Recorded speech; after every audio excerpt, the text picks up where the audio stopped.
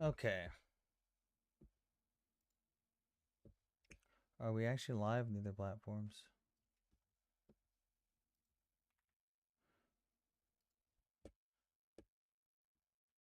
Yes, we are. Okay. Well, that fucking sucked.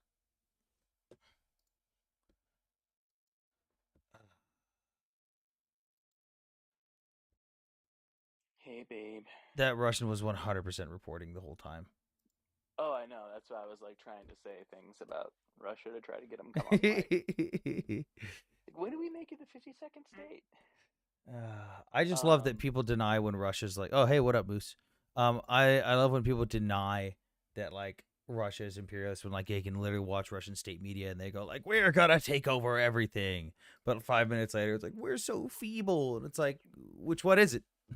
I'll tell you what I love the most, and this is just goes for everybody Yeah, it was across banned the board. Vixies.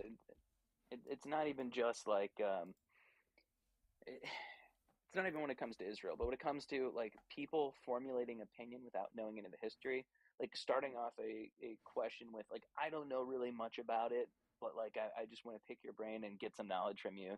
Meanwhile, like in the first sentence, after like the first explanation you give, giving their opinion on an entire conflict and situation that Yeah, it's they like I clearly get don't that know people are about. well intentioned, but sometimes people like it's like, hey, I want to understand, but at the same time, like they have their preconceived notions that like they'll hear something and go, yeah, but this doesn't really make sense or align with what I was thinking.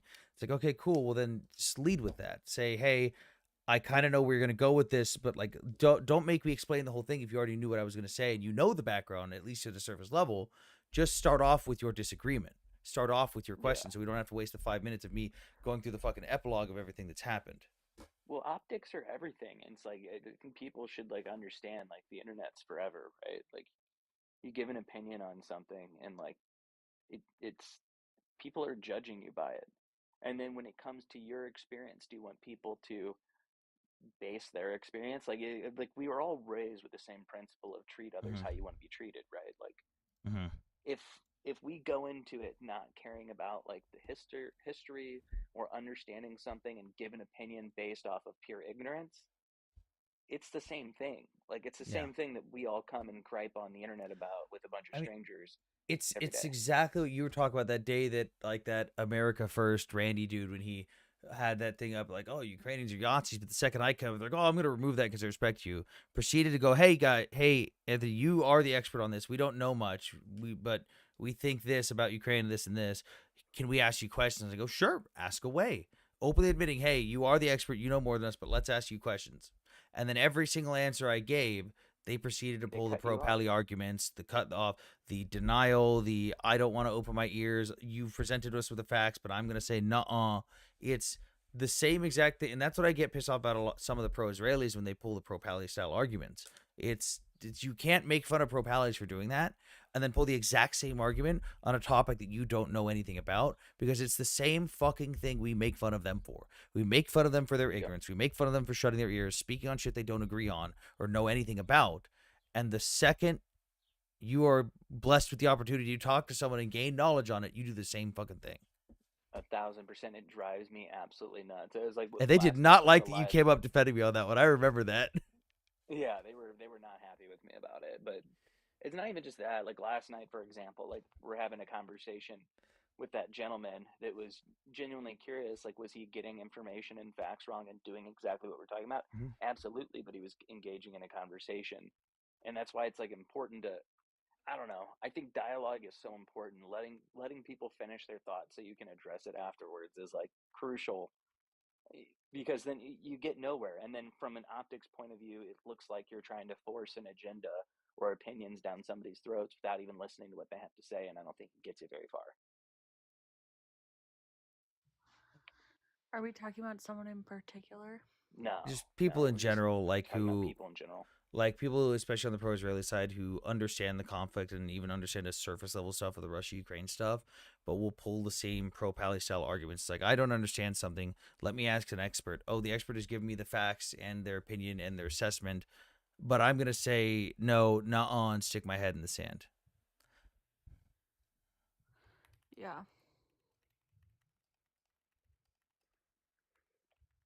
people like are asking questions and then midway through the answer cutting people off, right? Like, don't you want to hear the complete answer, or you just already have a preconceived opinion that is not being validated, so you're going to interrupt? Well, and a lot of that's because they want to hear themselves talk. Yeah, it's setting ego aside and you know, learned biases versus unlearned biases. Yeah. I just want everybody in the chat to know, and everybody listening, that like I'm the most intelligent and superior person that's out there. And so like the buck stops with me. Okay, all right, Amanda. Like I'm always right. I just want everybody to know that. Okay. Yes. Everyone defer to Mideast. Yes, And yes, I can I validate do that. have a job interview in 2.5 hours, so we will be ending at 4 p.m. Central, and I'll probably be starting up again tonight. So we'll be ending for a little bit for that. Well, best of luck. I'm sure you'll Yeah, get it. good luck. Thanks. All you have to do is smile and wink like ominously. You know what I mean? Well, I Like make think it this seem very company's gonna want to. mysterious. I think this company's gonna want to yoink me up because all the layoffs at my company leaves a lot of people with a lot of knowledge, a lot of trade secrets, and the non-compete clause that said that we couldn't work for any competing companies has been proven invalid in the U.S. court systems, but they are still upholding that the non-compete clause about, like, so let's say or a conflict of interest clause, like I can't work for a company that provides services to my previous employer. Like if I wanted to work for a company that happens to build something that goes into my old factory, I can't do that because there's a concern of I could try and take it out on them and do all this stuff. So I get that one, but this is a competitor, and they're gonna want to yoink me up. And yes, Captain, I'm early. We're gonna be transitioning day shift stuff for now because job hunt shit. Sandberg, I swear to God, if you're in your trench, oh thank God. Everyone, this is Sandberg. He's a friend of mine. He is an Australian serving in the Ukrainian Armed Forces as a drone pilot, and he is in Ukraine currently. Funnily enough, some of the pro-Israelis here are going to like this one.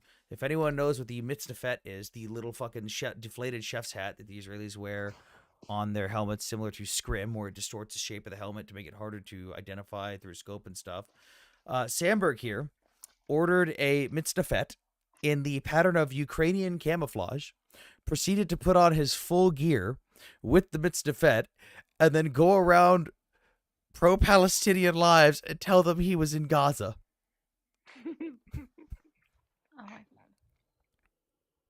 Is it true Australians hate Americans? Oi, cunt, do you hate us? Yes. Good to know. Are you just showing us shitty MREs? Is it the Russian or the Ukrainian MRE? German. German? Sam, Oh, can you I've pan heard back good onto things your about the feet, German sir? ones. Oh, perfect. Thank you so much. You were wrong, Get by it the away way, from Sam. me. Someone in chat says, "What's up, Pixels?" Sam, you hear me?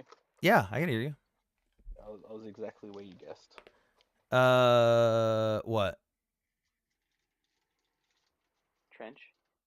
I swear to fucking God, this man turns on his camera while he's on fucking position, like a fucking moron.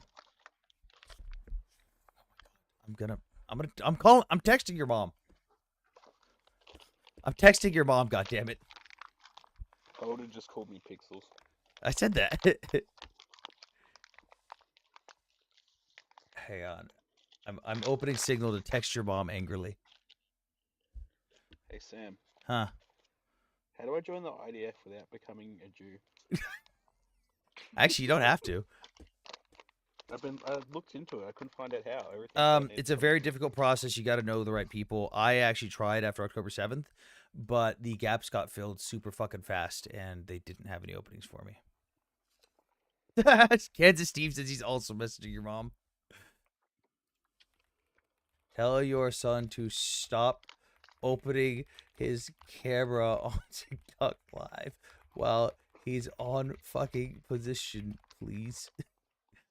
Beat him with another hockey stick.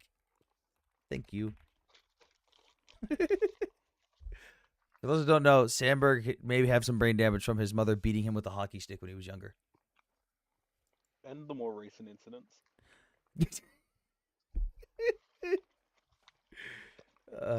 God. Oh, dude, I got $700 from TikTok revenue to buy some guys some plate carriers right now. So I'm trying to shop around and figure out what some good prices are, and I'm gonna ship some stuff out. I've had some problems though. Two of the last 10 packages I've sent haven't gotten there. Khan hasn't gotten his package, and one of my buddies in Kharkiv hasn't gotten his package either. Honestly, just order them from Ukraine. Like Ukrainian brands. Well, I might transfer the money and just say, hey, go buy this and send me your receipt so I can show like the guys on TikTok and everything, the people who donated, because it's a lot easier for them to get the gear there at a store and then just show it.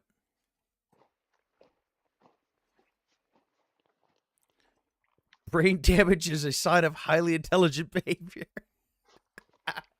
She beat you till you were smart.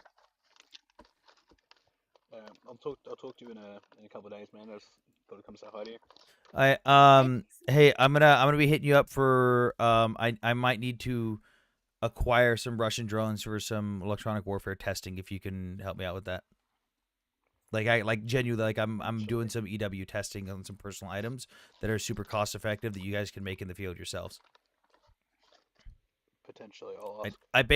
I don't even necessarily need the full drone.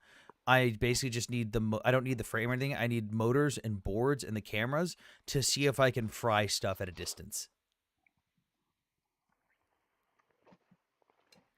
I'm basically making a handheld EMP.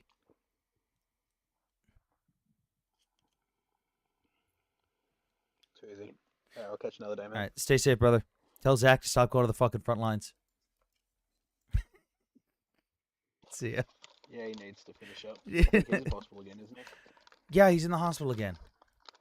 And then the neighborhood of the hospital got shelled, and he got another concussion. Yeah, so he needs. I think once his contract's finished, he's done. He needs a rear position job. But yeah, He's no. been injured way too many times. I think he's on casualty number 12. But yeah, stay safe, brother. Keep me updated. Don't do anything fucking stupid. Steal me some cool shit. Cowboy's still trying to bring me to his tank. Oh, I do have, by the way, I have recently acquired a VDV uniform to go with my VDV plate carrier. Cool. It smells exactly like you'd expect, nice. like the field. Nice. That probably smells gross. It's just sweat and dirt. That's all it is. Every fucking plate carrier smells the same. Yum. Yeah. All right. Stay safe, brother. So just want everybody to know in the chat that Sam paid to have something sent to him so he can smell another man's sweat and dirt. No, this one was for free because my friends like to send me cool shit. Oh, usually have to pay for that kind of stuff. No, so the drone piece, I did participate in a friend's auction to raise money for their unit, and I was actually very disappointed because I won with a $40 bid, and I was like, I feel really bad. Those things usually go for like $200 to $500, so I threw them an extra like $200 on top. Like I felt really bad for that one, but like certain units and people do fundraisers and auctions like of either their own equipment or they'll sign Ukrainian flags and take a picture with it and auction it off, or they'll sign photos or give out their patches and stuff. Like, hey, this patch was worn in this city or this battle, and do that stuff. But some of the stuff definitely has been bought. The uniform, though, all the uniform items were gifts. The magazine from a dead Russian was a gift. The medal from the self-propelled howitzer I acquired myself. No matter how many times you clean it. Yeah, it still fucking smells no matter how many times you clean it, Ghost Rider. You don't clean it though. Depends on what it is. Like your plate carrier, you're definitely gonna wash, but you can't do a thorough wash because you start wearing it out too much. So like a good way to wash your plate carrier is to take all your gear out of it and your plates off it, leave the pouches on, and you take like a big fucking hard bristled brush with some Dawn dish soap and you just fucking scrub it while it's wet, spray it off with a hose and let it hang dry. And just make sure no one steals it. Power wash that shit, my guy. Where the fuck was I gonna have a power washer in the goddamn barracks? I think he means now. I'm talking about now, yeah. Oh. I mean, It's that thing still got Ukrainian mud on it.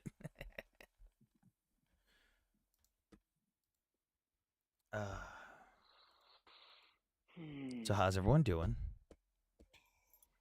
Chilling, working. Let's see. Hey, Amanda. I want to Oh, see. so I'm working right now. You're working? Sam invited me, so. Well, yeah, Yeah. you came in the chat. You're an awesome person, so we'd like to have you up. Well, thank you. It's our first panel of the day together, Amanda. I know. I was gonna say, Middy's probably thinks I stalk him. I promise I don't. It's okay. I love all my stalkers. What am I searching? Trump agrees to continue. They're all freaking out about the Epstein list, and I was thinking, because today is like one of the worst days I've had. Yeah, in that a made long me time. really mad, by the way.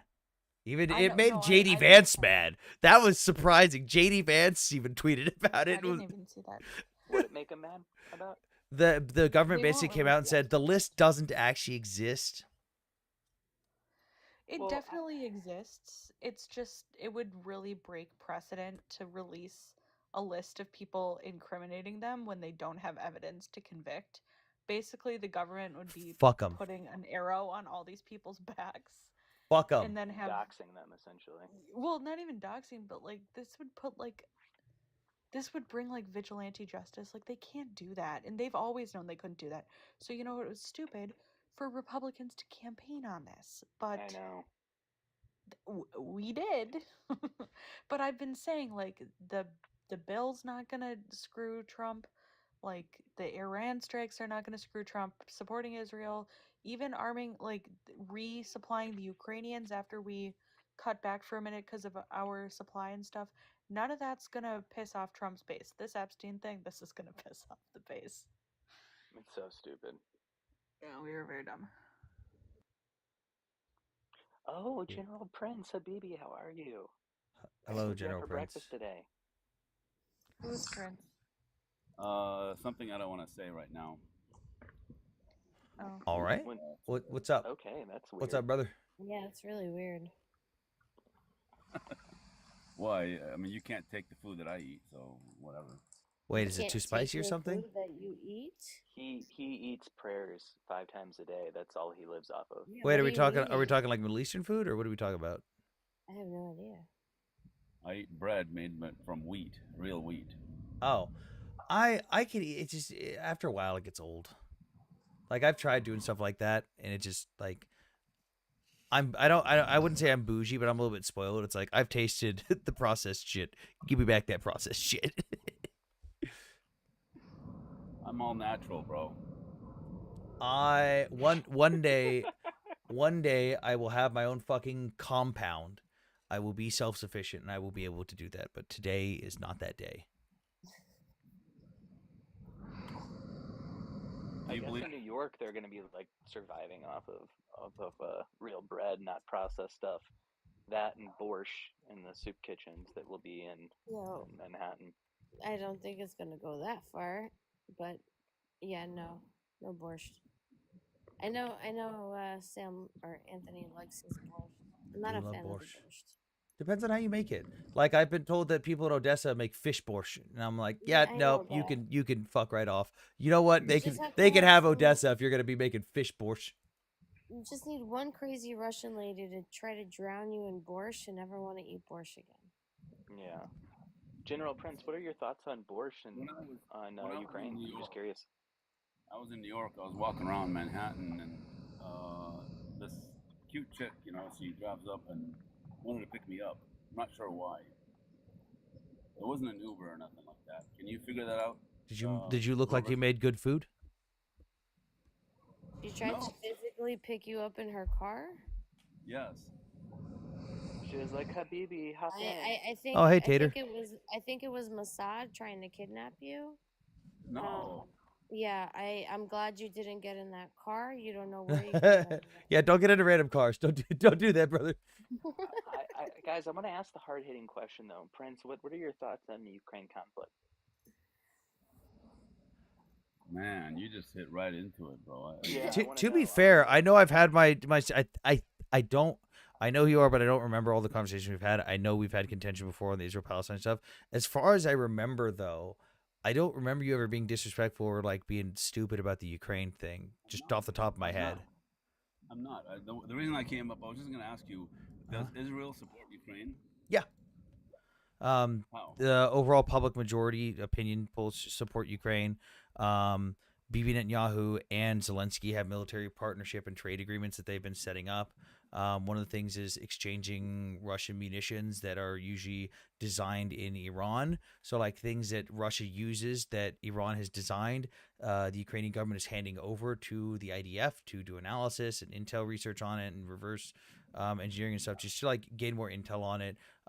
And Israel is exchanging intelligence with stuff like how to defeat certain Russian systems, which Ukraine has already been doing a lot of too. So they're exchanging intel and stuff. It's a little bit harder for Ukraine or for Israel to still support Ukraine outright, considering how unfortunately Israel's oil situation is set up. Which it's like, yeah, they could go all out and support Ukraine, but at the same time, they'd probably really fuck themselves. Yeah, don't you try to drive a wedge between us. I'm I not. see what you're doing there. No, like it's a valid question because a lot of people are genuinely asked that because they hear the whole thing of like Putin goes, oh well, 20% of Israel's Russian, which isn't true. It's just that a lot of Jews in Israel speak Russian because they fled from Soviet areas where they were forced to speak Russian.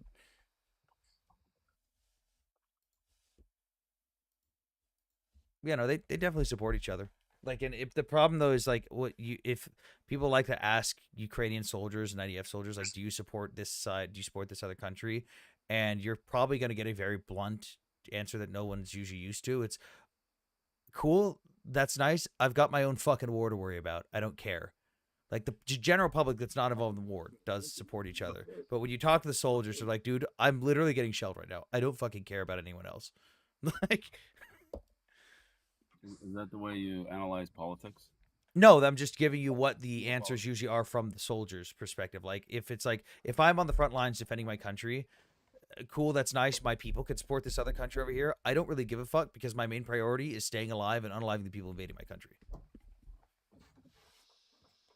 So, did the United States ask Israel to do something for Ukraine ever, and then use Israel like rejected that? I know the United States has asked in the past if Israel could spare their Patriot systems, and then that ended up not working out, especially because of all the volleys that were coming in. And Israel has basically said, hey, they were planning to retire their Patriot missile systems and replace them with other systems and then send those retired systems to Ukraine, but they haven't been able to do so because of everything that's been going on with Iran. And those systems were basically in retirement for legitimately a couple weeks. Like they officially announced, like, "Hey, we're retiring them." And then a couple weeks later, they went, "Ah, shit, no, they're not retired anymore. They're back in service." So they haven't actually sent anything over, like physically. That's a cute excuse because what I'm referring to is way before October 7th. Such as. So good try. Wait, such as what? I just made my point. What point are you making though? What do you would they ask Israel what? They denied the request from the United States to send these Patriot missiles before October 7th. Yeah, because they were still in service. Therefore, they're not our allies in that sense. That's not how that works. Those systems were still in service. Israel was still actively using those systems because they had not been replaced yet. I totally understand why a country. Now, if that was like, let's say we asked Germany, if Germany had a bunch of Patriot systems in their capital and they're not actively surrounded by a bunch of nations trying to unalive them, I'd look at Germany and be like, what the fuck do you mean you're not going to send them there? Fucking get off your ass and do it. What the fuck? But Israel, you obviously know, is in a very different situation. Wait, hold on. That's tough talk, but you would never say that to Israel. Trump would never say that to Israel. Because Israel's not in the same situation. Israel actually has active threats around them. It's impossible to say that to Israel. If there was no active threat around Israel, then you could. But there is an active threat around Israel. Yeah, right. Okay. I'm sorry, how many rockets did Hezbollah fire after October 7th? I just made my point clear. You made a point that you don't understand anything about the conflicts. Yeah, you didn't make a point. You actually made his point for him. All right. Whatever, dude. He didn't like your answer.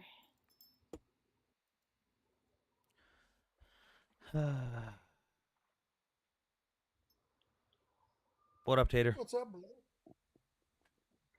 Oh, Long you missed time no talk. you missed the news. I got laid off because of Trump. No. Remember how I told you about the chip industry and how we were suffering because of the bullshit with China and how they cut off Yeah. our supplies? Yeah, that hit hard. 1,200 people in 6 months at my company. Damn. Yeah. Yeah, Amanda, there's oh, shut up, Amanda. there's an Could be the Amanda, baby. near stay me with that us. Oh, bye. She doesn't like when I No. bring this up and I get mad at Trump about it. there's an electronics company near me too that constantly lays off. I had a buddy of mine work there, and they walked in one day and they had two lines, one to the left, one to the right. Everybody went one side, got pink slip. Oh, The you're rest of working. them. Well, this one wasn't like that. So basically, they did 3 waves of 400 people to get laid off. Oh, I thought I offended you, Amanda. I'm sorry. I'm sorry I made an Everybody assumption. walked in one day. I need to defend my honor here. I apologize. I thought I offended you. I'm I sorry. don't I made care an if you assumption. trash Trump. I don't care if anybody does. I made an assumption. I'm sorry.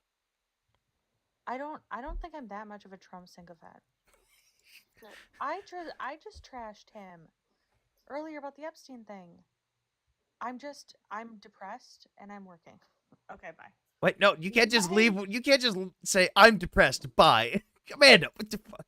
But so basically, since we lost, so basically, I knew we were fucked when we had one of our quarterly meetings shortly after that whole thing with China saying, you know what, we're not giving you any semiconductor material anymore.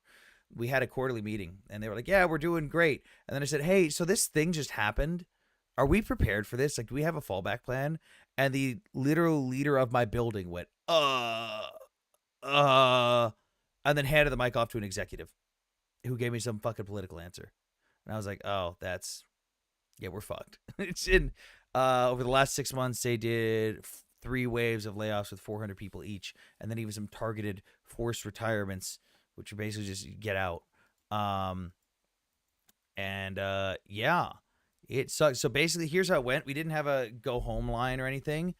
Basically, they called people or they sent people email invites to a WebEx meeting. So I missed the first one at 4:00.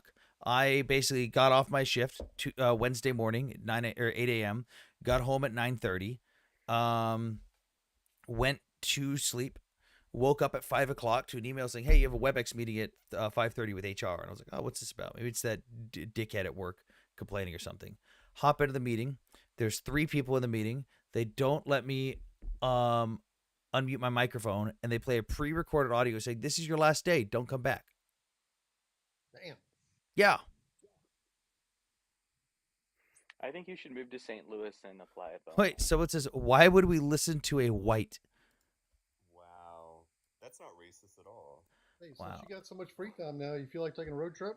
No, because I'm fucking working dude, I put in over 70 applications. Also, hey, TikTok chat, Twitch chat's talking shit about you guys, saying you guys aren't tapping enough. Ooh. Twitch chat's talking shit.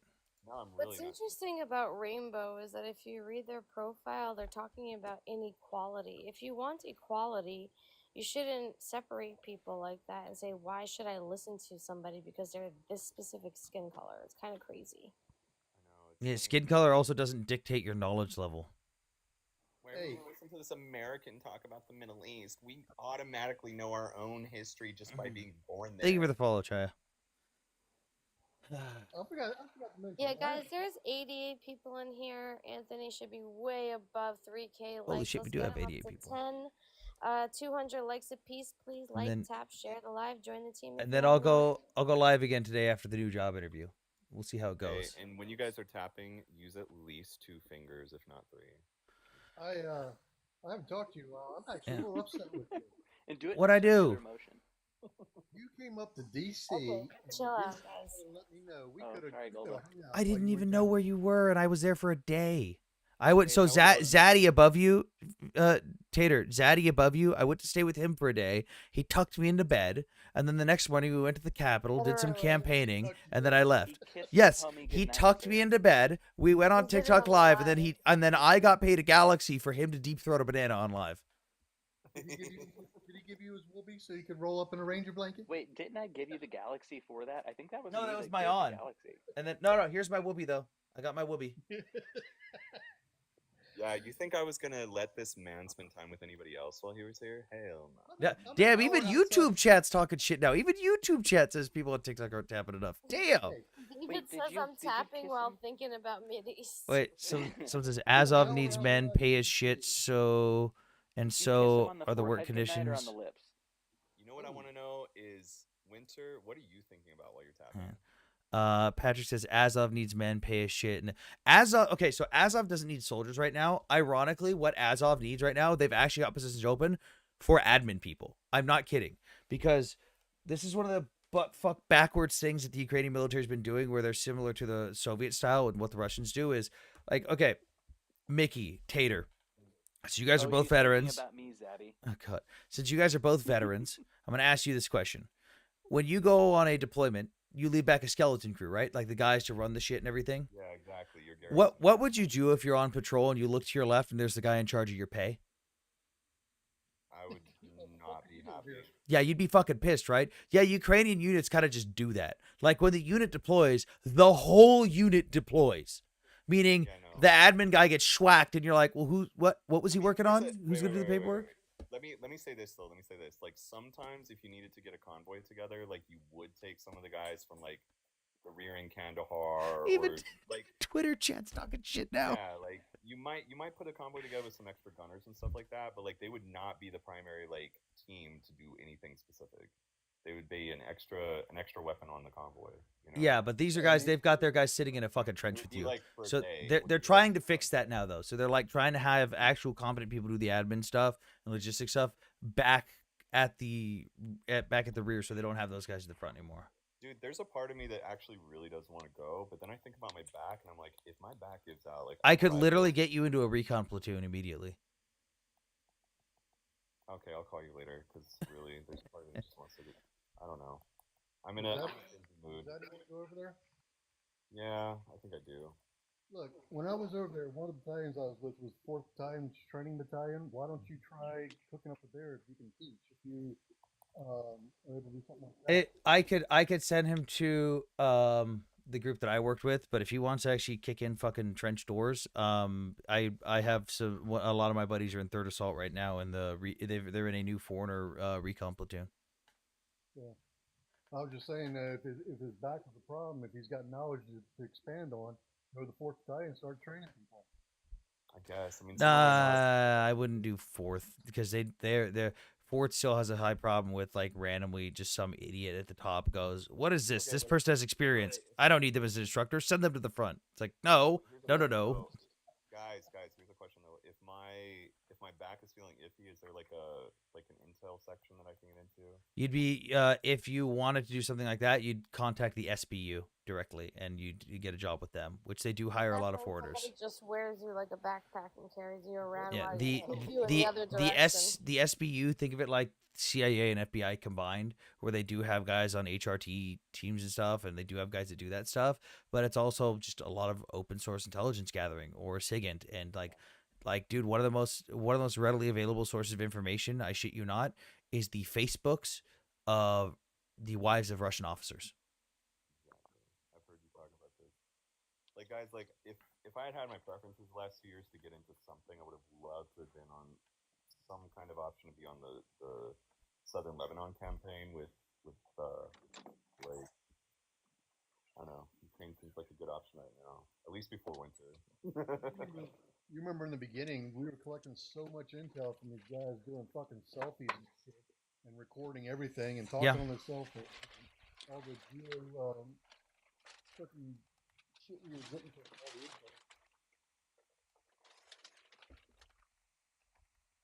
info.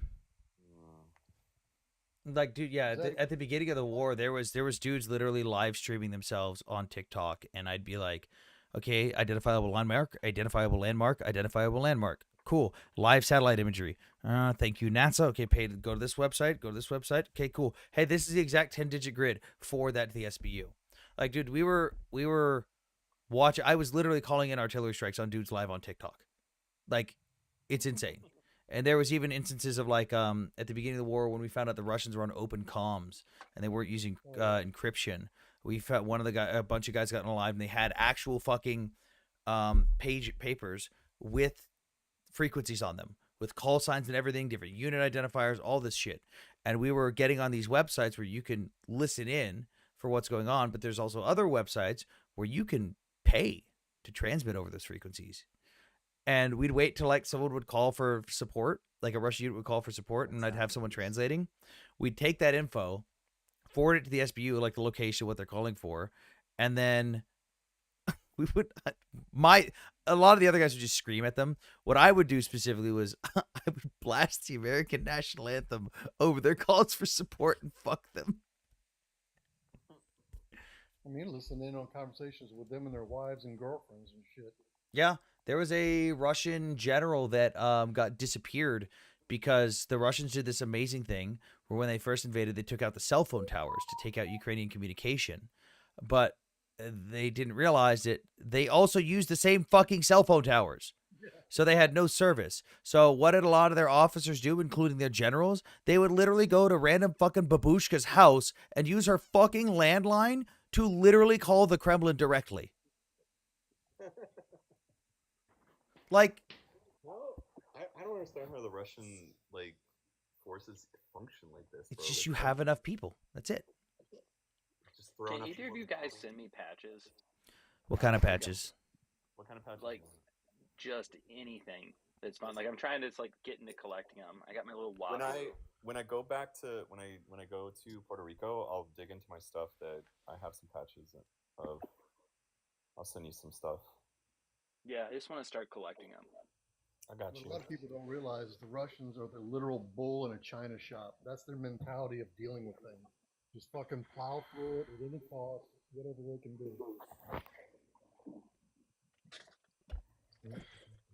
Yeah. We need to go to the range with Mid East.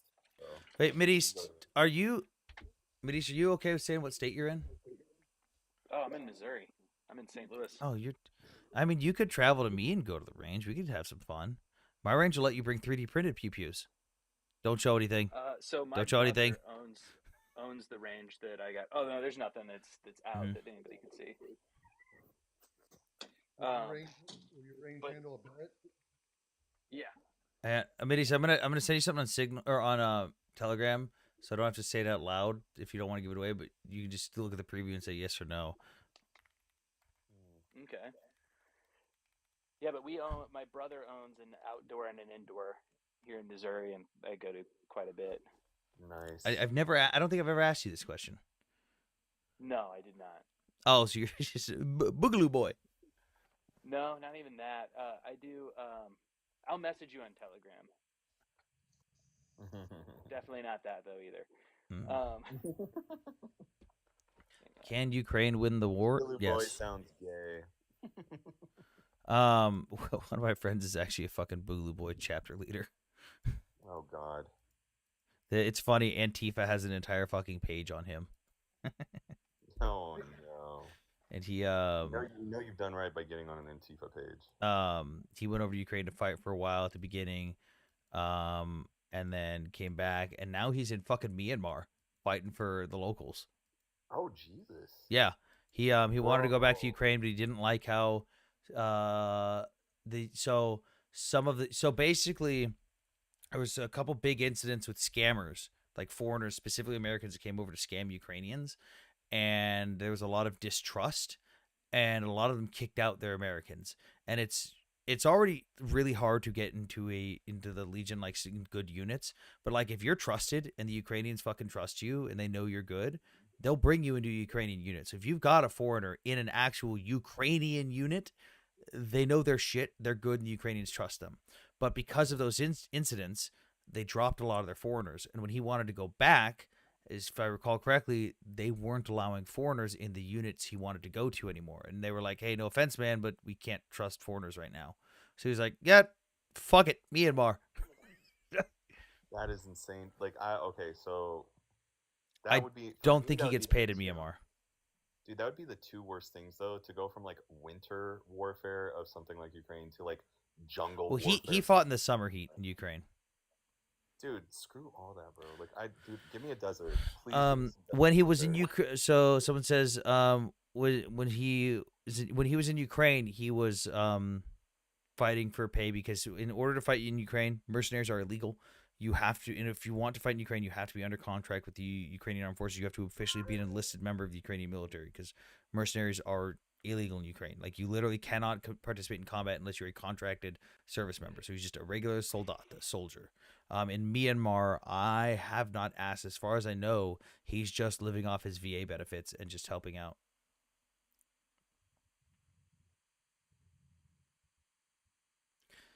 Is he fighting for cooperation? Is he fighting for money? No. Like I said, in Myanmar, I don't believe he's fighting for money. I can't say for certain, but he's just supporting the locals.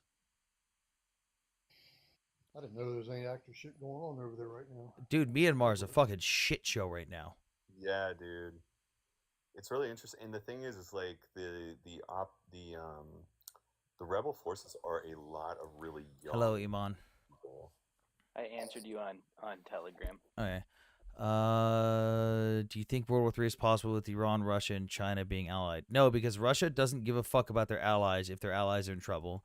Iran doesn't really have anyone else to reach out to, and China won't like help anyone that's going to drag them down. Like, if China sees you as a sinking ship that's going to hurt them negatively in any way, they're going to go, "Oh man, sorry, bye." Yeah, they work with whoever's actually in charge. They don't like they're on their geoeconomic game. They are not interested in the geopolitical expert who supports Israel. Well, yes, because I'm educated on this stuff. And also a secondary geopolitical expert over here that supports Israel. So what do you think is actually going on? Or do you just follow the geopolitical experts that are Russian shills that got some influencer status in the last 2 years because they hawked all the anti-imperialist rhetoric and mixed in with some professional vernacular? Shut up. Hey, how long were you in DC when you were up here?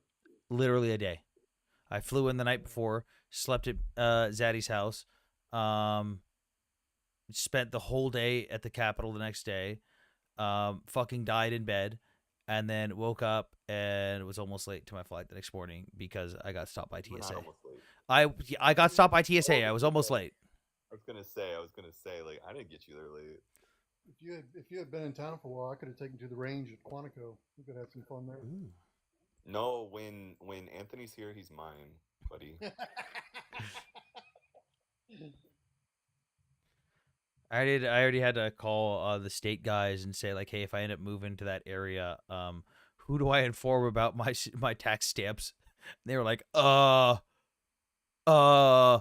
shit, we haven't had anyone ask this in a while. That's a big deal. And I was like, well, yeah, SBR and a fucking suppressor. What do you want me to do here? The CCP are so scared of actual war and China fragmenting as it has 1,000 times in the past. What is this, a Bill Wirtz video? I am also a geopolitical expert. Raiden's cool. Like, you slept in Zaddy's house. Well, we didn't sleep the whole time, General Raiden. I'm surprised that no one's concerned that I'm just sitting here in a robe right now having a conversation with you guys about this. We can't actually This see is your camera. Oh, normal. there it is. No, I don't support genocide. Dumb question. You slept in Zaddy's house? Yeah, I stayed at his house. I don't have a place to stay in DC. Not only that, he slept in his bed. No, I slept on the futon. Which I outfitted for him and tucked him in. He sleeps spread eagle. There's not enough room on the bed. What makes y'all experts? Decade in the Marine Corps doing combat marksmanship instruction, doctrine development. So, like, part of that is knowing our enemy's capabilities, their equipment, their tactics, the geopolitical landscape of those regions and the regions they're involved in. I've created training doctrine for the Marine Corps that sends Marines to war. I've created the curriculum for the SIG M18 pistol for the Marine Corps. I've done a lot of our digital simulator programming. I've got over a decade in geopolitical and foreign affairs experience with advisory roles. I specialize in the Middle East and Eastern Europe. And I've also got time on and near the front lines of Ukraine training soldiers voluntarily. I've watched a lot of TikTok videos.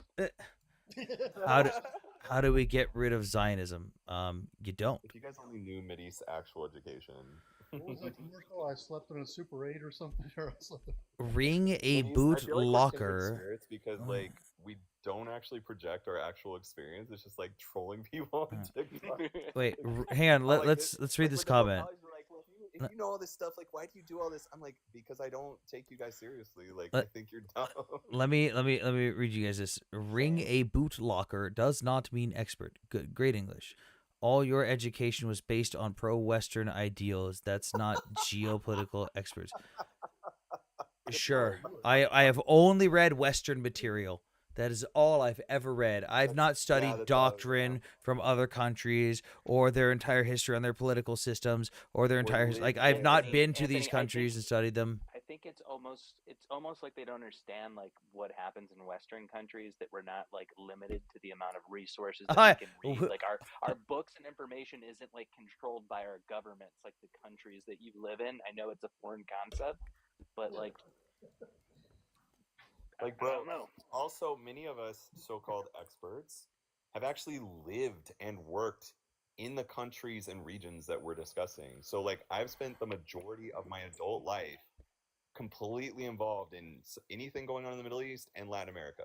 Like it just depended on the season, the year, whatever. I was literally living there, working there, multiple countries, same thing in Latin America. So with locals, by the way, with locals, this wasn't just like constantly like around other Americans or anything like that. But what Like lens just did you do that, Goofy? My career. From both lenses. what Because lens? if I want to claim to be a geopolitical expert and I am only looking at things from a Western perspective, that would be completely disingenuous and dishonest to my Wait, credentials and my career. Anthony, I got a better answer to that. Here's the thing. I don't even consider myself an expert. Other people that are experts tell me I'm an expert. How about that? People that pay me for my geopolitical I'm gonna fucking risk rock it. opinions. Fuck it, I'll rock And it. I can back up Anthony because I would take his opinion over some of the PhDs and master's degrees in the think tanks that I've worked It with. was nice to actually have some. So it's like I've done minor advisory stuff where I've never done like I've never had a chance to actually go to the Capitol and do like I did that day before. That was nice to finally get out and actually do it in person. It was nice to have someone that I personally know actually witness that too. So it's like, look, I'm not talking out of my ass. I actually have someone who's witnessed it for once. No, Anthony, let me talk you up here. Actually, I pulled after that, after the advocacy piece, I pulled Anthony into a couple of different phone calls and also one-pager policy briefs directly to my contacts who I consult at the Capitol. These are foreign policy teams for senators that are relatively well known in the U.S. and Congress people. So Anthony is one of the experts that I also act there to provide insights and advice to these people. Wait, but you literally never abandoned those ideals. You're right, because after reading everything from all sides of the fucking angle and looking at all the facts and looking at the history and how these fucking countries operate, wow, it's amazing. I view Western ideals as better than fucking shitholes. It's crazy. It's as if they're so shocked, Anthony, that after reading the Muslim Brotherhood works by Cutby, right, that we didn't just magically change our opinions about things. Wait, Well, it's someone the entire, in like, Twitch but chat, you didn't. someone in Twitch chat says, "Dude, holy fuck! I just realized I can press my L down forever on TikTok desktop, and it will continue to send likes. I've leveled up." Hey, guess who else on this panel has probably read more Middle Eastern material than all of us combined, like by the actual authors and stuff that you probably think we should all be like drooling over. The guy at the bottom there sitting in his fucking sauna. Yo, what the fuck? Why is it red? It changed. It's just But that's comfortable. it's such a wild statement though at the same time. But you didn't abandon those ideals. Well, like when you read the Western stuff, did you abandon your barbaric Middle Eastern shit? Like, do you hold the same energy for both sides? It's like, What I it's like, think is sorry, funny I is did, like, sorry, after looking at all of IS's policy ideals and their documents and their ideology, I didn't want to side with the ideology that says burning Yazidi women alive in a cage because they didn't want to convert to Islam. I'm sorry, I didn't think that that was the better ideology. yeah, for real. Right, You know well, what? plus, Actually, like, I let's was- be honest. Guys, I was Sorry, on Zadie. no, I was just gonna tell you guys, you two especially, like I was in an argument with one of our favorites yesterday about whether or not it was okay to take concubines in war. And I'm like, are you serious right now? Because if we use your logic, that means from me going over and just wrecking all of these different Arab groups and Islamist groups, that means I should be able to take you specifically as a concubine. Yeah, and that's why you see like in different like like even like talking with Rabbi Litvin, he goes like, yeah, at the time certain things were acceptable. We've grown to realize that things are not acceptable today. We've modernized and like moved on from that shit because what was acceptable then is not okay today. But a lot of people don't understand that concept. Guys, I think we should bring the conquest concubines back, but it needs to be just the men. And this we should actually Oh, let the no. men as our concubines. this is what I'm talking about, by the way. When people in TikTok chat who know fucking Oh, I absolutely didn't even nothing, see that Maddie joined eh, us. people who think they know fucking anything above the people on this panel right now. Thanks to Israel's help, an ex-IS member rules Syria today. You realize that Israel had no fucking part in that. It was 99% Turkey and 1% Ukraine. Like, Turkey, everyone looked at the U.S. and Israel and went, oh my God, they did another regime change. And Turkey went, nope, that was me. I played the long game. That was all me. And then Ukraine was like, hey, I may or may not have sent some special forces guys to schwack some Russians too, by the way. Well, and it's wild. It's absolutely wild, man. I decided to, stick with the ideologies that gave me such wonderful things as the modern flushing toilet, so that I'm not shitting in buckets, right? Like, Infantry, be careful. They'll bring up the Islamic Golden Age as if like everybody else was just a backwater.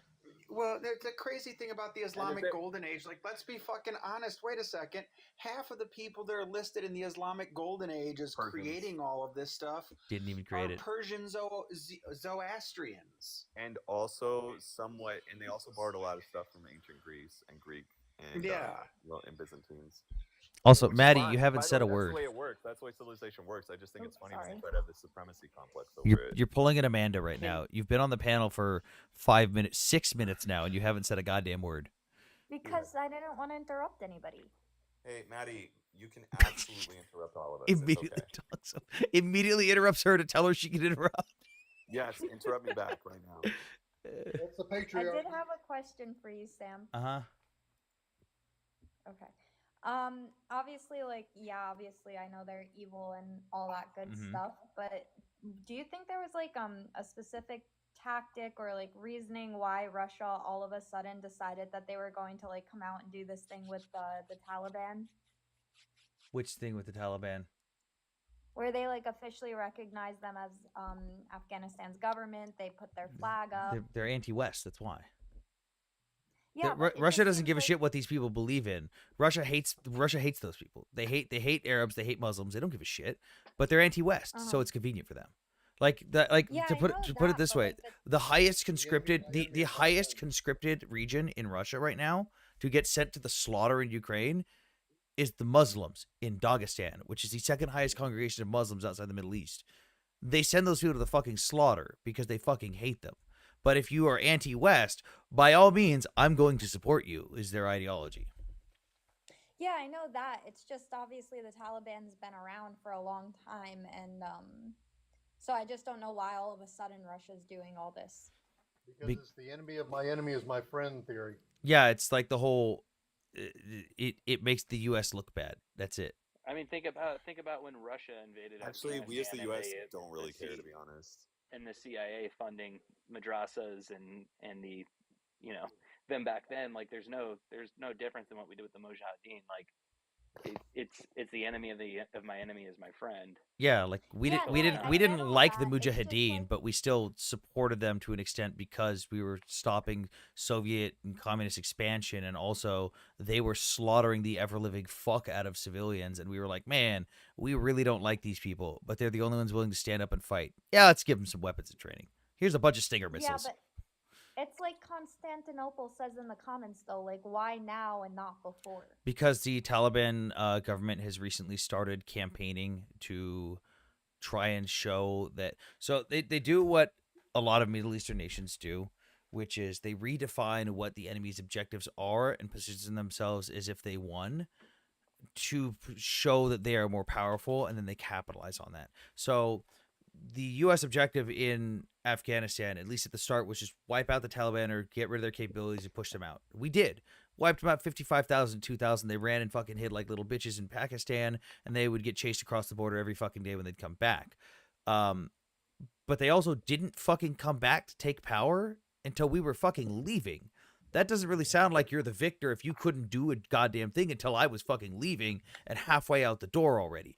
But to them, it's their stated thing is the U.S. was trying to wipe us out entirely. They wanted to wipe out every single one of us. They failed at doing so. Therefore, we have won. We are more powerful than the U.S. And then they've played on that and gone, in fact, we're so strong still. Look at this. We're going to become a tourist hub. Look at how great and prosperous we are because the U.S. failed to destroy us. They're quite literally right now doing advertising campaigns to get males across the world to come visit Afghanistan as tourists. Like, they're going on a fucking tourist campaign right now. Yep. Trying to invite incels to see how great it is in Yeah, Afghanistan. not a single woman in any of their shots on their advertising too. Yep. Do you guys remember that article that came out of the Taliban like complaining about the amount of paperwork they had to do? Yeah, it was like 6 months after we left. No, this isn't as easy as war. Yeah, 6 months having after we left, we had people saying like, "I don't like that I have to do paperwork now. There's too much traffic in Kabul." If there was one that was like, "I'm responsible for people now. I didn't have this problem before."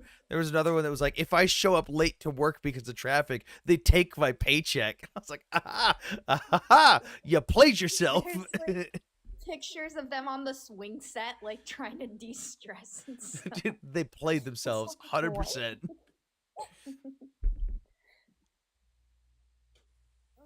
But yeah, they're like someone in the chat says, they're trying to stay relevant. They're trying to restructure what they say that our goals were on our behalf so that they can push it off as a win and say, look at how prosperous we are, look how great we are. And Russia sees them pushing out anti-American propaganda and goes, yeah, I like that. Yeah, I like that. It's what they do. I know. I was watching a terrible video last night of it was a guy. He used to be special forces, but I forget his name. Talking about some like tradition they have over there, where they'll dress like young boys, like 11, 12 years old, up as girls and like sodomize them. Bocce Bozzy boys. Yes. Yeah, so we had a problem when that's a very big problem in Afghanistan. Like, they literally just yank little boys off the street and use them for this. You're talking about Anger Tab, by the way. Yeah, Anger Tab might have been covering it. No, it was a YouTube video. He might have been. Oh, well, he covers it a lot too. Sean Ryan, maybe. So what they do, we had a big problem with this when we brought a lot of people back from Afghanistan, because we put them in like tent cities on Cherry Point, North Carolina, which is a Marine Corps air station on the East Coast. And we actually had the Marine Corps military police have to go in and take out all the little boys and girls because we have just rescued these people from their fucking oppressive country. They don't want to be under the Taliban rule because they're tired of the oppression. They're tired of all the rules against the women and stuff and all this oppression. And the first thing they did was we discovered that they had started painting the fingernails of little boys and girls different colors on different fingers, dictating what sexual acts you could do with them.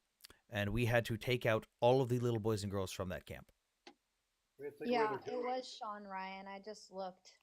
Yeah. They took away their goats too. Yeah, no, it's a really that terrible it was thing. an issue because obviously the U.S. has such strict rules of engagement that they were saying that one of the main reasons why so many, I mean, I guess not the main, but a big reason why like the mental health of the troops was so bad and stuff is they'd witnessed like these little kids basically being like full on SA'd. Here, Maddie, and watch they weren't this. allowed to do anything about it. Watch this.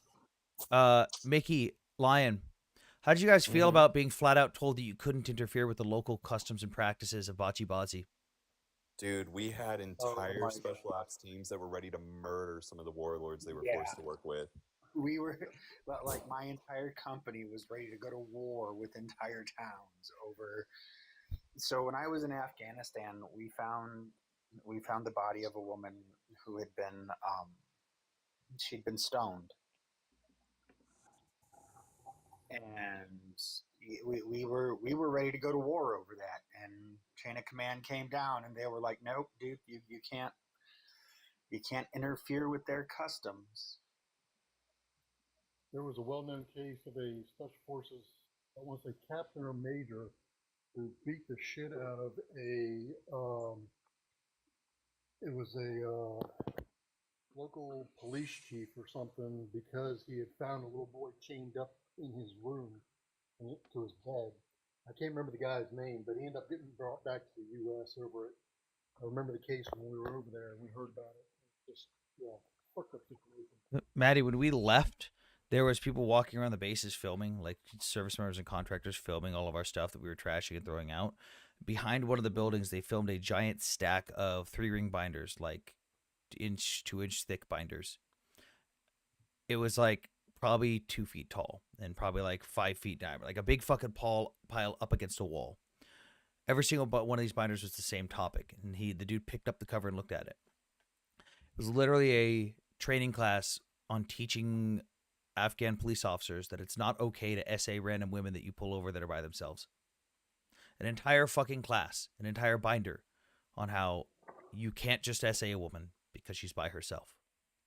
That's the shit we were still dealing with when we were leaving. Yeah, then people like Whoopi Goldberg say she has it worse in the U.S. as a black woman than women in fucking Afghanistan.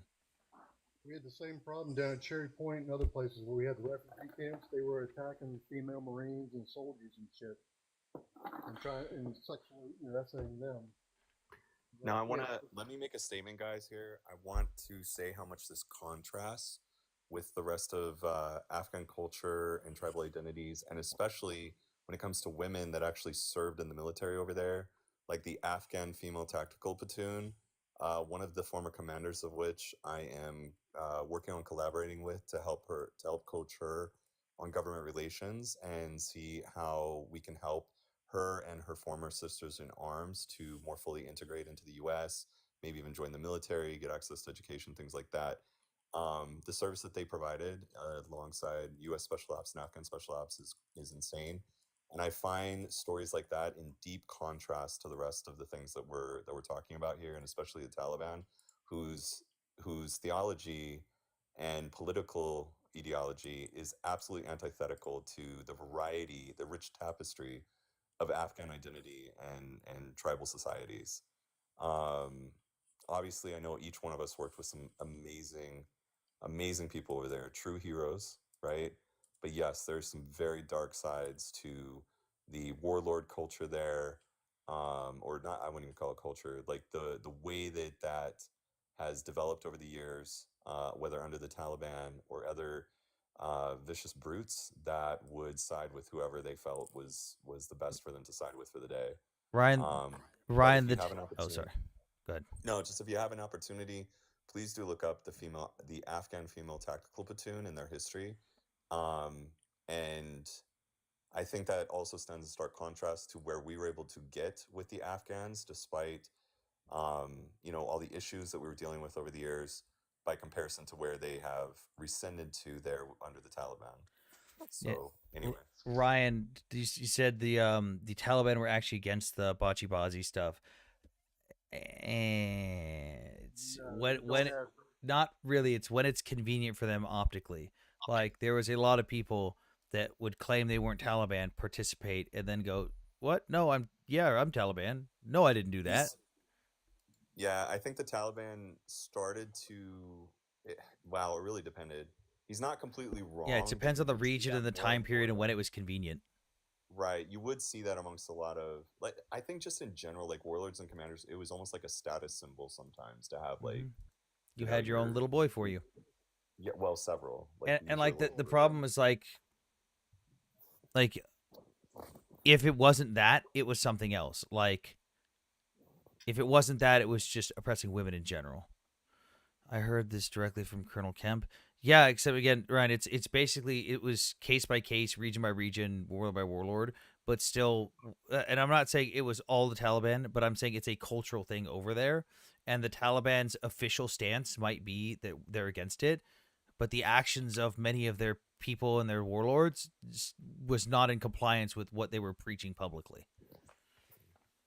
Yeah, the Taliban absolutely do practice it. It's one of those things where, like, I think they'll prosecute people if it's convenient to prosecute that person because they actually want to attack that person.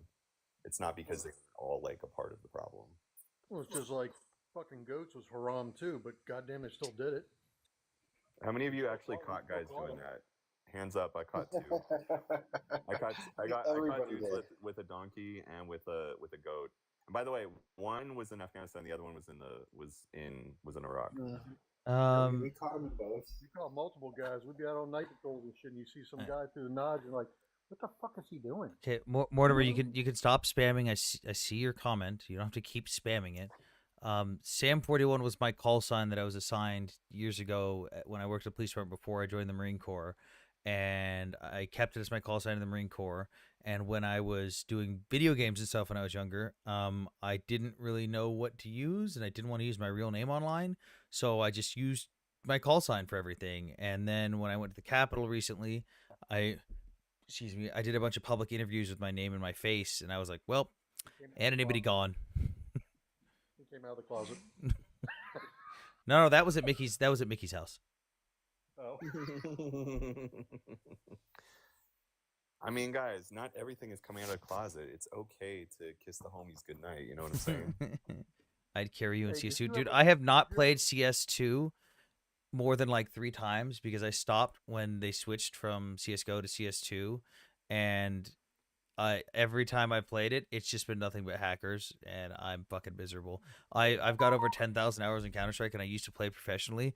I fucking hate CS right now. Hey Sam, do the rest of the people on this panel know your little story about how you got profiled one day and your photo got measured, your nose and everything else? Oh yeah, I mean I tell it all the time. Yeah, we know For he has those a Jewish for those that don't forehead. know, I'm I not love it. Jewish, but a lot of the pro pallies think I'm Jewish. Wait, He's you're a Mongoloid. wait, guys. you're a Shabbos goy serving the Jews and APAC. Okay, so you're just a little fucking Nazi. Go be a Nazi in someone else's chat. Go Wait, what go happened to grab your your Yahtzee toaster. counter? Go grab your toaster. Drop it in your bathtub. It's just on one of my different He's overlays. blocking his face. Yeah, Dang. so for a 2-week period, I had the most anti-Semitic comment section on all of TikTok, and I'm not even Jewish. And it was started because I replied to a comment on a friend's video where it said, "Put on your striped pajamas, and here's your gold star." And I went like, it was literally a 10-second video of me looking at the comment and sighing, and that was it.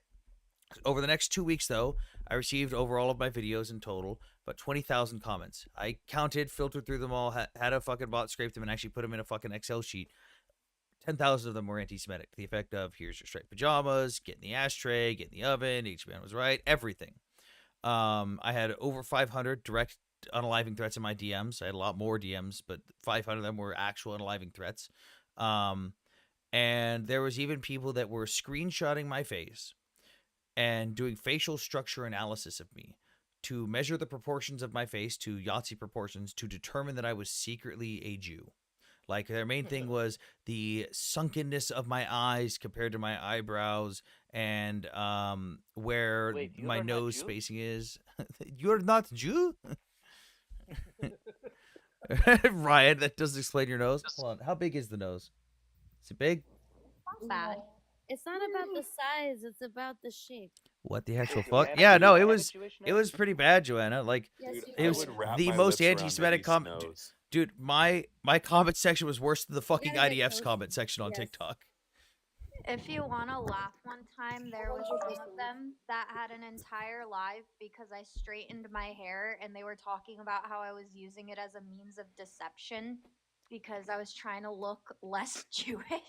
I'm Oh like, no, my I just wanted God. to straighten my hair. Well, Maddie, considering you're Italian, you look the closest. I Killing it. think Infantry looks the most Jewish. Wait, out of wait, everybody, wait. if I'm This being guy honest. says there's Jews and Muslims and Christians living amongst each other in Gaza. Other than Where? the hostages, could you please tell me where these Jews in Gaza live? Yeah, seriously. Oh, Maybe I should sleepers just start love wearing it. around a Star of David. Oh, that'd be really funny. When people ask me about it, I'd be like, no, I'm not Jewish. No, not at all. Not at We all. we actually have allies doing that. No, Bobby, I want you to tell me where they are. You said there are Jews, Muslims, and Christians. I want you to tell me where those Jews are.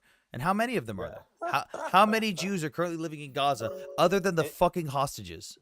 And then It's because- also tell us how many Christians actually exist amongst Palestinians, please. Ooh, Don't actually, forget to look into how H Group has been kidnapping Christians for forced conversions and then threatening the lives of their families if they speak out about it. Or- Don't forget to include that, Bob.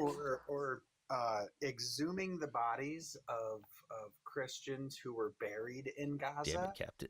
in order to decontaminate the soil from Christian corpses that were unworthy to be buried in Palestinian land.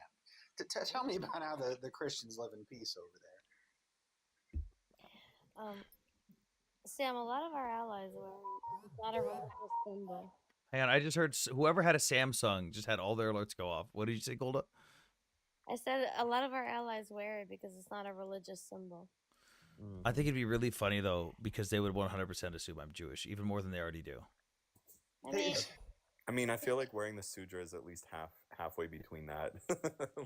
like I had it on Zaddy's panel the other day. I had to take off my shirt and show off my tattoos to convince Muslima that I was boobs, boobs. Sorry. Wait, who said boobs? What? Look at Benice's calculator. He has boobs. That was junior high school fun. All right, so wait a second. I was asked for a source. My source is the European Parliament, parliamentary question E-06179/2011. A follow-up source for that, by the way, is UN issue 637. That's my answer to everything. It's a good one. Issue 637, UN report. Israel to blame for Palestinian men beating their wives. Wait, did you actually watch? So if you scroll down in that article, there's an actual link. If it's not this one, there's another one. It should be. It's right here. It's just not loading because my ad blocker. It's got the video from them actually like bringing it up to the UNGA, which is hysterical. And then the responses. Yeah. An NGO representative at the UN Human Rights Council suggested Monday that incitement by Islamic preachers may bear a greater responsibility for Palestinian violence against women than Israeli occupation, to the added displeasure of the session's Egyptian chairman. Blah, blah. Where does it talk about it? Maybe passing references. I got to pull up the actual PDF document from like the meeting notes and everything. But yeah, apparently it's Israel's fault that a Palestinian man wakes up one day and goes, "You know what I'd like to do today? Beat the shit out of my wife. Sorry, beat the shit out of my cousin." Same thing. You are not an expert. You are just a right-wing podcast, bro. Bro, I'm like the furthest from fucking right-wing. Like I am. What? What? I think I'm probably the most right-wing person up here. I think Maddie's right wing too. Yes. Oh. Infantry's like a right-wing monk on the panel. But I just want the Republican Party to be unfucked and get back to what it's supposed to be. Like I've had people ask if I'm a neocon. I'd say I'm like neocon adjacent because I don't agree with everything that neocons believe in. But like I want the Republican Party to unfuck itself. They both need to be unfucked. Yeah, but I want the party that I support more to be unfucked. I would say I'm like more fiscally conservative and just definitely to the left on social issues. It just depends on how left. And pre-October 7th, I think I was a little bit more left than I am now. But now I realize that a lot of these issues are actually causing more problems than they are. Neocon adjacent is quite literally not right wing. Like neocons want traditional conservatism back, but they're not like, oh my god, I need to be fucking MAGA. MAGA is like MAGA and MAGA adjacent would be right wing. Neocon is literally just bringing back to more centralist stuff for the Republican Party.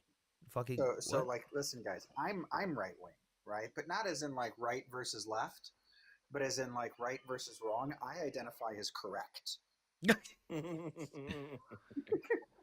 Yeah, I think this is a funny comment. What do you think about Israelis attacking the last Christian town in the West Bank? Well, I don't know. Like maybe if like H group or like any other Schmerist groups weren't using it as like, I don't know, a battleground themselves and launching attacks from there, it probably wouldn't get attacked. They don't just randomly attack towns for no reason.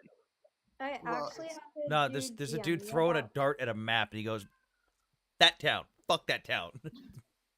I had a person DM me trying to tell me that I'm not allowed to be Catholic and a Zionist. I was like, why? They're like, because Christians have died in this. I'm like, what the fuck does that have to? Oh my god. That's what I said. I was like, first of all, just because somebody identifies as a Christian doesn't automatically make them a good person. Like, unfortunately, there are Christians that are siding with H, as terrible as that is. And on top of that, like, I mean, unfortunately, there's going to be casualties in urban warfare environments. Like, that's not there. It's not like the IDF's going out like, screw you, you're a Christian. It makes no sense. How would they even know? Yeah, this person make it make responded sense. with H group isn't in the West Bank. I was also laughing. What? The dude literally had like a Yahtzee as his profile picture. He had like Mengele. I'm like, there's no way you're lecturing me on Catholicism with like that profile picture. It's just not happening. Hey, so the Palestinian Legislative Council, this is the breakdown on how many seats are controlled by everyone. These green dots, those are all Hamas. Hamas controls a majority, over 50% of the elected seats in the Palestinian parliament in the West Bank. 74 seats out of 132. They own over half of these seats in the Palestinian or in the West Bank parliament. On top of that, get this, PFLP has 3. Excuse me. DFLP has 1 and the PPP has 1. Like, they've got Hamas and PFLP in their fucking parliament. There's no Hamas there. Meanwhile, we've got Hamas members openly on camera going, "Yeah, we're the West Bank. We're actually recruiting the West Bank. It's going great." On top of like the offshoots like Janine Brigade and Lions, and that like the Janine Brigade literally came into existence because they openly were stating that the PA and H group prior to October 7th weren't violent enough. That is like their entire reason for being. Ask him why there was only one Christian town left and it's not Bethlehem. Oof. Oof. Brian, that's a little bit too difficult of a question for some of these people. Isn't the West Bank under control of Israel? No, not entirely. So if you go to this is the breakdown of the West Bank in accordance with the Oslo II Accords, which is signed by the PA and the Israeli government. They both mutually agreed to this. Area A, it is divided into areas A, B, and C. Area A is administered by the Palestinian Authority, and they also do security control for that, so their own forces take care of that. Area B is administered by the Palestinian Authority, and they have joint security with the IDF and with the Palestinian Authority, meaning they operate together in that region. And Area C is entirely controlled and administratively and security-wise by the IDF, which is why I find it fucking hilarious when people go, "Oh my God, all these illegal settlements," and you ask them where these settlements are, and you find out they're in Area C, which is entirely legal according to the Oslo II Accords that the Palestinian Authority literally agreed to. No, all of it is not under enforced control. It's from 2006. That's nice. That's a lie. Israel controls everything in Palestine. Well, Palestine doesn't technically exist, but If they controlled everything, they wouldn't be constantly fighting right now either. yeah, if they controlled everything, why is the war happening? There's the classic. Knew it was coming. Palestinian authorities are the puppet government. There it is. The Palestinian Authority, who literally has the Martyrs Fund, where they spend more than they do on their education system for people who have gone out to unalive Jews.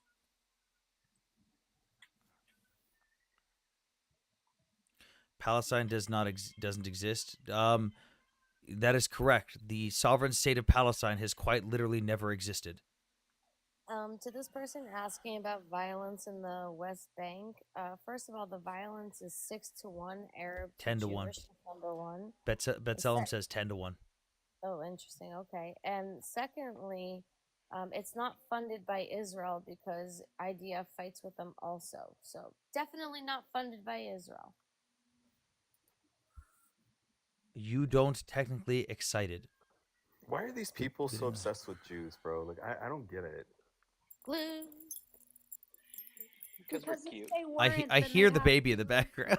Well, dude. Oh, do you? Yeah. Hey, Middies, show me your nose for a second. Come here. God, guys, I would wrap my lips around that nose. I mean, it is tiny enough to fit in your mouth. Make it weird. It is tiny enough to fit in your mouth. It's a little It is bit. very dainty. It's like a little. It's It's like a little strawberry. It's not about the size; it's about the shape. No, someone in Twitch chat says it's not about the size; it's how it blows. Good job, yeah, I wish it was seriously, bigger those because of you in the free, chat, but, you know. those of you in the chat that like are obsessed with Jews in a negative way, like please get therapy. Like these conspiracy theories, this obsession, night and day. Like, dude, the last few. Otherwise, they'd have to admit that they're at fault for their own problems. Oh my goodness! Like, but there's like a million other minorities to blame. Like, why the Jewish people? Because it's not socially acceptable like it is with Jewish people. Right. Yeah. They literally insane. remind me of Timmy Turner's dad just walking around with the Dinkelberg. Like This that's is where I'd literally put my country if I had one. yeah, like, it's literally what they are. And instead of Dinkelberg, it's I don't know why that tickled Jews. my peach so much. Of course, Dinkelberg is a Jewish last name too. Like they knew it; they were on to it. All right, are we all wearing Magen Davids now? Hey, Goys, my fellow Goys, shall we all wear Magen Davids?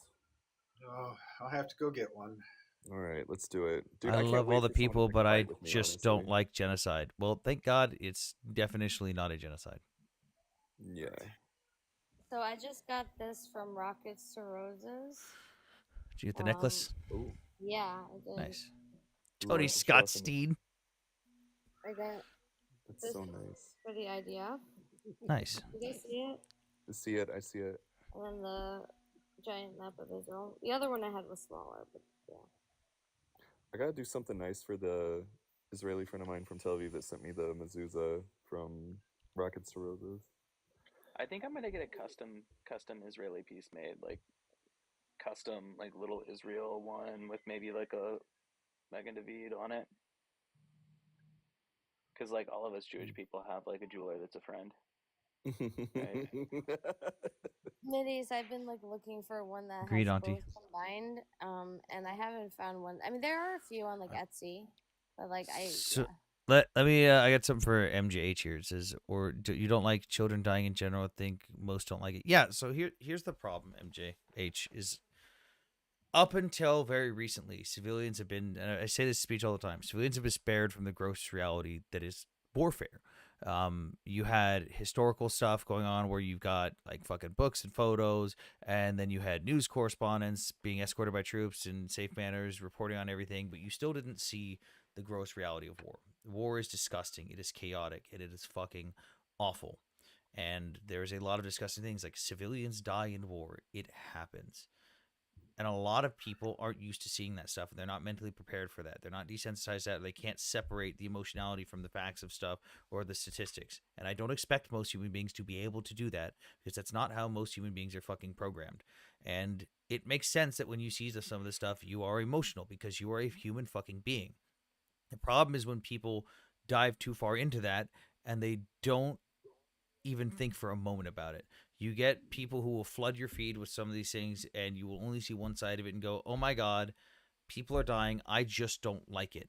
And I want it to end now. But they don't think about what the consequences would be after the fact, how it would end, what the consequences of how it would end would be. How do we get to that point to get it to end? How do we stop it from happening again? The people don't look at these things, and they don't see this stuff. And it's emotional manipulation 101.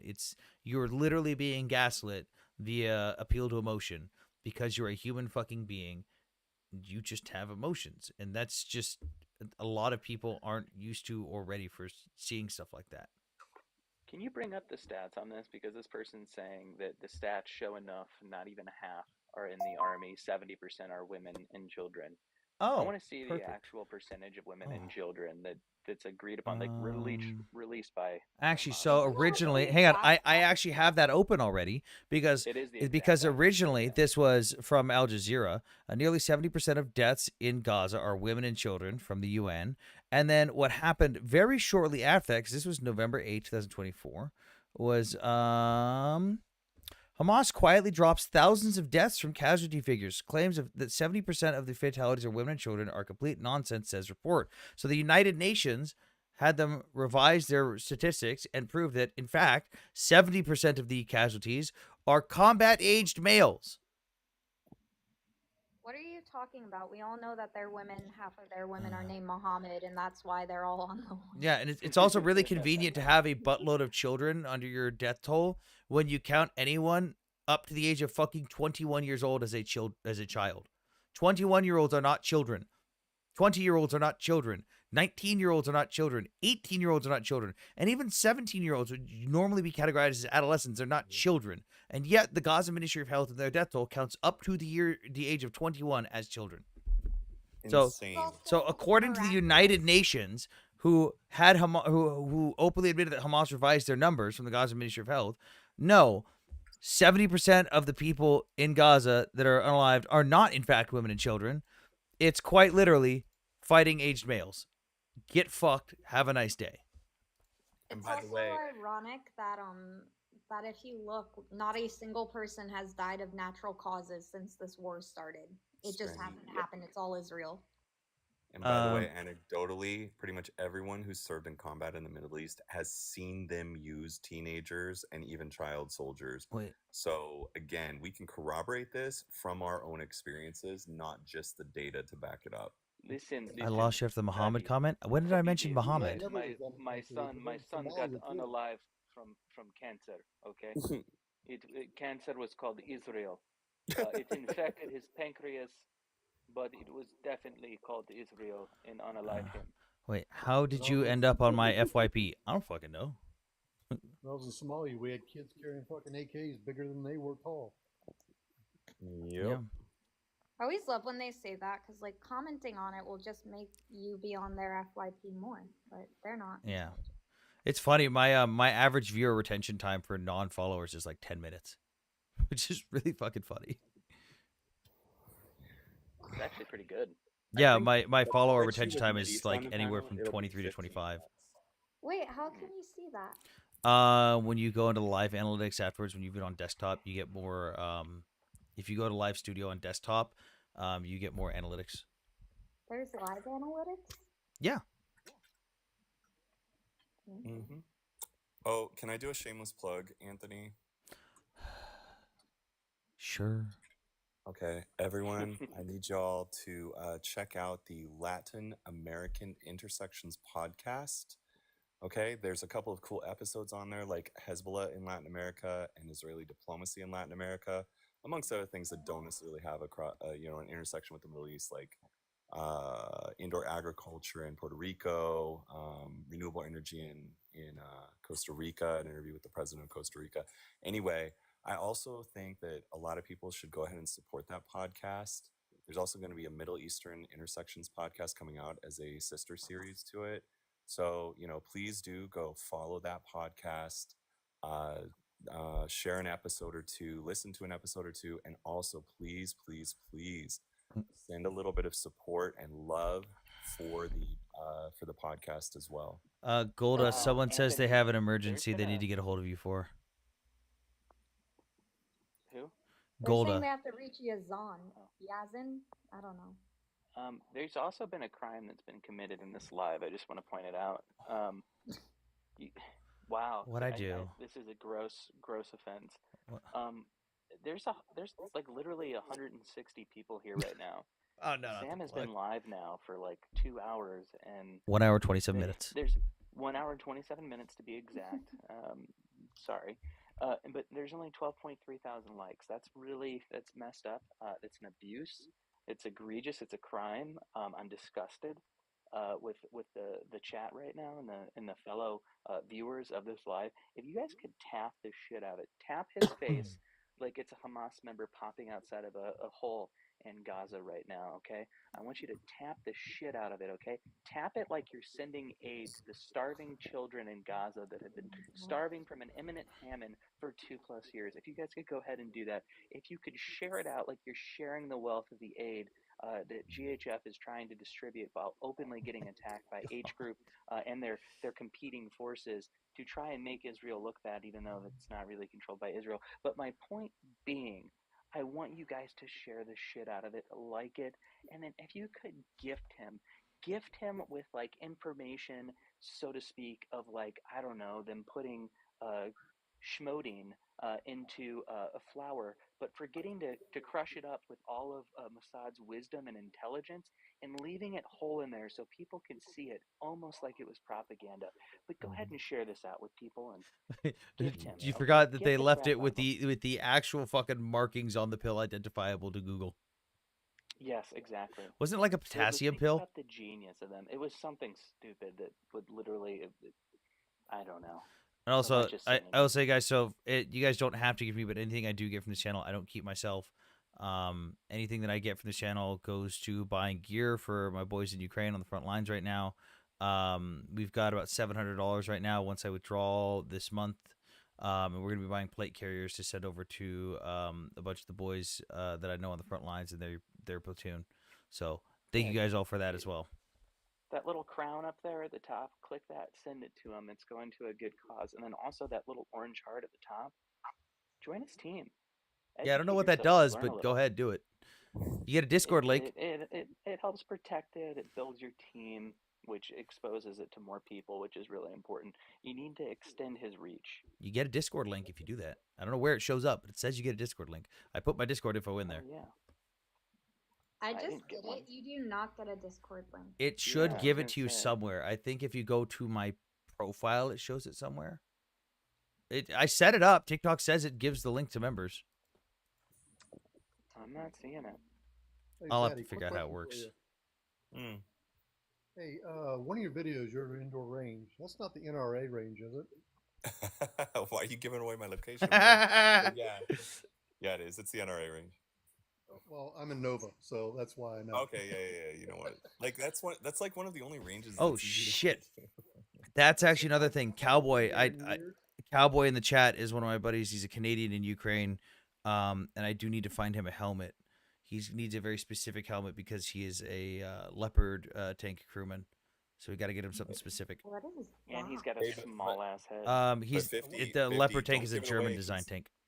Yeah, I wasn't trying to out you. I just No. The other problem, that's against the rules. So like I'm like sneaking my like I'm sneaking my action shots, bro. Yeah, I haven't been there in years. I was like, damn, it looks familiar. You're not supposed to film at all, so like I kind of sneak it down onto the table and like try and get some angles and control. That's why I was giving Sam shit because I'm an hour outside of DC, and I'm like, man, you should have come. You should let me know. I didn't fucking know where you were. Dude, I've told you before. No, you haven't. Dude, you know I'm a first responder. I work up here in adjacent county. I didn't fucking know that. I haven't seen you in fucking months. Yeah, but how long have we been talking and shit? And I told you what I do. Whose fault is that, Sam? Gaslight me. All right. I can't. The panel's full, Cowboy. TikTok Studio only lets me bring 6 people up. I will drop. I have some stuff I have to go handle anyways. I love you all. Okay, God bless you. go dive with the rest of the fellow Helldivers. I love you in a very gay way, also. Oh, Yeah, unfortunately, Zaddy, I'm a fire and rescue technician in a Nova County that's quite liberal, so I have to be very careful what I do. How y'all doing tonight? Cowboy, you said you just need like a small high cut helmet, right? Something you could put a comm set into. Why is your head so small? Yeah, here I'll show you what I mean because my my headset, right? It's not like a normal like Peltors and like all that there stuff, right? Can you put it on a Peltor mount? Yeah, if you jerry rig it. You said a high cut? See what I mean? Hold on here. See how big the earpiece is on that? Let me see the.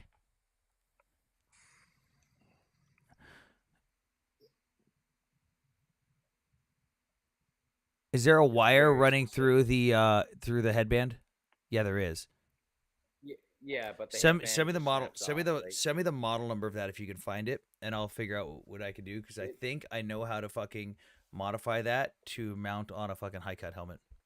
Because like right now, if I want to buy you a high cut with the donations we get and ship it out there, it's about 500 plus shipping for a small.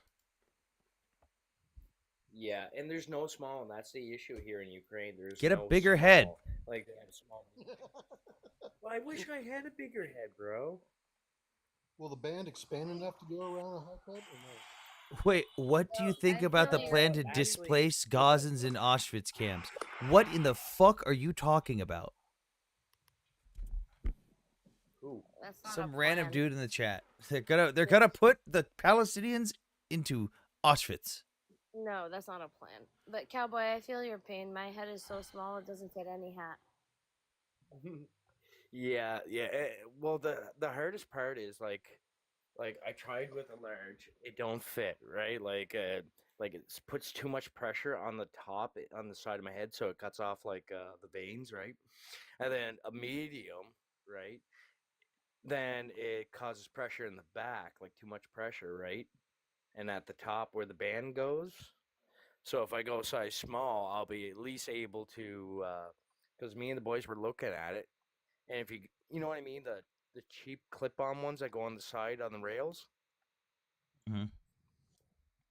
Yeah, if we like take pliers or whatever and bend them at a 90-degree, it should be able to fit into the slots. Send me the model number on the headset side. you have, and I will be able to identify the earmuffs and figure out how to work that into a high cut. And there should be some kits that I can buy to make that work. If not, he'll just make you one on one of his printers. No, that's not going to be strong enough. You understand the headset was made over like 40-some years ago, right? Yeah, that's fine. Okay. Just send me the model number. Sure. Model number. Yeah, I gotta find out on that. Okay. Let's just say mine was tactily acquired from the Canadian Armed Forces. Figure out what model number in the nomenclature it is, and I'll take care of it. Tactical acquisition. Okay, yeah, exactly tactical acquisition. I'm gonna start clearing out the panel a little bit because we got some people that want to come up. I do have an opposition that's saying some asinine shit in the chat. So, Cowboy, thank you for coming. Let me know about that helmet. Just shoot me a message with the model number and everything. I'll get on it. Can I say one thing before I jump off? What's up? So me and the boys, we are trusted enough now to they let us go out and play and train with our vehicle, and boy, it is so much fun. I'm glad. I'm assuming you're happy to be back in one of those vehicles. Yes, I'm very very happy. Well, good luck. I wish you luck. Buddy, I'll talk to you later. Appreciate I see you, brother. Tater, I'm gonna drop you down for now. Thank you for coming up, brother. Yes, sir. Hit me up sometime.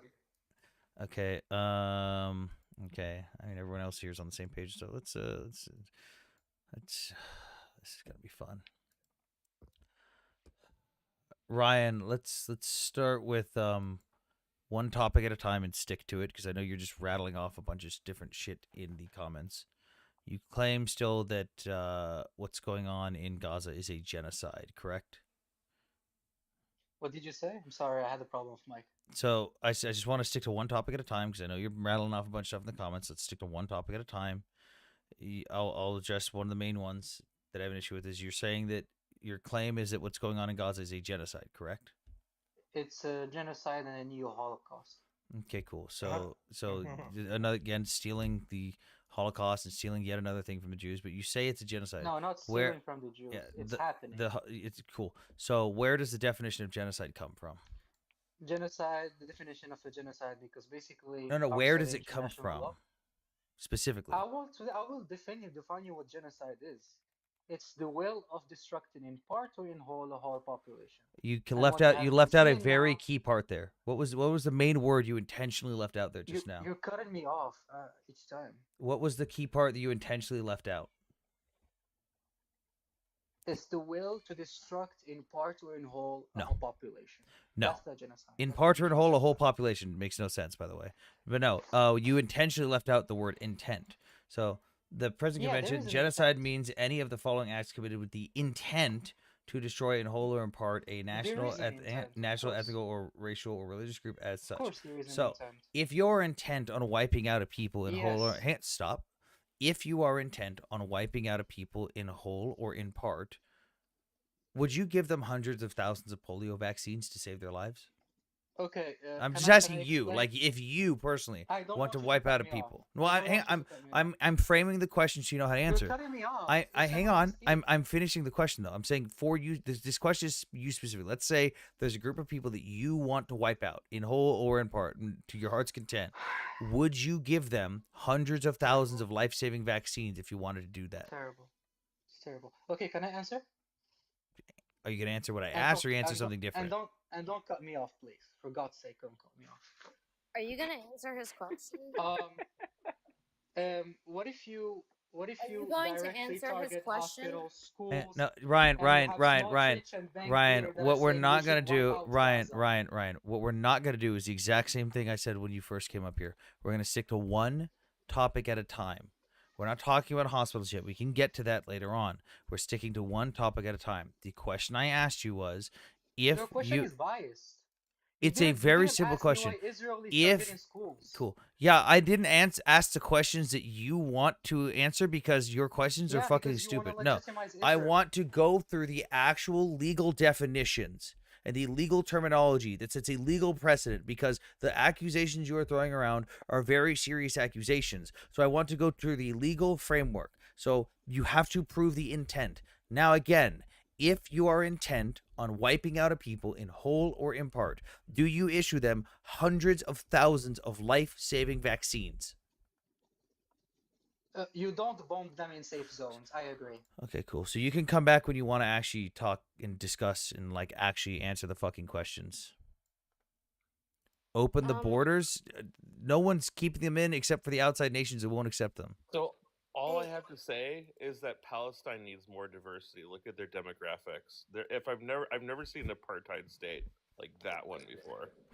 What the fuck? Literally, like they have no diversity whatsoever. It's like 2% Christian, like 98% Sunni Muslim Arab. No diversity even amongst the Arabs. Like they're literally marrying their cousins. They need diversity badly. Hold on. And Only Palestine- 33% of them marry their cousins. Yes. Okay. 33%. I'm sorry, sir. I apologize. Don't be disingenuous. But they with the need diversity okay? badly there. They have a I bottleneck say this, genetically. And I think we need to open Palestine up Jesus to Christ, lots Captain. of diversity. You know, all these people that are so worried about the refugees, maybe we can move them to Palestine and diversify Palestine so they don't have to marry their cousins anymore. I mean, isn't that a great way of solving all this? Maybe they'll be less bitter if they have to marry their, not so attractive cousin. They have, a better looking bride. Maybe they'll get Have happy. you seen what the free Palestine freaks look like in America? There ain't no better looking bride. Wait, Yeah, I know. Why not let people who actually knows how to speak tell opinion? Because we're not going off of opinion, just me. We're going off facts. So I just think Palestine, all the world, we're talking about diversity everywhere, and Palestine is literally probably one of the least diverse places on earth. So if we're going to have diversity, by all means, we have to diversify Palestine. I mean, we need to center that. Every single forum, every single live, we have to say diversify Palestine, and immediately they freak out and boot me out right after I say diversify Palestine. They get really angry. What do you mean? What do you mean? I'm like, what are the demographics of Palestine right now? What looks like an ethno state to you? Well, it's 98% Sunni Muslim and like 100%, 99.9% Arab. Well, that's not an ethno state though, man. Well, I Well, think to we be need fair, diversity, they're bro. not a state. Yeah, but if they Can't be an become ethno state if you're not a state. Technically correct. Yeah, but a lot of countries recognize them as a state, unfortunately, and they're a very undiverse state. I mean, I think personally, the Vatican City has more diversity than they do. I mean, there are towns in Utah that have more diversity than Palestine does. Yeah.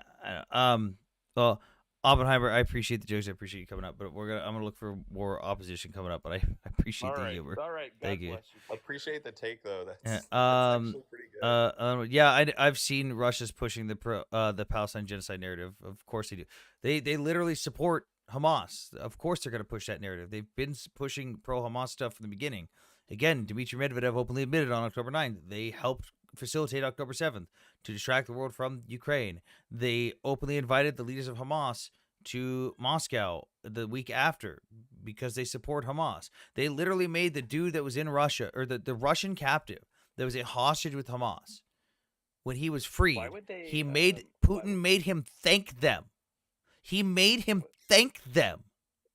Which is absolutely freaking insane. But why on earth would a country that's trying to G-side a population that's stuck within its borders, why would they air evac sick children and wounded children to get, medical attention? I mean, that's pretty wild. Why would they allow 2,000 to go to, help me out here, Golda. What's that country in? I'm literally having a brain fart. Which country? Was it Malaysia? I think it was Malaysia, right? I have no idea. Hold on a second. Give me 1 second. I'll pull it up on my screen. I'm brain farting on this All right I know is that Israel has issued evacuation notices. Israel has created humanitarian corridors, humanitarian zones, given blood tried to create an organization to feed them directly so that the Hamas stops stealing the UN aid. We've gone above and beyond what any army should do for somebody who's trying to literally unalive them.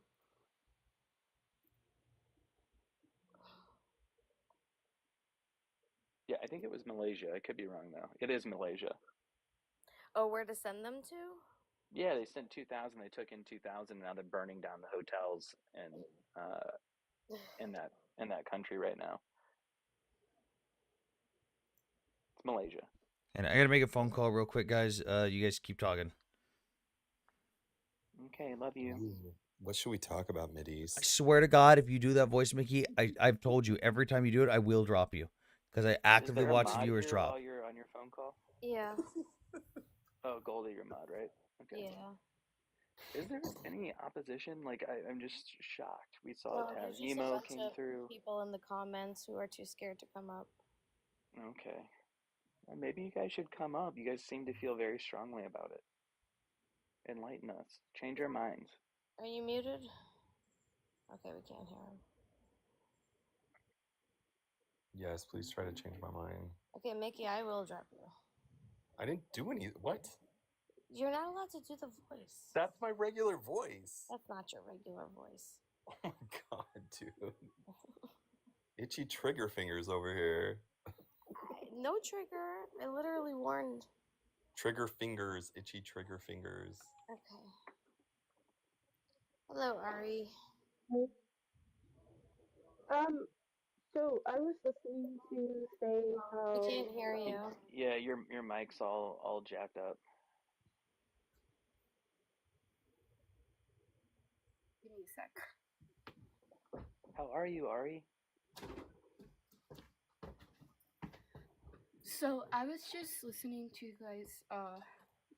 guys' conversation, and I have a few questions because I just how can you be like 1000% sure that Israel is doing I have heard you guys on I'm not saying that whatever you guys say it's like but you guys claim that Israel doesn't intend to shoot civilians, which I do agree that Israel might be prepared to not, deliberately, pew pew civilians. But the IDF does get ordered to shoot around. I'll take this not one. See, pew pew around. I have to go, guys, but it was nice talking. Bye. See you, Maddie. So sorry, the orders that who does what? Orders them to do what now? Where the IDF has to shoot to disperse. Okay, they have to pew pew to disperse people. So I think like what does the IDF? I'm trying to see how that ties into a G side. Well, they're like pew pewing in the air, Ari, not into the crowd. Yeah, but you can't be 1000% sure that you haven't killed unalive civilians. Okay, well, they're in an active war zone. They're being told to disperse. They're not, and they're firing warning shots off into the air to get people to leave.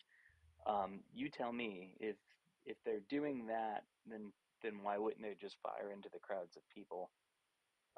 You can't be sure, and especially you guys say that Israel has precise. But can you be sure in the Russia-Ukrainian conflict that they're not doing a G-side because they're trying to get people to disperse? Like that argument doesn't make any sense. Can we think about what we're saying? Ari, what sense would it make on like the world stage where Israel has trade partnerships and agreements with so many different countries, where it's already scrutinized, where people do have video cameras that are recording everything at every moment? What sense would it possibly make for Israel to purposely be pew-pewing into the crowds? Now, there have been instances. I never said they purposely do it. Well, there have been instances where Israel has come out and said they weren't supposed to be in this area. They were warned not to go forward. Okay, so yes, they opened fire after warning not to go forward. Okay, which is actually a consequence, specifically when people are wearing civilian clothing, and there have been kabooming IDF soldiers wearing civilian clothing. So if they're warned not to approach forward and they approach forward, yes, there are in some instances. But when it comes to the crowd dispersal specifically, helping the GHF like they were called to do, no, they were not pew pewing into the civilian crowd. Motek said IDF has to protect themselves. Because she's referring to the scenario that I just laid out, when the sites are closed and the civilians are not supposed to be in that area, and IDF warned them that they're not supposed to enter this area when the sites are closed because it is an active combat zone. Hold on a second. I'm trying to hold her to a comment. I'd like you to answer this question. In any other conflict in the world where they're having to get crowds of people to disperse in an area that they're not, and it's becoming increasingly hostile, and not only that, you don't know if Schmerist are hiding in the crowd amongst them and they will not leave. Can you name another conflict where you would give that same expectation? What would you like them to do? They're not leaving. They need them out of the way. It's becoming incredibly contentious. How would you like them to disperse them? Well, I don't know much about other conflicts, but I do. But you just know about this one, and you're upset that they're firing warning shots into the air to get crowds to disperse. Got it. It's not that I'm upset. It's the fact that if you want the pro-Palestinian movement to fizzle out, or terrorism in the Middle East to fizzle out, because I do agree that it's. Oh, it's never terrorism's never going to fizzle out in the Middle East. Never. And well, it comes from they're not a monolith. They're human beings, and same thing in Israel. They are people as well, and I don't think that it's correct that they keep getting all these rocket fires sent into Israel. Because I do think that they are just trying to protect the country that's already established, and I think that's what other countries in the Middle East don't understand. Because they see it as this oppressive country, and Israel believes that I don't think they do, though. I don't think these other countries actually see Israel as oppressive, because let's look at the reality of this. Israel fully allowed Gazans and people from the West Bank to come in with work visas and stay in Israel and work in Israel totally fine and free before October 7th. The Arabs who live in Palestine or in Israel and the Muslims who live in Israel have full, equal, fair citizenship rights, voting rights, everything, jobs, education, everything. In fact, they even have some added benefits. And you can get Israeli citizenship as someone from Gaza or the West Bank. But we look at these other countries like Egypt, Jordan, Lebanon, like any of these other surrounding nations, they fucking hate Palestinians. The president of Egypt said he'd rather he sacrifice 1 million Egyptian lives than let in a single Palestinian, and then proceeded to build 7 border walls and put thousands of troops on the borders. Jordan puts them in fucking camps and doesn't allow them to have citizenship in their own in their actual country. That'd be like if Israel took a bunch of Palestinians into Israel and then said you're not allowed to be citizens. Jordan doesn't allow them to be citizens in Jordan and puts them in camps and doesn't allow them to have jobs in anything other than basic bullshit level stuff. Lebanon treats them like shit. Like, these countries don't give a shit about Palestinians. They just like pointing the finger at Israel because it's, one, convenient, and they don't entirely like Israel, but they don't have to do anything. All they got to do is point a finger.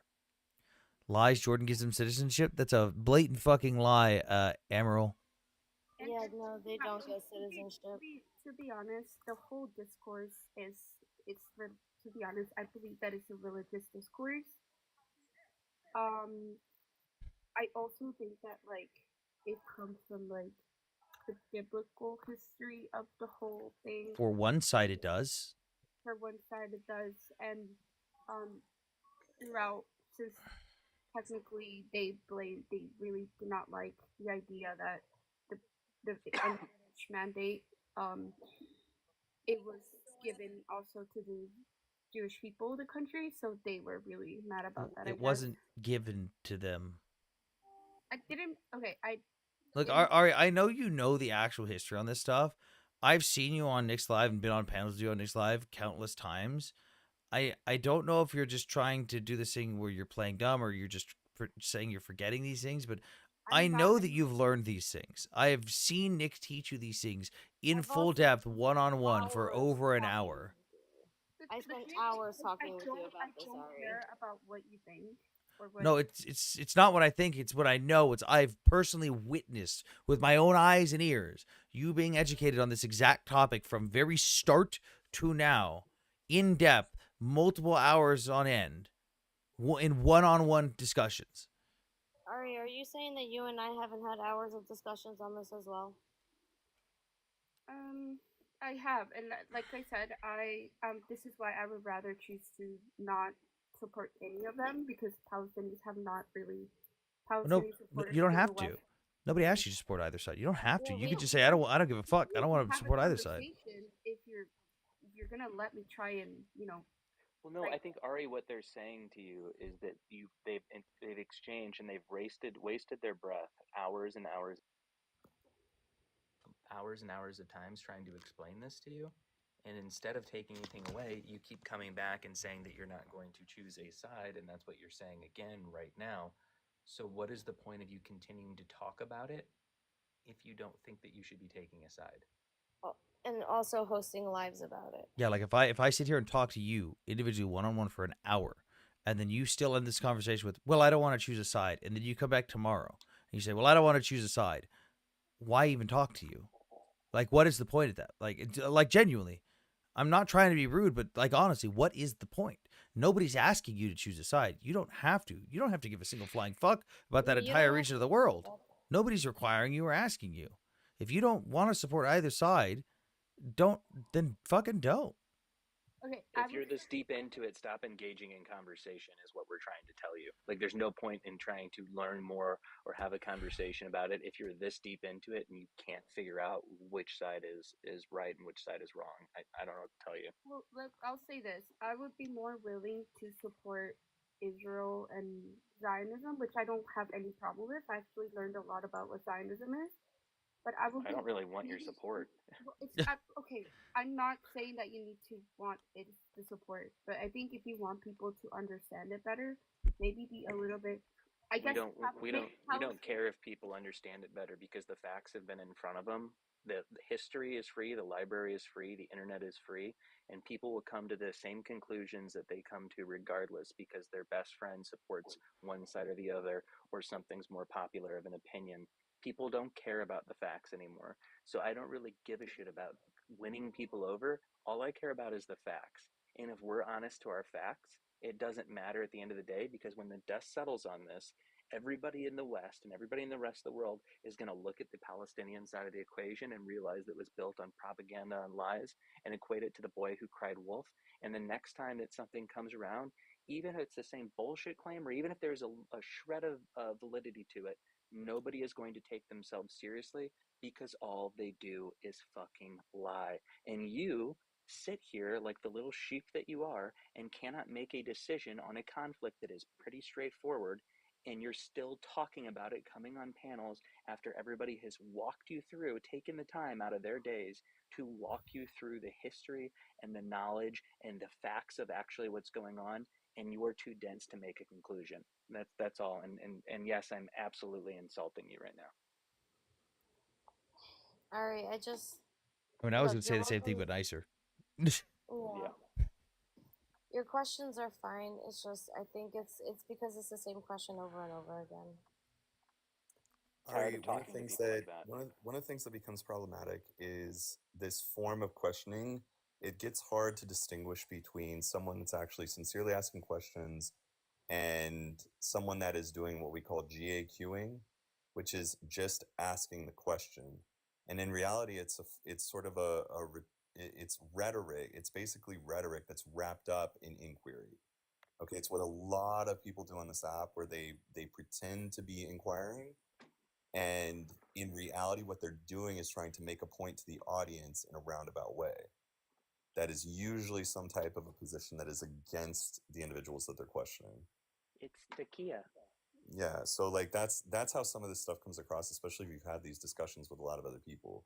It doesn't mean that you can't ask questions on new information. That's perfectly fine. But unfortunately, that's what that's like after a while. If it's the same stuff, it's like one of our favorites on here, Chip Barnes, right? That is what he does to AT, and he's and in his particular case, I'm gonna stay on the fence. I don't think that you're insincere, but with other people, like definitively, it is not about asking questions and it's not about inquiry. It's about making a point. Like Chip Barnes, a rabid anti-Semite, proven racist, has that like older, wiser podcast voice, but actually doesn't know anything. He's never worked in any sort of analyst capacity, but sometimes. Well, see, like you got the Palestinian, they did truly kind of brainwash people into believing that What about it? that it was a genocide and that they want to deliberately kill people, and so I guess that kind of like sparked. Because to be honest, this wasn't really that big before October 7th. I never really saw people do what they did. Well, Ari, listen. Here's the thing. Like you said, you don't know a lot about other conflicts, right? So I would encourage you to go and study those other conflicts deeply as anybody's been paying attention to any of this going on, right? And I would say this when it comes to recent conflicts. Nikki, Hold on, brother. Let me finish. give her some South American conflicts. I know, but let me finish. So Sudan is one of those, right? The Sudan conflict is incredibly horrid, okay? And that is relatively recent. That's the last 2 years, okay? You've got the Myanmar conflict, okay? That's also pretty terrible. Jungle warfare, the whole 9 yards. People just absolutely brutalizing each other, okay? And in the last decade, the Syrian conflict, if you find some good information on that, like the complexities and the all the different parties involved in that civil war, the shifting alliances, the multiple fronts, the same thing with the Yemeni conflict and the Houthis. Like there's 2 decades worth of material to get through all over the Middle East.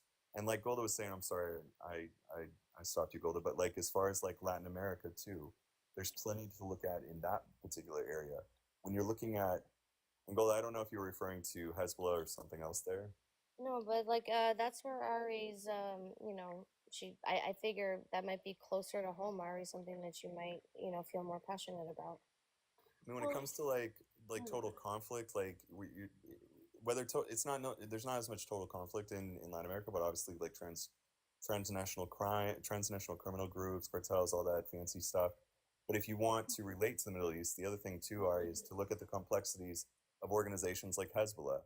Hezbollah is an expansive military type terrorist organization, but it's also a drug trafficking organization, both in the Middle East and in Latin America. It's had several decades in Latin America building up this network of command structure in each country, working alongside cartels, smuggling, getting involved in sort of propaganda ops amongst people there. Like that's a good one to study too. If you want to find something that's related to this and why Hezbollah is so absolutely just a horrid organization, right? You wanna know what's crazy is that I've seen a person actually legit say that Israel was collaborating with the cartels. And I think They claim that shit all the time. They claim Ukraine claim collaborates with the cartels as well. They're fucking morons. What I can tell you, Ari, from personal experience, is sometimes you have people in multiple militaries across the world that go into special ops. They might even go and fight, go and work against the cartels. And then when they get out of the military, some of them succumb to the temptation of working for the cartels as individuals. So yes, we have found former British special ops, Israeli special ops, American special ops. There's been random U.S. active duty Marines helping cartels do shit in America. Yeah, like there was active duty U.S. Marines who they're not doing it on behalf of the U.S. military, but they were helping smuggle people and supplies across the Mexican border into America. Like, it doesn't mean that the U.S. military is collaborating with the cartel. It means these individual asshats who wanted to get a paycheck were doing something on their own. Exactly. We've actually had a couple of those. There's even like an intelligence section that did aerial intelligence, would fly back and forth from Colombia and got away with moving product for a while. So the thing is like sometimes this isn't actual. Oh, okay, never mind. Anyway, it's not actual direct collaboration. You do have people that get out of the military or intelligence services, and they will spending too much time addressing her questions. So it's just the person's a waste of time, guys. Iran Contra. What the fuck does Iran Contra have to do with what we said? It shares no relation to it. These guys don't know what they're saying. What I think is funny, when someone like this says they don't know what they're saying, and then they mention something that pops up in pop culture or in these TikTok feeds, it's like they don't seem to understand. They don't know anything about it. It crossed their fucking feed for half a second, and now they're like, "Oh my god, the Iran Contra affair." Okay, what about it? No one said history's a vacuum. No one said history's a monolith. You're arguing points that nobody is making, dude. You're straw manning quite literally everything that has been said. You typed "don't listen to them" because Mickey started off a sentence with the word "no" before he had even gone into his explanation. You discredited what he was going to say before he even said it, and then made up a wild assumption on what he was talking about, and then ignored everything he said and just declared yourself as the victor.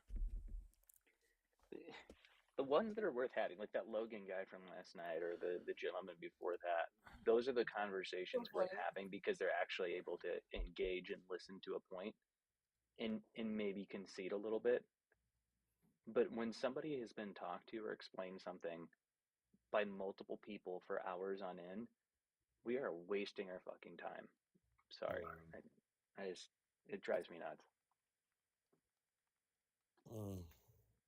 Now, my favorite will always be Chip Barnes, though, because of all the people that came running over to me, it was like, hey, there's this guy, he's live, and he's a geopolitical analyst like you. And it was so fucking annoying because I go in there, like, it takes me around 30 seconds of listening to him to know he has absolutely no idea what he's talking about. And I'm like, this guy's not an analyst at all. And then, of course, it comes out, like, it's basically coffee table book knowledge at best. YouTube University. And I was like, no, absolutely not.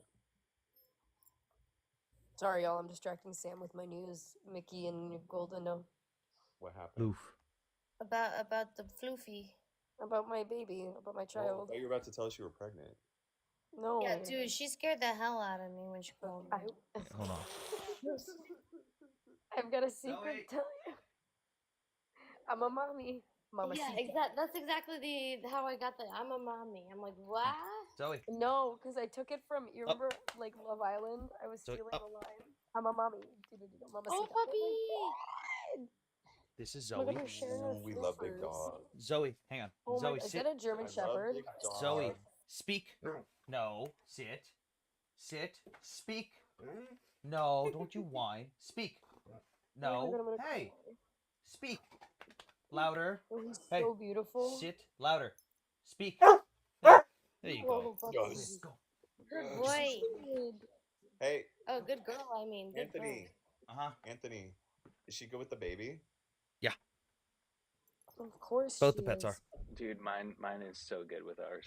No, Wait, pets are so good with you babies. find- Guys, Mideast, I you got find a home for the other got a dog? I got a new little My brother baby took him. today. I got a toy poodle. She's 2 months. She's sleeping on my pillow.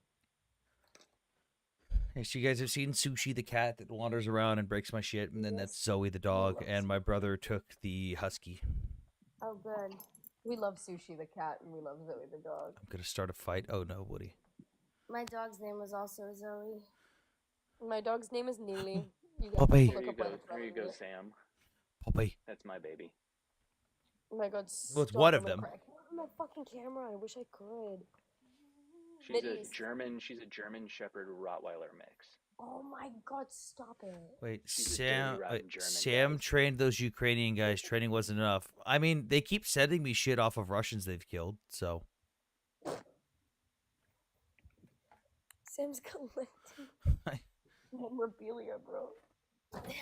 hey, look at this You guys VDV should see the uniform amount that of this guy no Russian longer beers needs. that he has on his wall. But, Sam, they would lose their mind if they actually saw the amount of Russian ears that you have They got a necklace on your wall, like mounted. Like look at this, the Crispy Squad. For the other Oh camera. my god. This is the I'm Crispy dead. Squad. Oh, shit! A piece fell off. Oh my god. Why It's did too saying crispy. crispy squad make me hungry? It shouldn't make. It did. Now I want a snack. Bro, I'm make a snack. I know you are. Come eat me. Stop it! It's actually I've told you. Sorry. It's Mideast, both of us, you're though. the same rule goes to you now too. Damn it, Mideast. Every time Mickey does his voice, I actively watch the viewers drop. We just went from 120 to 100. Mideast, no one we're likes being it, bro. oppressed. We're being You guys oppressed, are Mideast. comfortable. Yeah. Bert Wagner next Chevron is Silence peak. me in my identity. No, you guys have whatever identity you want. Just keep it in the bedroom. Okay, no problem. Ooh, don't threaten me with a good time. What You if guys TikTok shut Live up. happens to be in the bedroom? No, it's not the fucking bedroom. Either upload your shit to the hub or leave me out of it. Hey guys, should we all go live and have a banana contest No, you should not have a at the banana same time? We're not having this discussion on my line. Oh my god, you guys are nasty. I don't want to leave. I don't think it's nasty. I've literally heard you on Zios After Dark. Shut your mouth. Get out of here. Dude, when we had the classic Zios After Dark, dude, that. When Renzi used to run them? Oh, God. No, there was like, it like shifted hands. Like we started out with like, I can't remember who we really started out with, but like it kind of shifted, like different groups of us actually ran it for different periods of time. I remember that. Holy crap, dude. Because we have fucking problems. Oh my god, I can't leave her. She keeps turning around and checking that I'm not leaving her. And I'm hungry as fuck. And I like Why is it so tiny? Because she's literally 8 weeks old. I just took her home today. Tiny. Literally just took her home today. The cutie patootie patootie. I'm gonna eat her face. Boy, she's up. I can't believe her. Literally took her home a few hours ago. And she's sleeping on my pillow. She's Have scared you that I'm guys leaving her. ever debated Dean? Just do it. No, I would love to debate Dean on certain topics, though. I would also love to debate Parker. I was going to try to get into Parker to debate Israel-Palestine with him, but he did this hilarious thing when he debated Israel-Palestine because he doesn't actually know about the topic. He knows some of the surface-level talking points for the pro-Palestinian side. He quite literally swapped out his entire mod team with actual open Hamas supporters and had another person named Covey running his panel who literally would kick and block people from his stream if they brought up talking points that would debunk her arguments. If someone brought up the Nakba, she would literally say, "There is no Nakba denial in this live. I will not allow Nakba denial. This is for a school project that is banned." And she would kick people off for it, even if people were citing documentation to prove her wrong on stuff. Yeah, the Kobe, the fucking terrorist. Also, by the way, guys, her name is Neely. Look up why that's relevant. And Neely really loves to play with phones, so if anything happens, it's not me. So people being slaughtered can't support resistance fighters. If you at this point still think Hamas is a resistance group, I don't know what to tell you. You're too far gone. Oh shit, that's cool. Thanks, Z. I love you. When you come back, you have to meet my puppy. I met Z recently. Nice. He's an awesome, awesome guy. Oh, was that an accident? Lol. Oops. Why did you? Oops! Just accidentally gave you 4,000 coins. I think you meant to send it to fucking. I think you meant to send it to Middle East. Oh shit! That one was for me. Thank you. I don't know what that is. A fucking. Is that a Pegasus or a unicorn? It had wings. Fairy. It's Dope. a unicorn fairy. Someone That called was you a dope. unicorn fairy, Sam. Israel. Wait. Israel not there anymore. All in Cyprus. Citation, please. It's so weird how they don't understand like vacationers trying to get back home. Like, Wait, hold up. Mick, I'm right here. Israel was established via violent resistance. I'm literally Israeli. Would you like me to prove to you that I'm still here? Oh wait, hang on. I'm literally here right now. What the f are you Sandberg, I swear to God, if you're still in your fucking trench, which you probably are. Sandberg! Why do you have lights on in the fucking trench? What? Wait, that's not in your. That's not in your trench. Where the fuck are you? Wait, it is the trench. What the fuck are you guys doing in there? Wait, why are they F-boy lights? It's the new era of warfare, Sam. Imagine you're a under-equipped soldier. You get schwacked by an FPV piloted by some dude in a fucking cat-made outfit, Fortnite dancing. I found them in a blown-up house. Oh my god. Okay, but why? Like, what? Why do you want fuckboy lights in your? We must implement global what? Damn it! It's the Spider-Man pointing me. What the fuck? Oh god.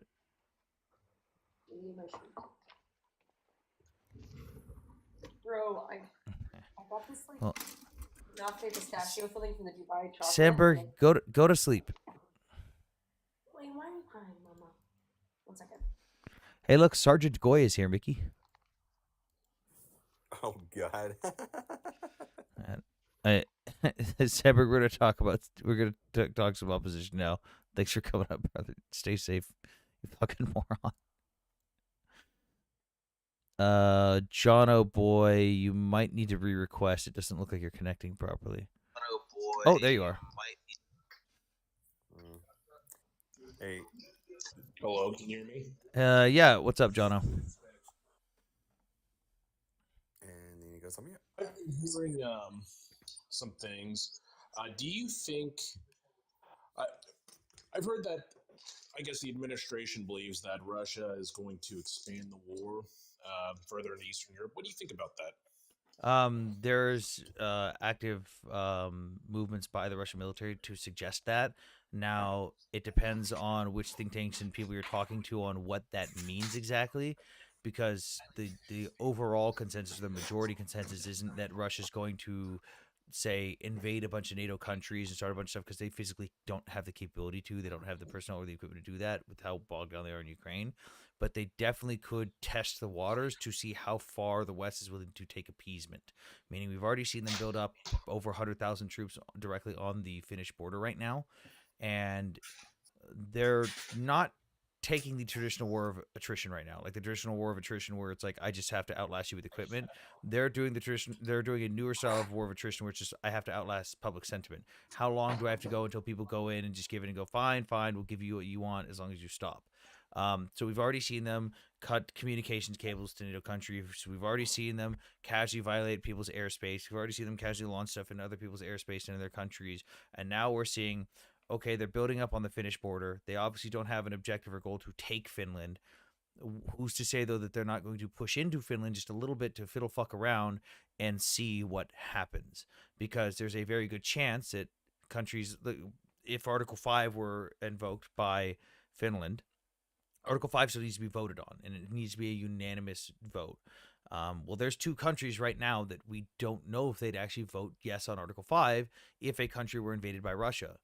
Those two countries are Hungary and Turkey. So there's a good possibility that Russia could just fiddle fuck around, push into Finland just to have a little side field trip for a little bit, not actually take a bunch of land or anything, just see what happens, and see if Hungary votes no. See if Turkey votes no.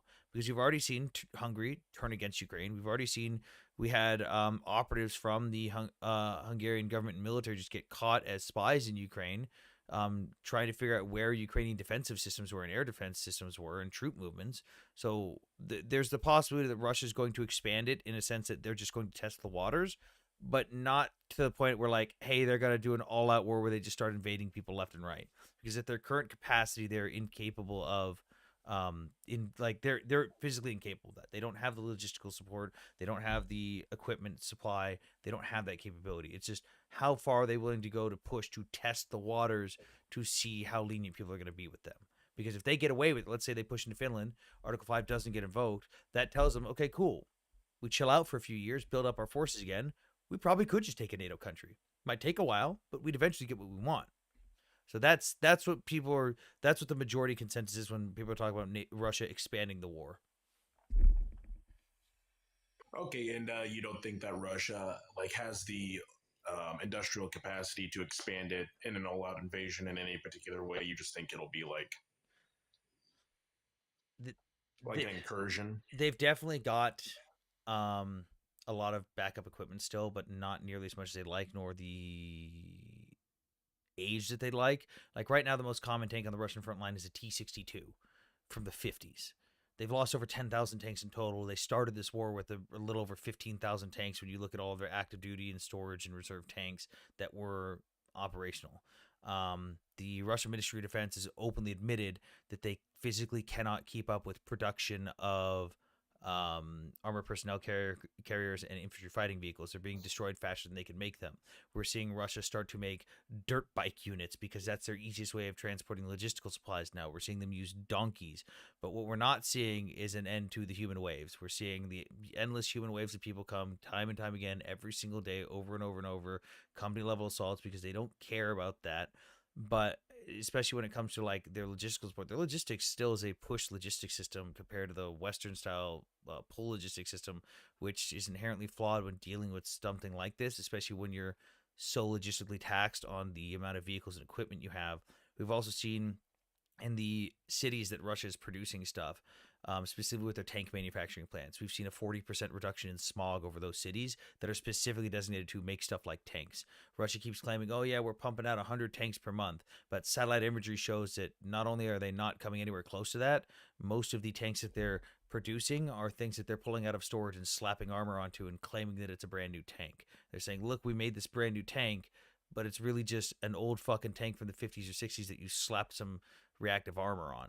Like, they can say they're ready for this all they want. The one thing that they are capable of right now producing is a buttload of just shitty missiles that, although they may be shitty, still blow things up. But when it comes to like actually having the equipment capacity to do a large scale invasion at the current time, they're gonna have to build up for a long time, probably at least 5 to 10 years for that to be a reality.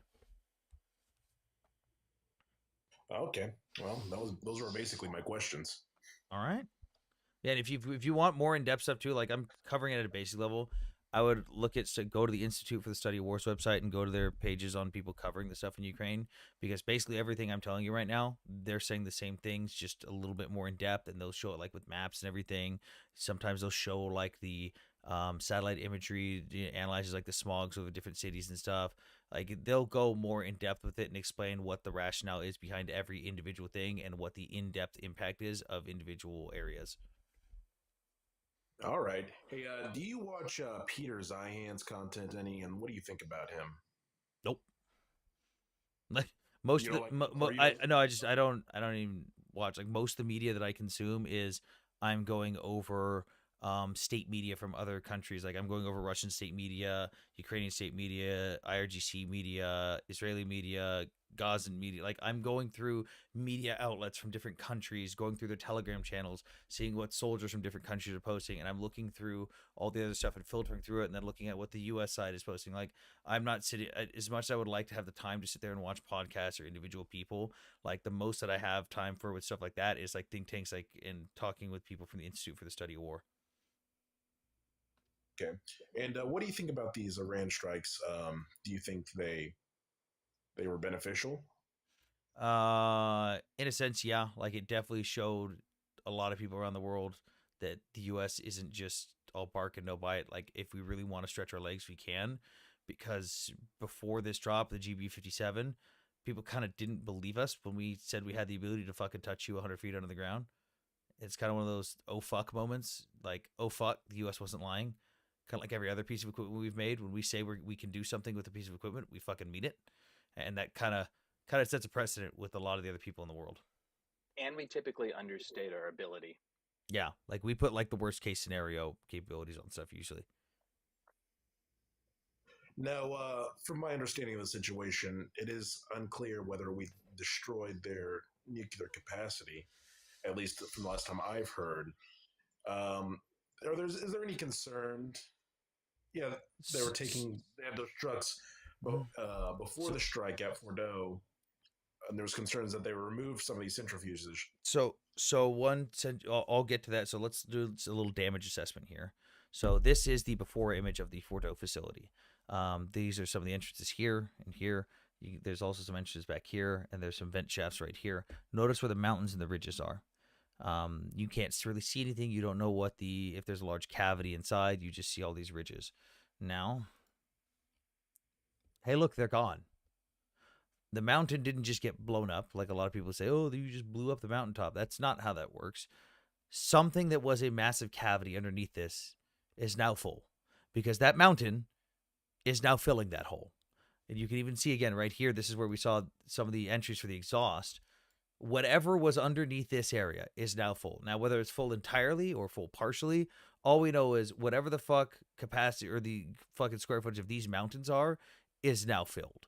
And people have said, "Oh, well, Iran was moving material out." Well, here's what they moved stuff out with. We know that 48 hours before the strike, they were attempting to do something, but this is all that was seen. This is the 16 trucks that were documented being outside the Fordo facility. And for reference, again, here is the entrance that you can see. You can see how large it is compared to these trucks. And for reference with here, like look how small it is on this image. But when we look here, it's pretty damn large compared to these trucks. These aren't like 18-wheeler big rig fucking trucks. These are fucking lorries. So could they have moved some stuff out? Absolutely. They could have moved some of their enriched uranium out. They could have moved some of their centrifuges.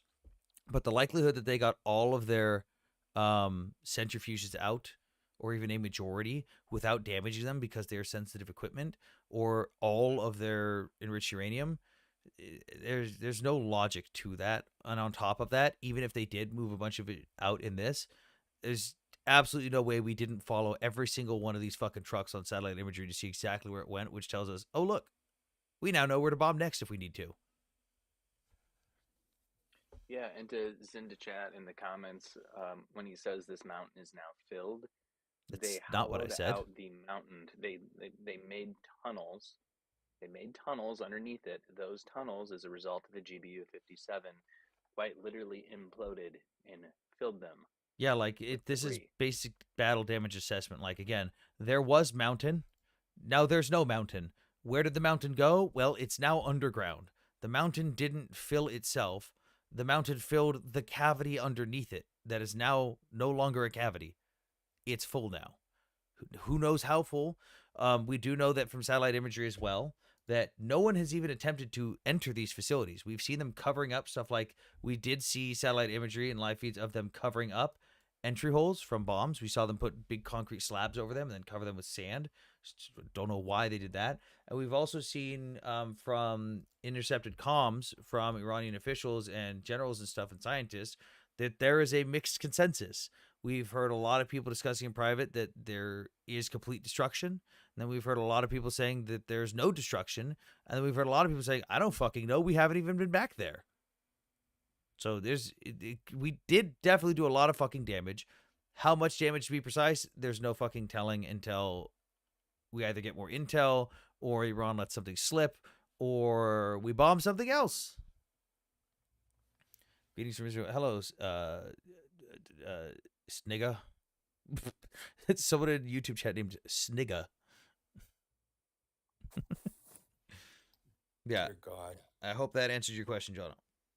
So essentially, we did the strike, and we're not exactly quite sure the damage extent. We just know that there was a cave-in this facility. At least in this one, yeah, we know there is a massive amount of damage. The extent of that damage compared to the overall capacity of that facility or to the capacity of their program overall is unknown. The IAEA did confirm that they had the ability to read the outputs of a lot of those centrifuges that were running at multiple facilities, and essentially all of those centrifuges as they were monitoring lost power at the exact same time. And what that means is those centrifuges, which were operating at high speed, when you take a centrifuge that's trying to enrich uranium and it fucking stops on a dime, that fucking destroys it. Like, you now need to go maintain and replace that centrifuge or a lot of the mechanical parts inside that centrifuge, which is a very difficult and time-consuming task. It's similar to what we did in the Stuxnet with the Stuxnet virus, when we just kept having centrifuges give false readouts where they were stopping, starting, and destroying themselves from within. Israel, but what's it called? That was the purpose of the mission, was to bury it. Expert and Aaron mate. What? From what I recall, the purpose was to actually destroy the Iranian nuclear capacity. Because if you hit the uranium, you could risk it leaking. So the purpose to do it the safest way possible was to bury it under the mountain. The purpose was to destroy their capability to continue the enrichment of the specific material in either fucking as much as we could or in totality. Meaning, like, cool, even if we don't take out the uranium, we could take out their centrifuges, because there's a lot of centrifuges and it takes a long time to replace those. We'd be able to monitor what equipment come in from other countries to see if anyone's helping them deliver material that could be used to make those facilities. Let's say we do bury the uranium, cool, that's dope. It's basically just to limit or severely hinder their capabilities to continue with their enrichment program so that they do not reach the 90% enrichment capacity that they needed in order to start development of a warhead.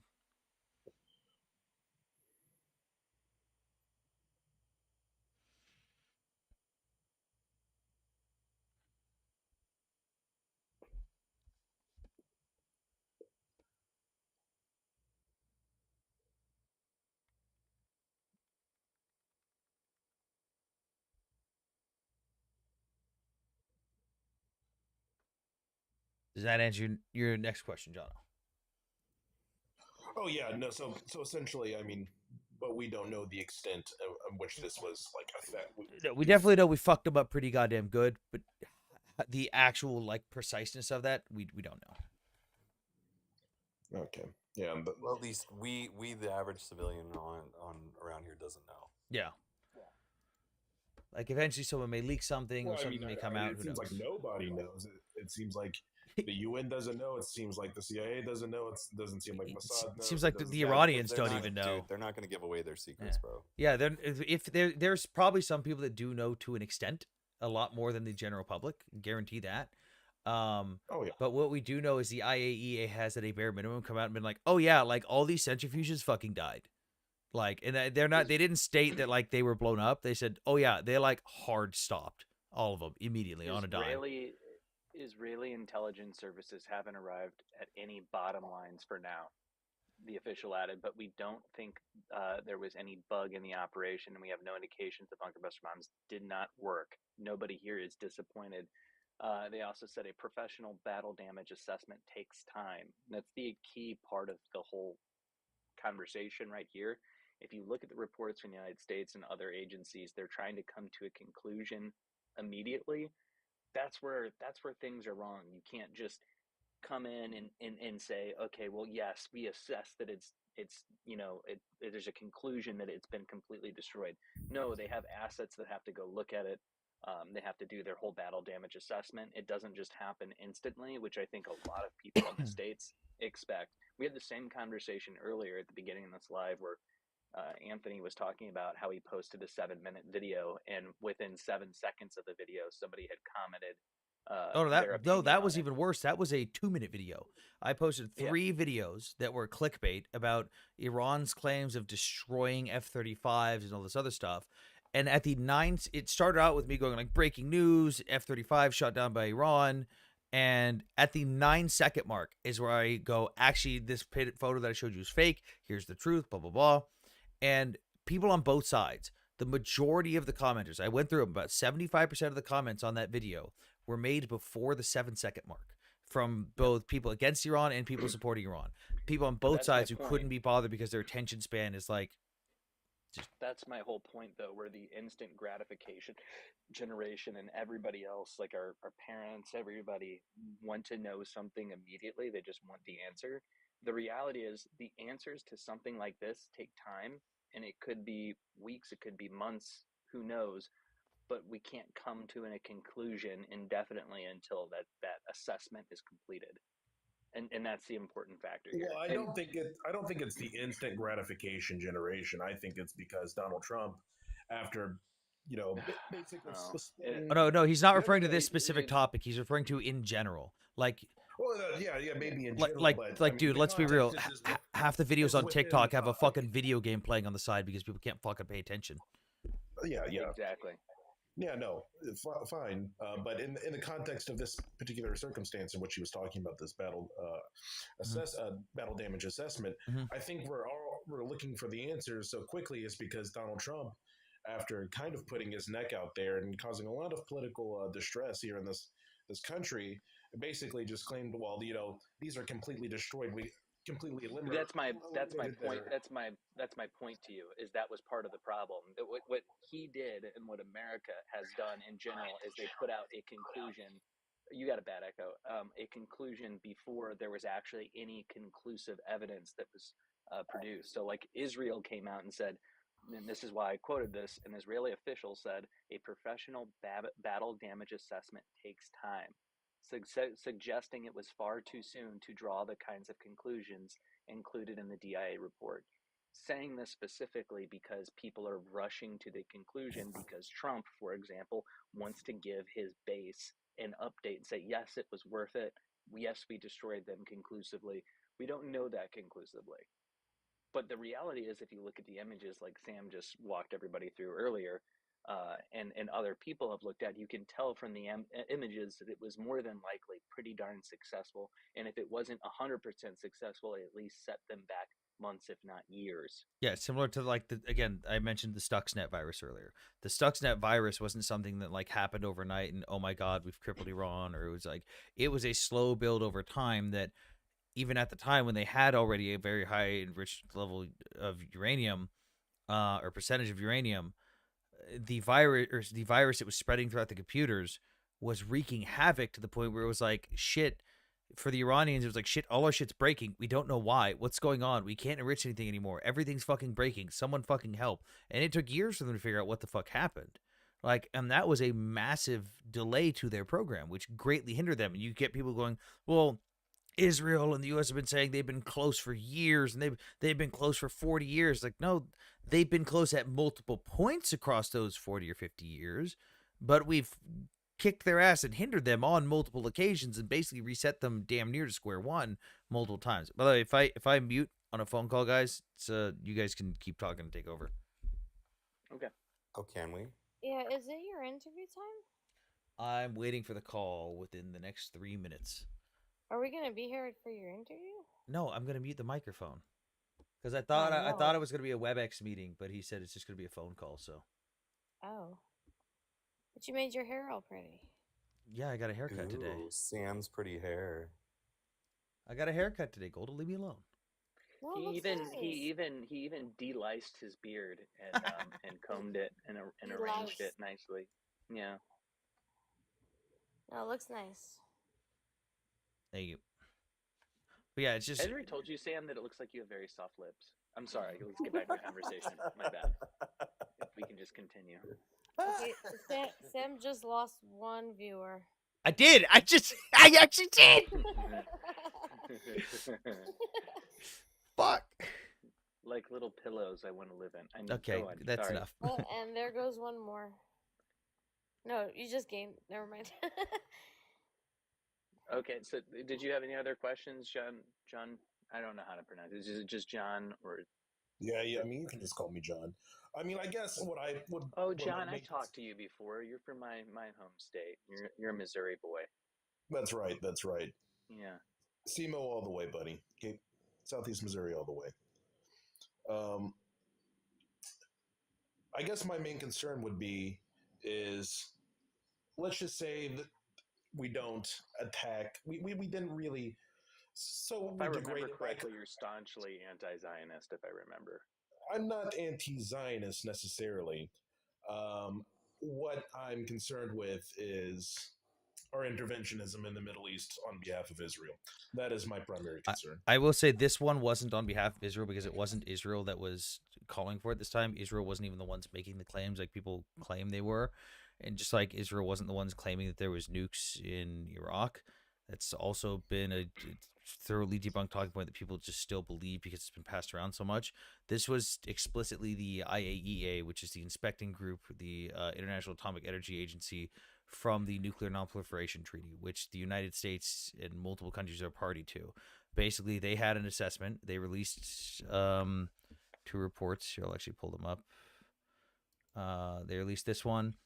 Verification of monitoring in the Islamic Republic of Iran in light of United Nations Security Council Resolution 2231 from 2015. This was released on May 31st, 2025.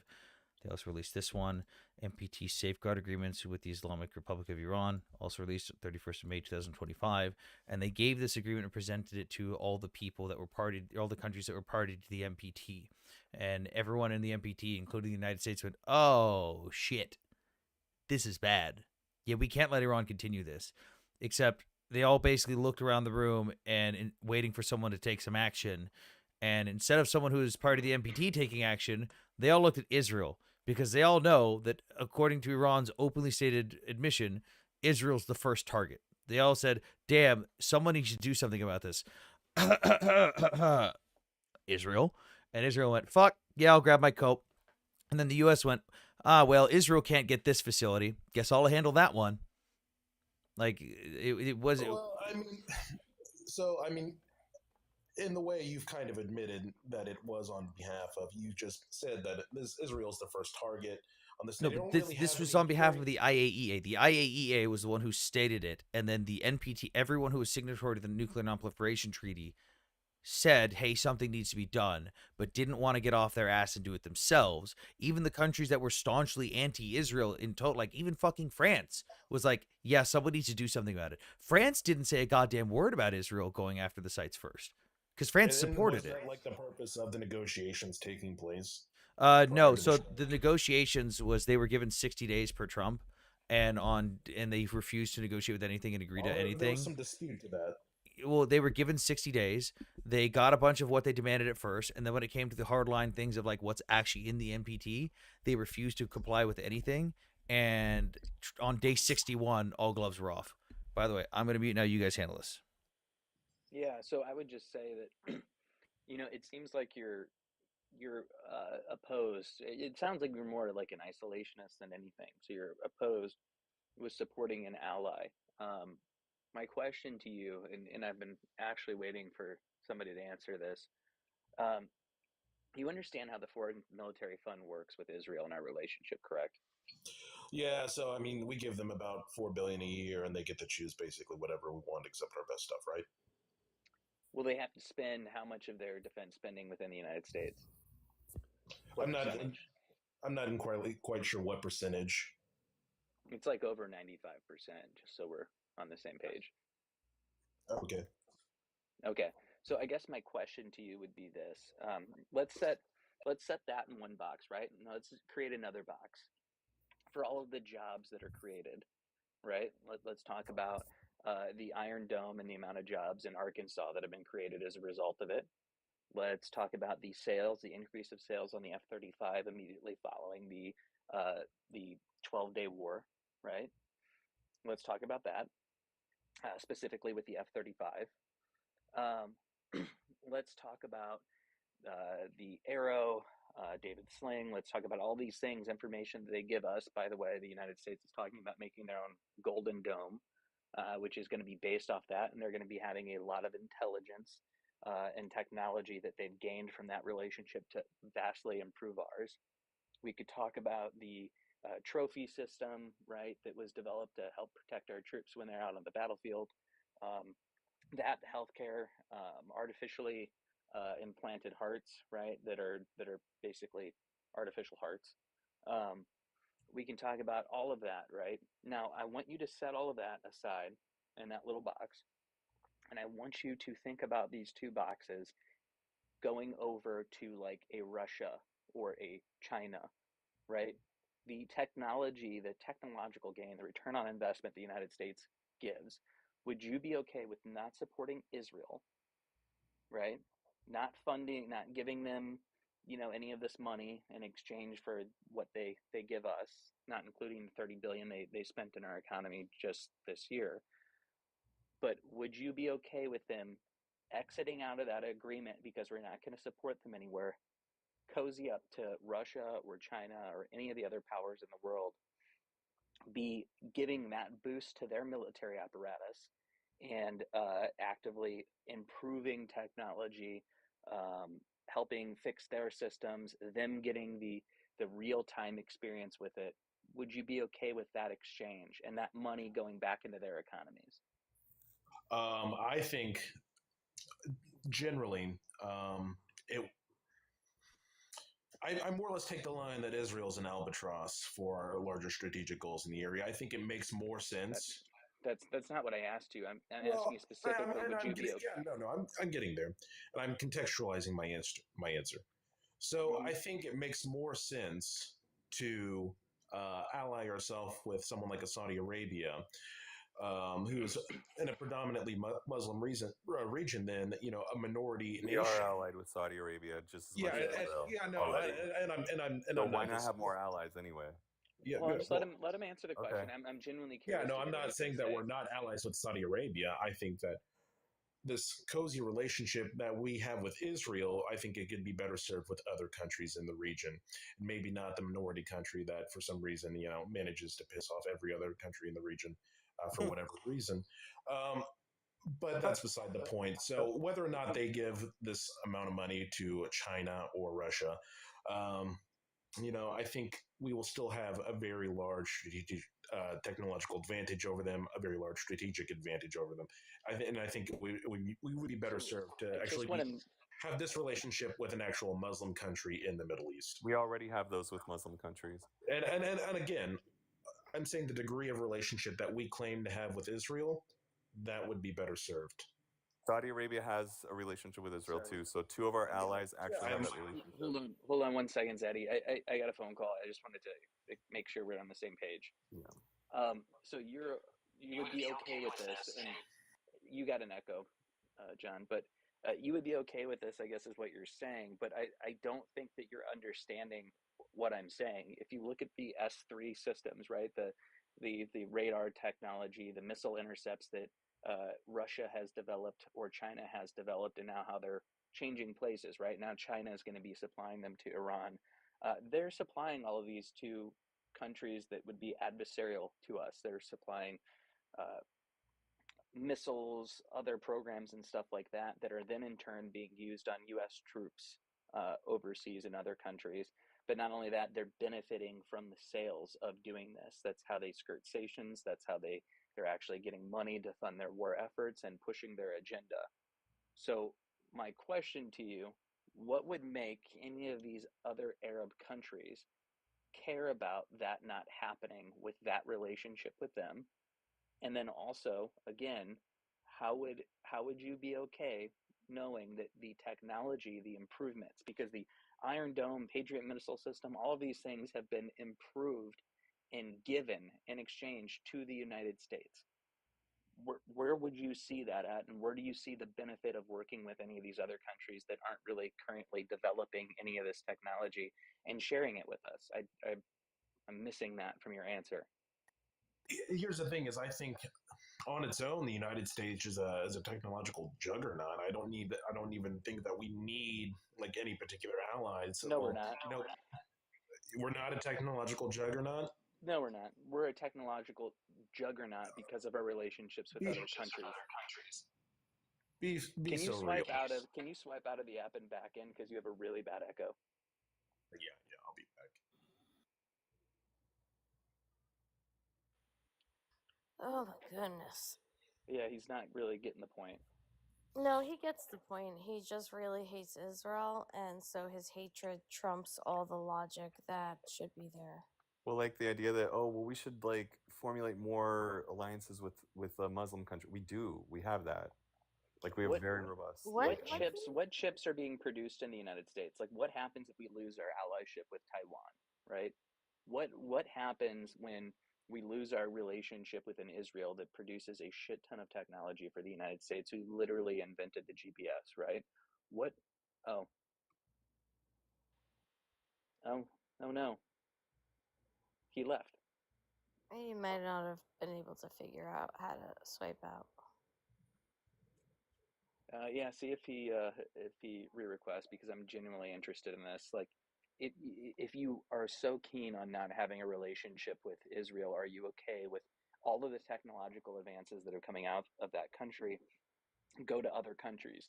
What he doesn't understand is the reason that Israel is so successful as a country, why they have such a high GDP, given the fact that they don't have a shit ton of resources to share with other countries. It's because of the startups that have come out of there, the military technology, all of the advancements that have come out of that little tiny strip of land. That's their resource that's valuable to the United States. Technology diplomacy. Cherry, exactly. The technology was developed in Israel. It doesn't matter where we manufacture it. Mm-hmm. But yeah, technology diplomacy is one of Israel's strongest attributes, as in terms of its foreign policy and international relations. And this includes a bunch of countries in the Middle East that don't necessarily highlight that relationship as much as they should. By the way, that guy totally ran away. He's not re-requesting. I know, of course he did, because that's too tough of a question to answer. Mm-hmm.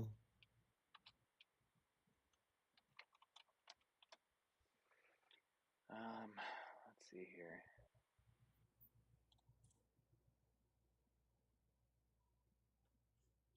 And I love the whole like, well, Israel's getting into fights with everybody else. Well, maybe everybody's being belligerent with Israel, which is a little weird. Let's see here. I'm just genuinely curious. I want to see where Israel ranks on the map as far as GDP.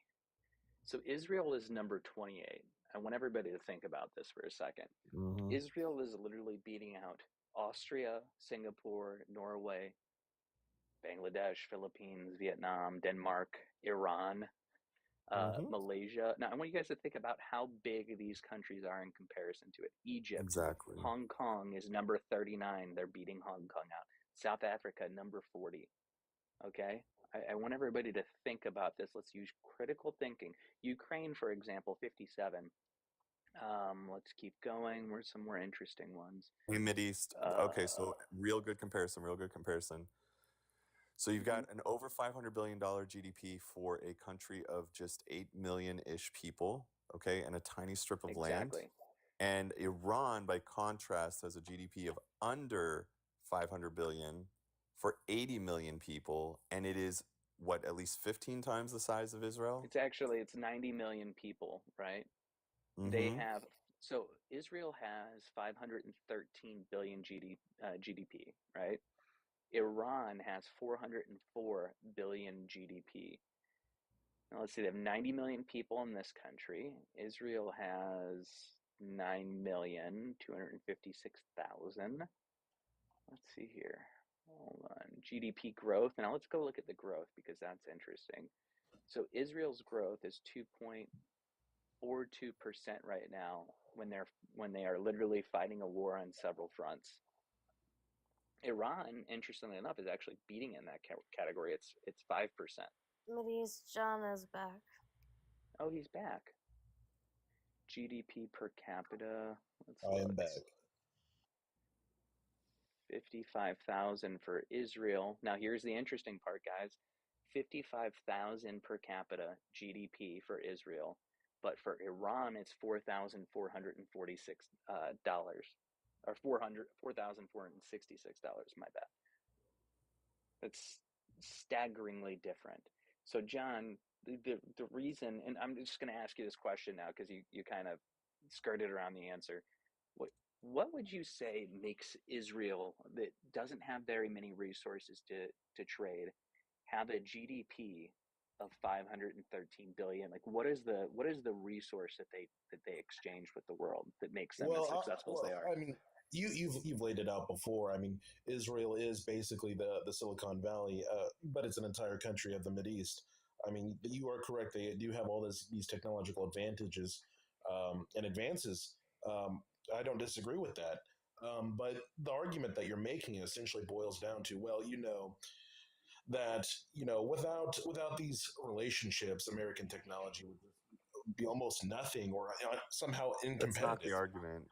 Or uncompetitive, because you're suggesting some type of like this is necessary. No. It's not. That's not the argument. I think part of the argument at the core, that is what your argument is. No, it's not. No, it's not. I would rather Israeli technology help us than our adversaries. But if it's not necessary, and that's not for the us only to have reason them, to be allies with them. It's not if it's not necessary. Like, they could do that all day long with the Chinese and Russians. They're not. We'd lap them. We'd lap all of them. No, not really. It's not even remotely. That's not remotely accurate, John. And it's not remotely. I can how tell little faith you have in the U.S. systems. Well, I have a lot of faith, but I ton also of know faith. the value of what we get in terms of innovation and technology from different people. The amount and of how much that could technology turn that on we- us if it went to China or Russia. Yeah, the amount of technology that we get and the amount of testing that we get out of it being in Israel. Like, I want you to think, like, between, let's say, like 2000 and today, how many missiles do you think were fired and intercepted within Israel? Between what between 2000? Between 2000 and 2025, what would you say? I would probably say easily within the six-figure range, somewhere six Okay. figures. So I'm not even going to challenge you on the numbers. I don't even care about what's factual or not when it comes to that. But we know that it's probably in the six-figure range based off of the statement that you just gave. So my question is, what other conflict, what other area in the world are we going to get the real-time raw data to hone in our missile defense systems that Israel enlightens us with and gives us the technology for and improves? They're improving it because they are constantly under attack. Well, I mean, you could say first off, you can make a candidate out of Ukraine, but if that's what your argument is going to be, I would point to you that just a lack of How many success. missiles? How many Hold on one missiles have been second. launched on Ukraine? Hold on one second. I would say that this decades-long partnership with Israel that we've had, and this is such a benefit we're getting, then the failure of the Golden Dome is kind of like a testament to the. Failure? Excuse me.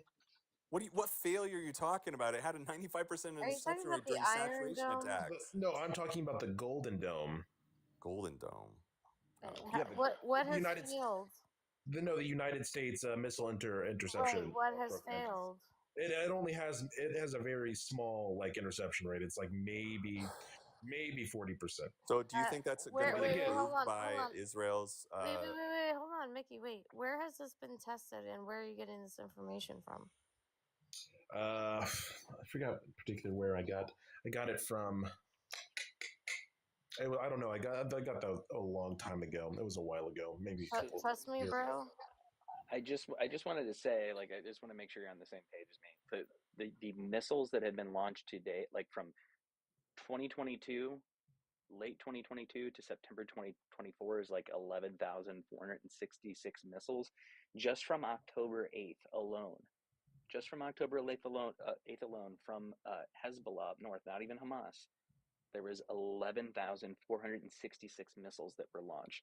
Not only that, but ICBMs launched from Iran, hypersonic, quote unquote, hypersonic missiles that really aren't hypersonic missiles Hypersonic.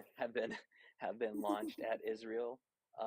You have Hamas that has launched missiles at them. The Houthis who have launched missiles at them. I mean, what you're talking about. Like, it's very apparent that you don't actually understand.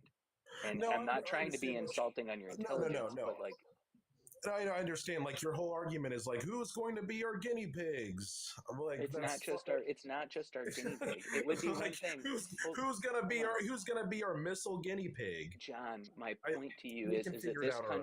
this country, out of necessity because of its size and constantly being under attack and having limited resources, has constantly had to use technology to level the playing field. The reality is that the United States is firmly planted far away from adversaries, is not under attack constantly, is not having to develop technology out of necessity.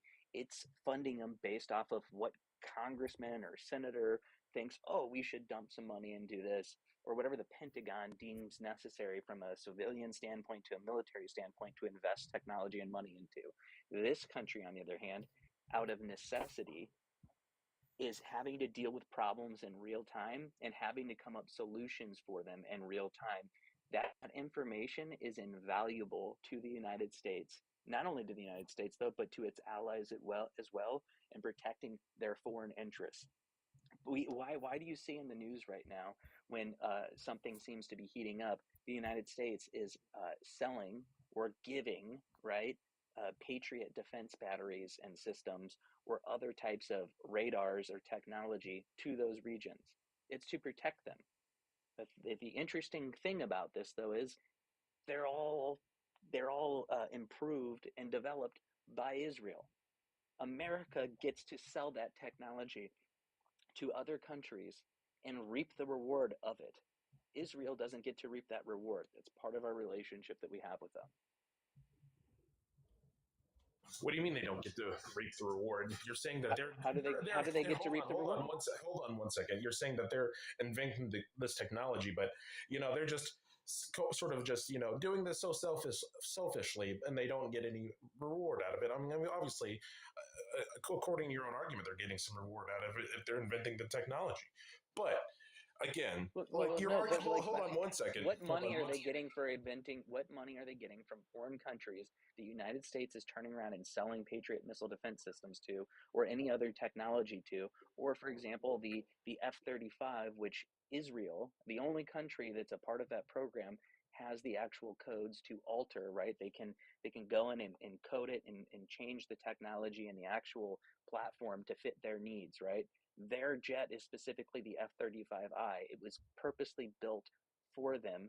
And not only that, the technology that sits within it, they're able to actually go in and change the coding with. It's the only country that's a part of that program that's allowed to do that. Why do you think that is? And why, after the strike in Iran, is the UK wanting to buy similar F-35s? I'm asking that question because Yeah, Israel no. doesn't get to profit from that relationship, or what happened with that. They have F-35s that they've purchased, right? But these other countries. A simple explanation. It's to me, it's just very common sense. If you're saying that we're benefiting, the primary crux of your argument is that we're benefiting from these technological advances of knowing and testing out this equipment, and then innovation comes out of it, then obviously the country who is innovating it is going to benefit from it as well. Now, They're not, though. excuse That's me. my point to you. It's given back to the United States. They get to produce the technology. They have the rights to it. Okay, then. They get to sell it. Okay, then. So again, you asked me just a few minutes earlier, what money are they getting out of this? Now you're just admitting that they're selling it. Okay. No, the now, United States excuse is me. selling it. Israel's not the one that's selling it. Yeah, That's what dude, I'm they're telling not you. selling our tech. What? We're Well, you're talking benefiting about from them making the technology better. Again, they're making it better. They hand over that IP to the United States. The United States gets to turn around and sell that technology to our allies or to other countries, and America gets to keep the money or the rewards for it. That's the point that I'm making. But they still have the technology, right? Good Lord. What? They still have the technology, right? Okay, just like any trade relationship, yes, both sides have Okay, something then. So out they're of it. benefiting from it. So are Well, we. it's we All right, came up then. with it. Well, that's literally how trade deals Why work. wouldn't we I'm benefit not disputing from that's how something trade deals that we work. came up with? Okay. All right. Dude, So, all right, do you agree? Do you agree it's a mutually beneficial relationship? Yeah, no, I can agree that there's some symbiosis there. Yeah. Fantastic. Yeah, I would argue. I would Jono, argue that we're it's not not. I would argue that it's sacrificing. not mutually beneficial. By the way. Exactly. And Jono, listen, You we think that have the US gets way to your more? point earlier. To your point earlier, we have relationships with Muslim countries in the region, just like we have relationships with Israel. These aren't mutually exclusive from each other, and they absolutely shouldn't be.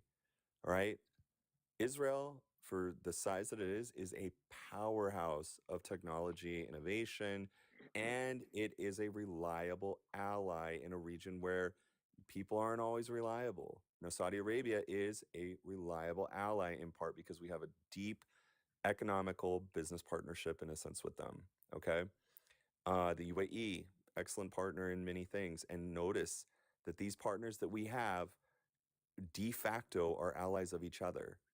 This includes Jordan, by the way, as well. So, these things aren't mutually exclusive. We build these relationships, and why not? Why shouldn't we continue to build relationships with both Israel and other people that we can have as our allies and that are allies with each other? I mean, it just makes, it makes too much geopolitical sense. Well, so I never once made the claim that they weren't mutually exclusive. Okay, but we're not gonna. We don't need to We don't need to get rid of our alliance with Israel to make alliances with other people that we can actually get along with in the Middle East. My point is, if the large part of the destabilization has happening in the Middle East is for some reason always centered around why though? Is it because Israel does things, or because people have a belligerent attitude it could towards be the Israel problem as well, and it's been the Israel problem since '48. No. Yeah, it is literally impossible to go back through history and believe that Israel is the source of its own problem. 1 second. The United States was not allied with Israel in 1948. The United States did not vote for Israel. I'm talking about the destabilization in the Middle East. Fantastic. Destabilization. Shut up while I'm talking. You do realize Saudi Arabia and Mickey, UAE 1 are part of second. that. Mickey, 1 second. Yeah, go ahead. Yeah, the United States did not have Israel's back until 1973. And the reason why is because it is beneficial for the United States to have a democratic partner that they can rely on in the Middle East. And there's only one country, just one country like that.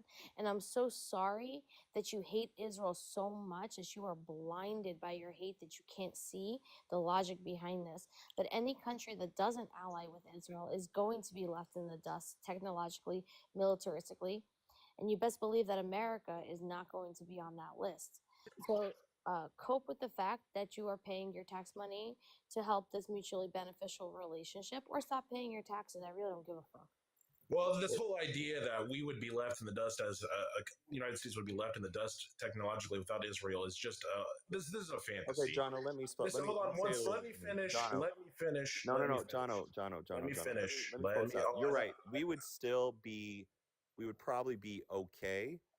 No, but we would also, be phenomenal. but we would start to fall a little bit behind the power curve, and we don't need to do that. There's absolutely no reason for us to put ourselves or our technological advancement over our enemies at risk by cutting ties with a country that is a reliable partner. Now, one of the reasons that all of these other countries are belligerent towards Israel, and they are quietly belligerent towards Saudi Arabia, by the way, they are doing that precisely because they are allies, in part at least. Besides the fact that they're just Jews, and everyone in the Middle East seems to have an issue with Jews having an actual state. So, I mean, there's no reason for us to cut ties with Israel whatsoever, and every reason not let me, to. let me address a few things. And then she said, well, we didn't actually, we actually started to get Israel's back until 73, and she's correct, but her reasoning for that is, again, it's just a fantasy. We became allies of Israel in the Middle East is because, Golda Meir basically threatened to nuke the entire Middle East during the October War. That's not at all what happened. During the October War, and she was like, if you don't give us help right now, we're going to use these bitches. Because that's not what happened at all. that is what happened. And That is not what happened, and you're not allowed to lie on this panel. Where do you get your sources from? Say again? Where's your source from? Read a book. I have her entire biography. Where is your source from? I also have a Golda Meir biography. Great. Yeah. Where is your source from? My source? Mm-hmm. I forgot which book it was. I have multiple books on the Middle East. It's so convenient that every time I ask you for a source, you forget what it is. Yeah, dude. Yeah. I'm gonna be He's honest with you. Like, I think the simplest way to break this down for you, and I want you to think long and hard about this. If you look at large companies, let's take it out of the country basis for a minute, and let's talk about companies. The bigger a company becomes, right, the harder it is for them to maintain agility and forward thinking. They become complacent, slow to move out of tactics that have worked for them for decades, right, or years, or whatever it may be, because they are so large. And to implement a new strategy or to try things out costs money, and it's them deciding whether or not they allocate resources to that area or not, right? Can we agree on that statement? It becomes difficult for large companies to move fast. That's why you have corporate bloat and sluggish response time to issues. I'm sorry. Can you repeat that question? I was doing something.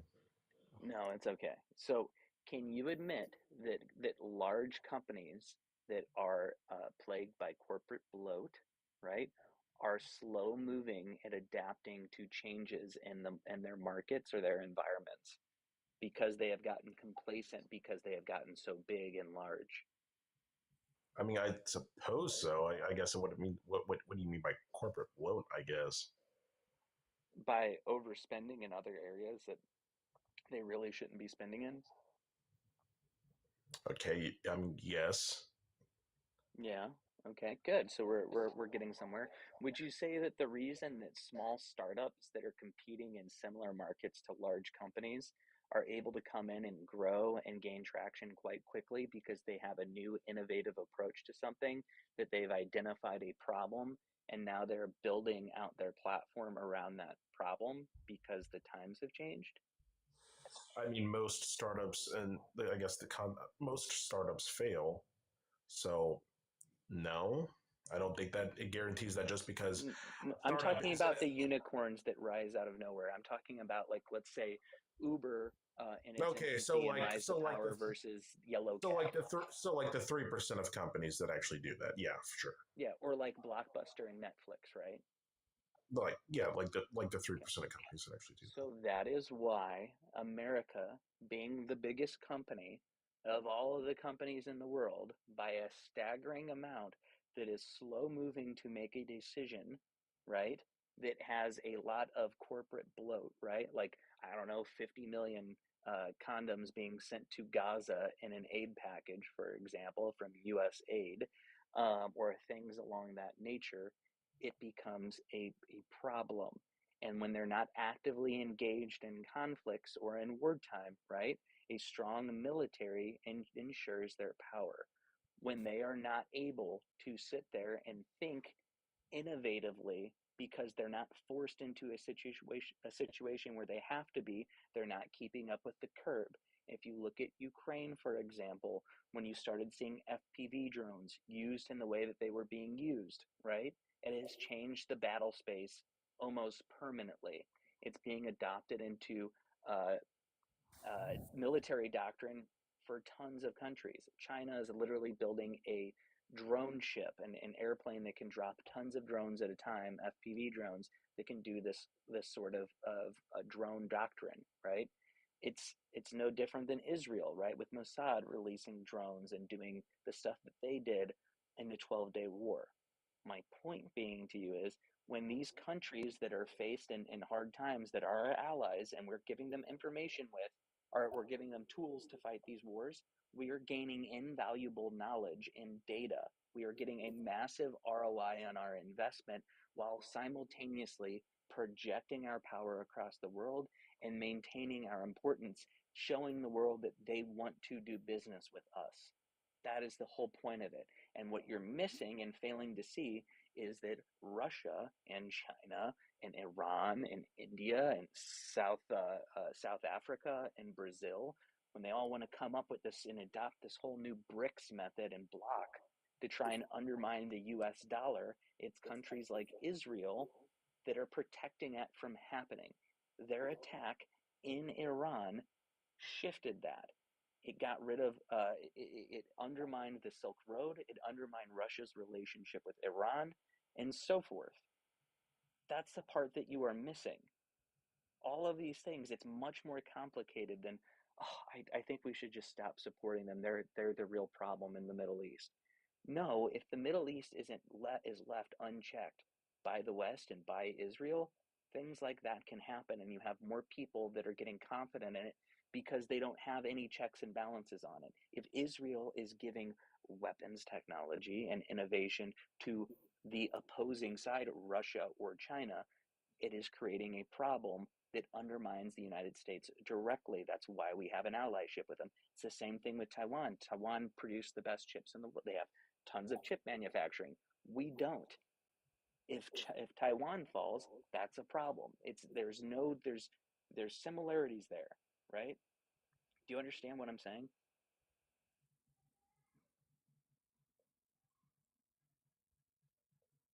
Oh, can you hear me? Yeah, I can hear you. No, I'm fully aware of what you're saying. I'm saying basically what this comes down to is a cost versus benefit analysis through our protracted interventions in the Middle East, almost exclusively um, involving Israel, um, except maybe in the 50s when we did the overthrow in Iran. That didn't involve Israel. And there is a lot of contention there with the Iranians towards the United States. That does not involve Israel, and that's fine. But I would say that most of our problems and most of the hatred that comes out of the Middle East is precisely because of our allyship, which leads to more instability. And it creates a vicious cycle. And so, even if they do give all this technology, that's fine. Golda, did you do that? Who, me? Yeah. Maybe. Yeah. Guys, I'm so sorry, but if you can't understand why, if you can't understand what I'm saying, like, it's pretty simple, and sometimes I do like ramble on, but the basis of my argument is that you have countries that are actively our adversaries trying to undermine the US dollar, okay? Iran being one of them. Through the Silk Road Initiative, China has been funneling money into it, building ports and rail systems so that they can transport goods. You can get weapons from Iran to Ukraine, so on and so forth. They can deliver all kinds of technology like those S300 radar systems, or even the S400s. The problem with that, though, is that if you allow that to continue and go unchecked, you're giving legitimacy to bloc and BRICS. If its stated goal is to undermine the US dollar, anything that Israel does to Iran that could potentially lead to a regime change or shake global belief in that system being a viable option, you are keeping the US dollar ahead of everybody else and allyship with the United States over everybody else. If you can successfully show the world that your technology is better, which with Israel it will always be better, you are giving the world the reality that it is better to partner and invest in the US dollar and US initiatives than continue to try and make old archaic Russian technology work. Zaddy, do you concur? Do you agree with my statement? 100%. And like, yes. Yes. And here's the thing too, like a lot of people might listen to what you just said for the last 5 minutes and they'll be like, well, why do we need to undermine all these other groups? And it's not just about undermining them, it's the fact that they are actively trying to undermine us, number one. And number two, they're actually really bad at it.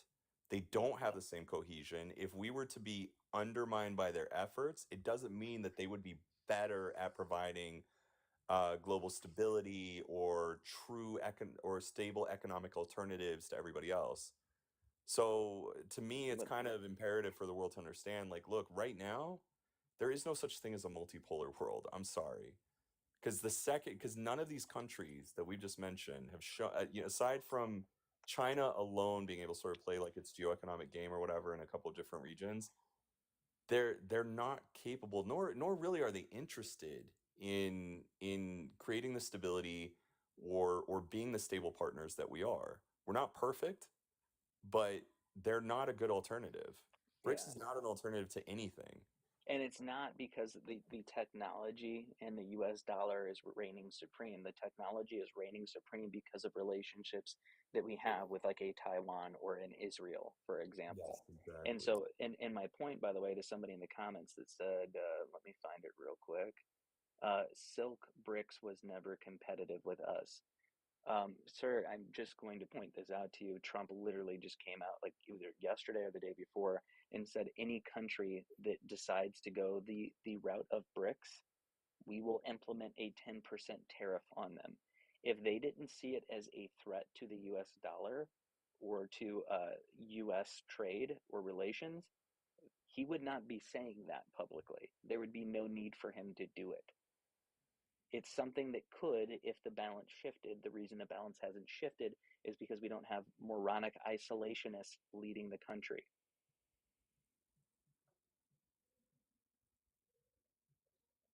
Anyway, that's all I have to say about that. Yeah. And the thing is like, Midis, it's funny because, you and I Как talk, дела, Антони? Что то делал? but obviously, like, we can have these He's more not here, high Kakarma. level, Oh, he's not high here? level. And Zaddy's trying to Okay, say never something, mind. guys. Hang on one second. Zaddy was It's trying to say okay. No, something. No problem. Sorry, forget it. sorry, No, sorry. go ahead and say it. Go ahead and say it. No, it's Say okay. it. It's okay. Forget it. I want to hear it. No, Yeah, it's good. I'm on mute. Don't worry. I'm not gonna talk over you. No, just like we might run around trolling on here, but like obviously you and I can follow these sort of higher level conversations along with many of our friends here. And I just don't know, like I don't know what to say, man. Like sometimes I don't like I don't know if like some of these other people that get up here and question this stuff just don't understand at the minimum how to recognize credibility or credible thought or credible critical thinking or analysis. You know what I mean? Like you don't have to be an expert in everything to understand to really hear. I don't know. For me, it's intrinsic, I guess. I can hear when someone's credible or when their analysis is sound just from the way they talk about something. Nikki, some people are just here to hate. Yeah. True, yeah, that's what I'm saying. Yeah. Thank you, Kapara. Hey, Kapara, how's it going? Nothing much. Nothing much. Can't stand this heat. Bro, I go inside this job site, I sweat. I'm drilling holes, so all the wood dust is sticking to me. So I'm looking like a big fat donut just walking around. And all my workers went on vacation, so it was basically just me and one helper. Yay! I'm sorry. Oh, that sounds It's okay. miserable. It's alright. I get paid for this. Not every day is easy. I just hate the summer. I can't stand the summer. I hate people that love the summer because most of them don't work in the summer, so they're fine, or they work in an office where they're have nice air conditioning. Try working in a house where there's no windows yet, because the framers always come last to do the windows. So you have no windows. It's freaking hot as hell, and you have nothing. Should have paid attention in school. So what's up? What's going on? I heard the We're U.S. is gonna. arming Ukraine again.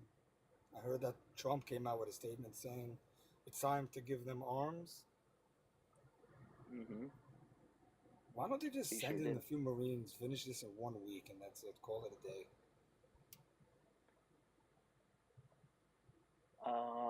Because that would spawn a massive global conflict, I think. Who's gonna come to Russia's aid? Nobody likes Russia. Nobody likes Putin. Ain't nobody getting. China ain't doing nothing. China can barely. What I understand from my father's connects, where they're all warehouses in China, which he imports.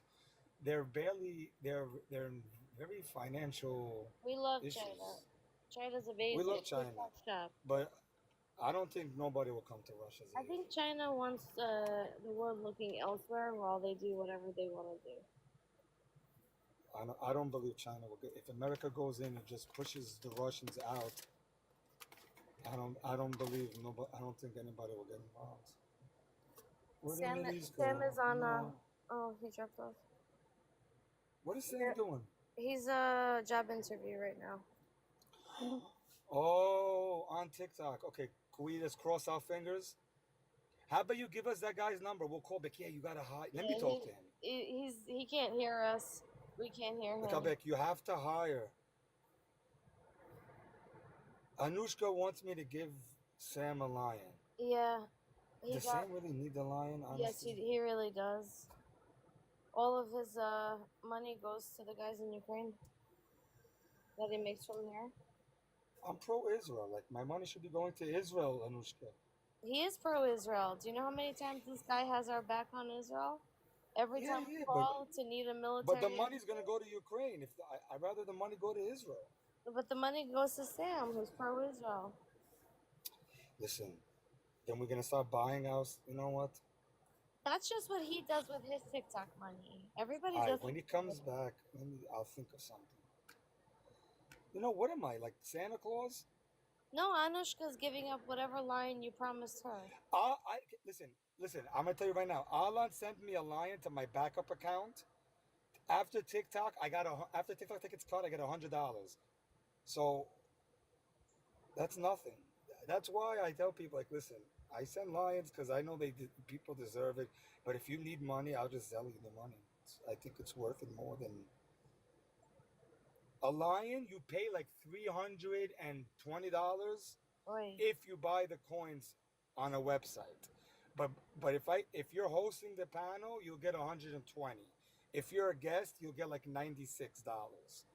They take a lot of money. They take like and then you get 70%. And then if you try to you get like 30% of that lion. So you're getting literally a third of the lion. It's really like, that's why, like, I like, if you need money, I'll sell you. I'd rather sell you than spend $300 for you to get 100. It's not worth it. Sam was one of hundreds of people to get laid off, so now he's looking for a new job. But his TikTok money. Wasn't he running for office? No, he's still gonna get into politics. He still needs a job. Construction, bro. Construction's booming. Nah. He's what's it called? Because of the war, he's He can't because of his back. Oh. But he's a you know he's I a mean, he's a he could put specialist. on. He's a He could do specialist. battles. No. Doc makes a lot of money. He's a specialist in something specific, and all of his TikTok debate money goes to Ukraine. So he actually prints stuff out for the guys. I think me and Sam, we got onto the wrong foot at one point because I don't like Zelensky. I love Ukraine. I just don't like Zelensky. I love Zelensky. I'm not a big fan. I mean, he's the least crooked out of the bunch, but I'm not a big Zelensky guy. I love Zelensky. So my internet went out and I have bad connection, so I'm gonna call it a day. I'll see you guys. Oh, okay. Good night, boo boo. You know, He's not we a got nice storms Jewish here, so it's scary. He actually never acted on his Judaism until he needed Israel's help. Listen. And he baptized his kids. The world will see him as a Jew regardless of how we see him. I know, but when people try to remind him that, a certain person tried to remind him that prior to the war, when Ukraine was voting against Israel in every UN vote, they try to remind him that he's a Jew, but he ignored it. They both have to do shit publicly. Neither Israel nor Ukraine can do things publicly. Listen, regardless of my views on Zelensky and regardless of my views on the amount of anti-Semitism that there is existence in Ukraine, regardless of all that, Ukraine shouldn't be conquered, and they should not have to fight this war. So yeah, regardless of I don't want people to think that this is anti-Ukraine rhetoric. They don't deserve what's going on. Yeah, Russia's always the bad guy. Hello, Volodymyr. Hey, what's up? Been a while. How you doing? I'm doing fine. And it's very weird with the Ukrainians that Can I just call you? Either they really love Jews or they hate us. You can call me Vol. That's fine. Vol or There's Vlad? no middle ground.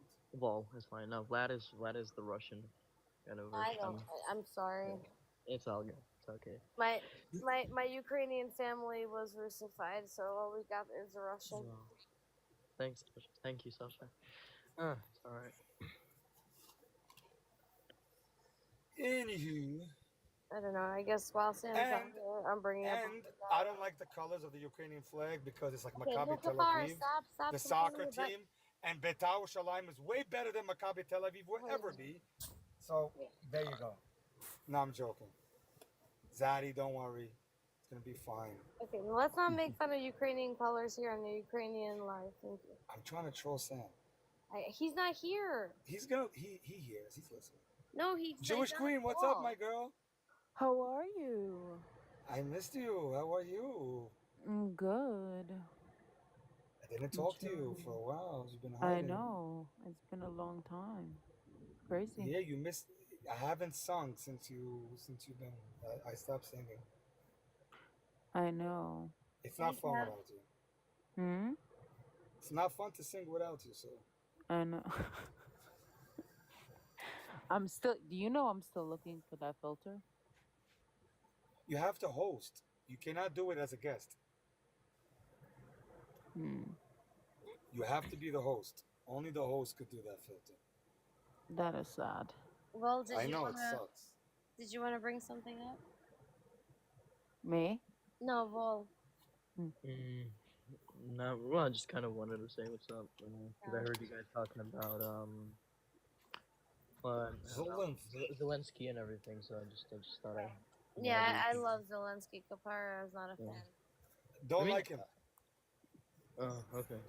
The thing Is there, is, I don't know. You know, about the Israel war and everything. I'm not gonna lie. Israel, I'm Jewish and everything, but nobody talks about Ukraine. Why? It should be because it was a trend. People were talking about Iran, and then the Ukraine war happened. Then they were talking about Ukraine, and then Israel happened, and everybody forgot. Yeah. I remember giving donations to Ukrainian people. Yeah, the clothing. Remember the clothing? There were a bunch of people Oh my in God, Brooklyn baby! collecting. Hello, Oh baby! my God, that's Hello, a little baby. baby! Boy. Oh my god, what did little baby feel like? He Oh, looks that's just like nice. Sam. Oh my god. Doesn't he? Cuteness overload. Everybody started screaming, "Oh baby!" I do the same thing when Middies and Elliot open the camera.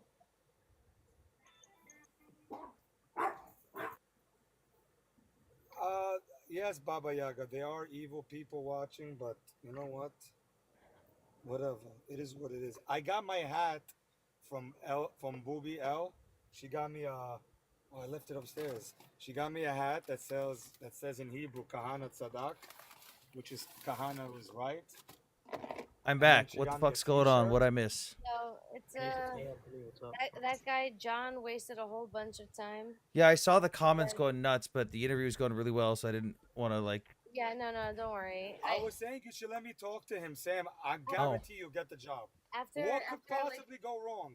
after Middies don't say gave that. like a really good, well informed, like, 4-minute lesson, and he responded back not listening, I just dropped him. All right. And then Did I get the job? I don't know yet. The how'd first it stage of the go? interview went really really fucking good. They said they're moving on to the second stage. Nice. So you got past the first date. Now you got the second coming up. yeah, Good luck on that I'm one. really look. I've put in. I got laid off on the 25th of June. I've put in over 70 applications in the last week and a half. 20 of them have been denied, and I've had 2 interviews. So this is something that was really fucking good. The job is still my main line of work right now, which is semiconductor manufacturing. Also, yes, the baby said hello. Worst case scenario, you could become like Eggs the Doc and just do battles. Sam, your Jesus baby Christ. looks just like you. Oh my god. Could you imagine Sam doing dances on the camera? Especially when you shave the beard. Yeah, because I look like a fetus when I shave the beard. No, because I can see more of your face, not because you look like a fetus. Ah, Golda, so sweet.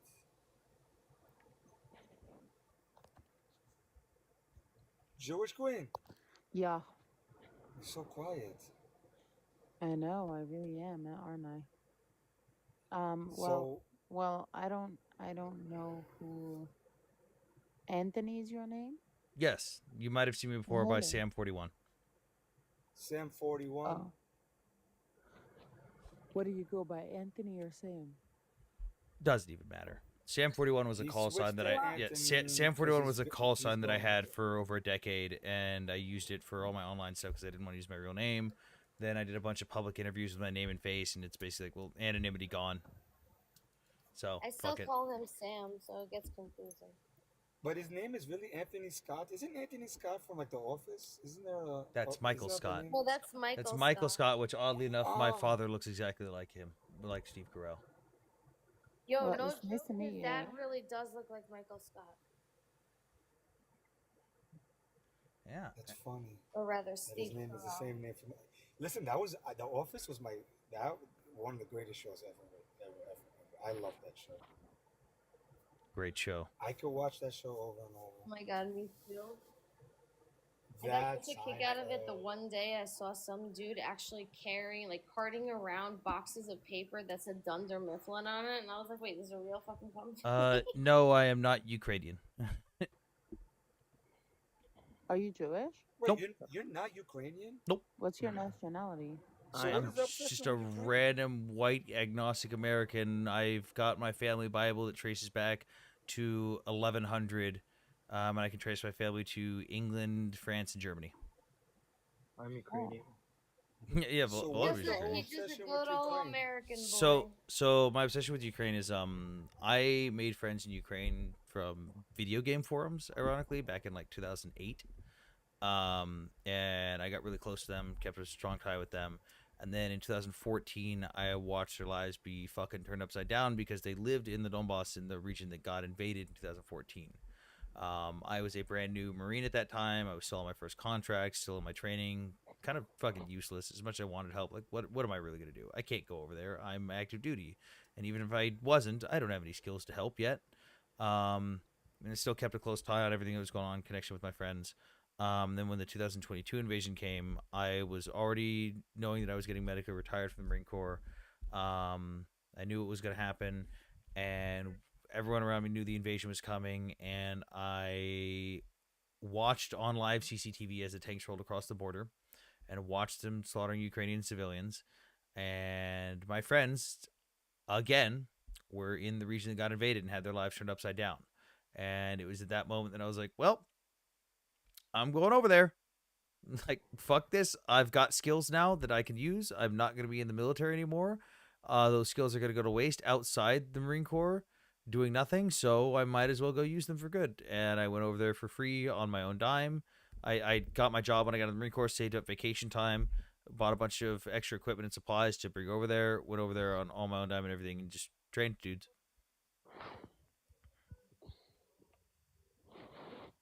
Yes, my friends did get out of that region. They are now in a.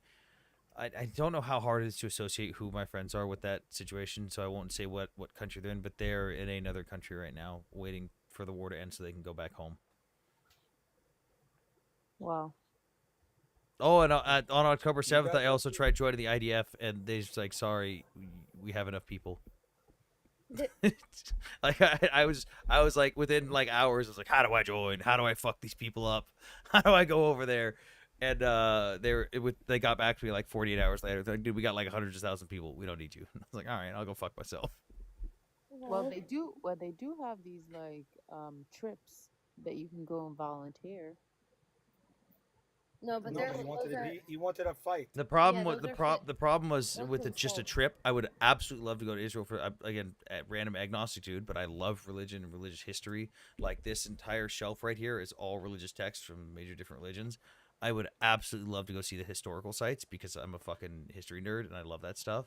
But that requires vacation time, and I was saving up all my vacation time for Ukraine because, like I said, I literally took vacation time from work to go to a fucking war zone. Wow. I would love to go to Israel though. I got plenty of people that are like, "Oh yeah, you got to come here. We'll take you to see this. We'll take you to see that. You'll eat this. You'll eat that." And I'm like, I would. So they do now these like trips that like it's kind of half paid for.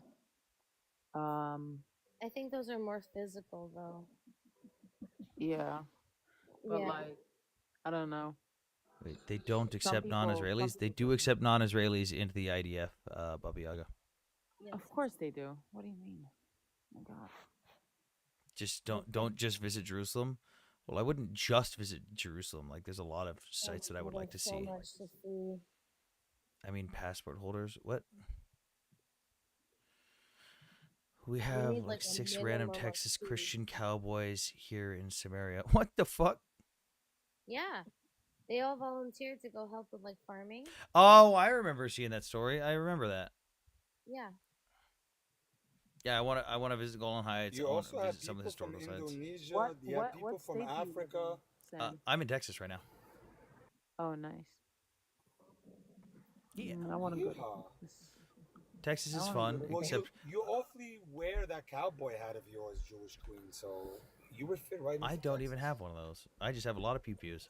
Oh, Jewish queen, she rocks that cowboy hat. Woo! Well, I love the country music, country style. Like, you want to go square dancing, Jewish queen? We should go square dancing. Line dancing. It's called Yeah, line you know when they do that whole Okay, I'm sorry, I got the wrong. There is a square dancing. I know that for a fact. There is something called square This is the thing. I enjoy the music, but really, I am a bachata dancer, salsa They I love they do bachata. that in Israel too. But Anaconda, what's interesting is that the 10-gallon hat was created by a Jewish man. So yes, Hasidic and cowboys do blend right in. I do love bachata. And Levi jeans. The only thing I don't understand is that furry hat that they wear. Okay, no, Rabbi explained this to me. So they used to make us like wear or I know certain that. things. I know the history of how it started. You know it was a symbol of punishment to like embarrass us. If you're a Jew, you had to wear like a fox because it was considered like a lower fur. That's not and true. then What are you guys talking about? Yes, it was. Yes. Nah. That's the I origin. grew No, no, up no, I no, wasn't no. paying attention. What are you Depending on the talking ultra country about? you ultra were in. orthodox where they wear that hat all the time. No, no, no, no. Listen, this is the history of how it started. How it So started. they used to make us like carry stuff or wear like a specific type of hat depending on the country you were in. And there was a guy, you know, who was carrying around one of these foxtails, and as a big fuck you to the government, he made the biggest, most ostentatious hat out of these tails to be like, yeah, so what? I'm wearing it, you know. And that's where this Rhino started. So in after World War II, there was this one rabbi. So like nobody wore this hat after it because they were scared. One rabbi, you can look it up. His name is Teitelbaum. Um, he wore this hat very proudly, and then he like kind of made like a cultish, like you know Um, I community. I'd like to do an educational moment for some in the chat. S6, I'm gonna explain to you how you're wrong on Ukraine just being a bunch of Yahtzees, but and I'll probably explain it to the chat still, even if you don't pay attention. But I'm curious, S6, if I explain this to you, are you actually going to be willing to listen to the actual history and learn the facts of this instead of spewing the propaganda spread by Russia that the country that elected a Jewish president is just a bunch of Yahtzees? Like, is it even worth focusing on you, or should I just focus this to the chat in general?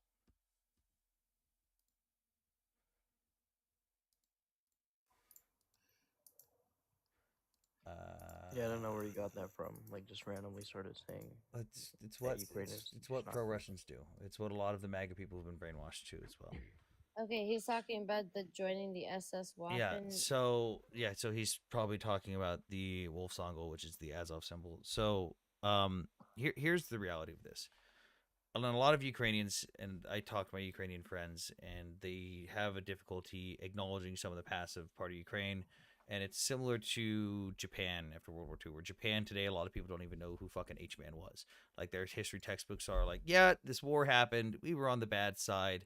Um, don't ask any more questions. Oops. How many waved the black and red flag? Oh, a lot of people. It's a really nice flag, actually. Hang on. It's our war flag. You mean like this? Yeah. So the red and black flag is the fucking war flag the Cossacks have used since the 7th century. So regardless of what you think, it's got historical significance. So here's the reality of this. World War I happens.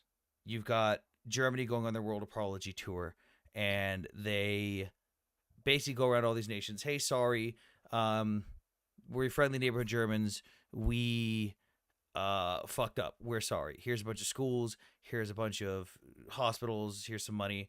Friendly neighborhood Germans. If you have any questions, if you need anything, let us know. That was their apology tour. Then the 30s comes around, and Russia systematically genocides over 5 million Ukrainians through a forced man-made starvation. Now, World War II comes along, and Germany goes up to the Ukrainians and goes, hey, do what we say, and we'll give you a free Ukraine. We know they just genocided you. You can have a free country. Just do what we say. And half of Ukraine goes, dude, I'll do fucking anything. I'll do fucking anything for a free country. Fuck the Russians. Fuck the Soviets. I'm down for this. And the other half goes, ooh, yeah, I don't know about that. You're still the odds. I'm probably still gonna stick with Russia on this one.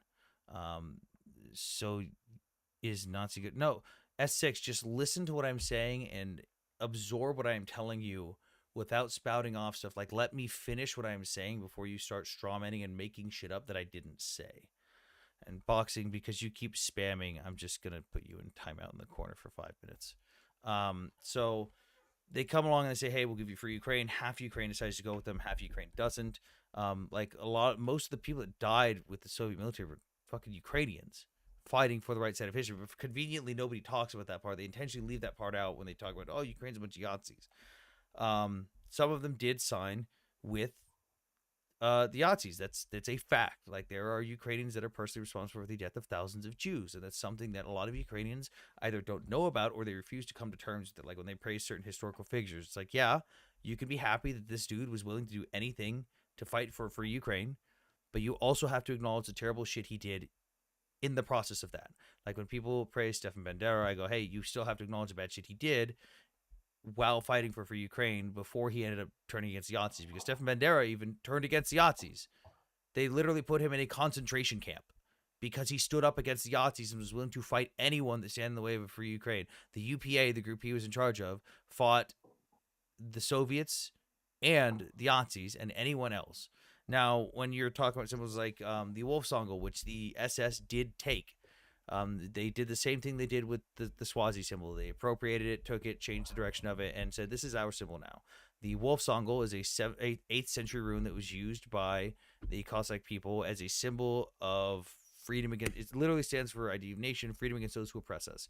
It's always been used. But what the Nazis did was take it, flip it the other direction, and give it to an SS battalion for 3 years. Now, I don't agree with the Ukrainians' ideology on this right now. I understand where they're coming from, though. Their whole thing, like when Azov used it, is hey, this is our symbol. This is our history. We're not going to get rid of that. You can't just take away the entirety of our people's history and the culture and the significance of the symbol just because someone stole it for 3 years. It's a similar situation where a lot of Asian countries still to this day put Swazi symbols all over their tombstones because that's their symbol. That's their thing. Like, you can't just take that away and destroy the history because the Nazis used it for a few years. And that's the same way the Ukrainians view it. But when it comes to like even modern times right now, like if you look at the voting polls from the 2019 presidential election in Ukraine, which was viewed as one of the most free and fair elections in all of Europe, 1.6% of their voting, they had like a 63% voter turnout. 1.6% of their voters voted for nationalist style leaders. That's just nationalists, not Yazidis or anything. Of that 1.6%, 0.5% voted for Yahtzee style leaders or someone who's running on a Yahtzee party platform. That ends up being 0.0008% of the Ukrainian voting population. So you're telling me that a country is full of Yahtzees because 0.0008% of the population votes a certain way, yet they somehow elect an openly Jewish president. And on top of that, you hear like Russia talk about, well, the Azov battalion. Yes, in 2014, 2016, to say that Azov wasn't a bunch of right-wing neo-Nazis would be an absolute lie. They absolutely were. They were a fucking group of hooligan fucking soccer fans who stood up and formed a militia to fight off the Russian invasion in 2014. They got fucking purged like the Yahtzees they were. In 2016, the Ukrainian government came around and was like, hey, we've got a bunch of unregulated militias going around. We need to do something about this. And they started integrating them into the Ukrainian military. You're a good unit. We want you. You got to follow this regulation, uniform, conduct, weapons, training, all this stuff. You're a good unit. We're going to integrate you. You're a bad unit. We're not going to integrate you. You kind of suck. We don't care about you. We're going to integrate you. And then they came to Azov and they were like, hey, you guys were awesome. You guys 100% helped fight off the Yahtzees or fight off the Russians, but we can't integrate an actual neo-Yahtzee group into our official military, especially if we want to receive help from the United States, because that was one of the United States' big things is like, we're not going to help you if you've got a bunch of Yahtzees. They permanently banned those guys from ever serving in the Ukrainian military ever again. 95% of those guys got basically banned. Unironically, a bunch of them ended up in Poland. It's really funny. I've interviewed a lot of them, just to, pick their brains and stuff. But obviously, you're going to still get dudes that slip through the crack. You're going to get that with every fucking country. There's Yahtzees in the United States. There's Yahtzees in Israel. Dude, even Russia has an annual Yahtzee convention. They've got a unit called the Rusich Battalion that openly admits on international media that they're they're a Yahtzee group. But they're not that today. Like, the two largest demographics of religious groups within the Azov Battalion today is Jews and Muslims. It's Jews and Muslims are mostly what Azov is mostly comprised of.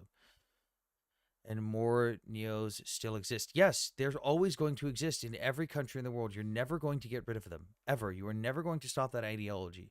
But the thing is, they are an outlier minority in Ukraine. They're a outlier minority. They're not the majority. They're not even close. They're not even close to being significant. I never met a single Yahtzee the entire time I was in Ukraine.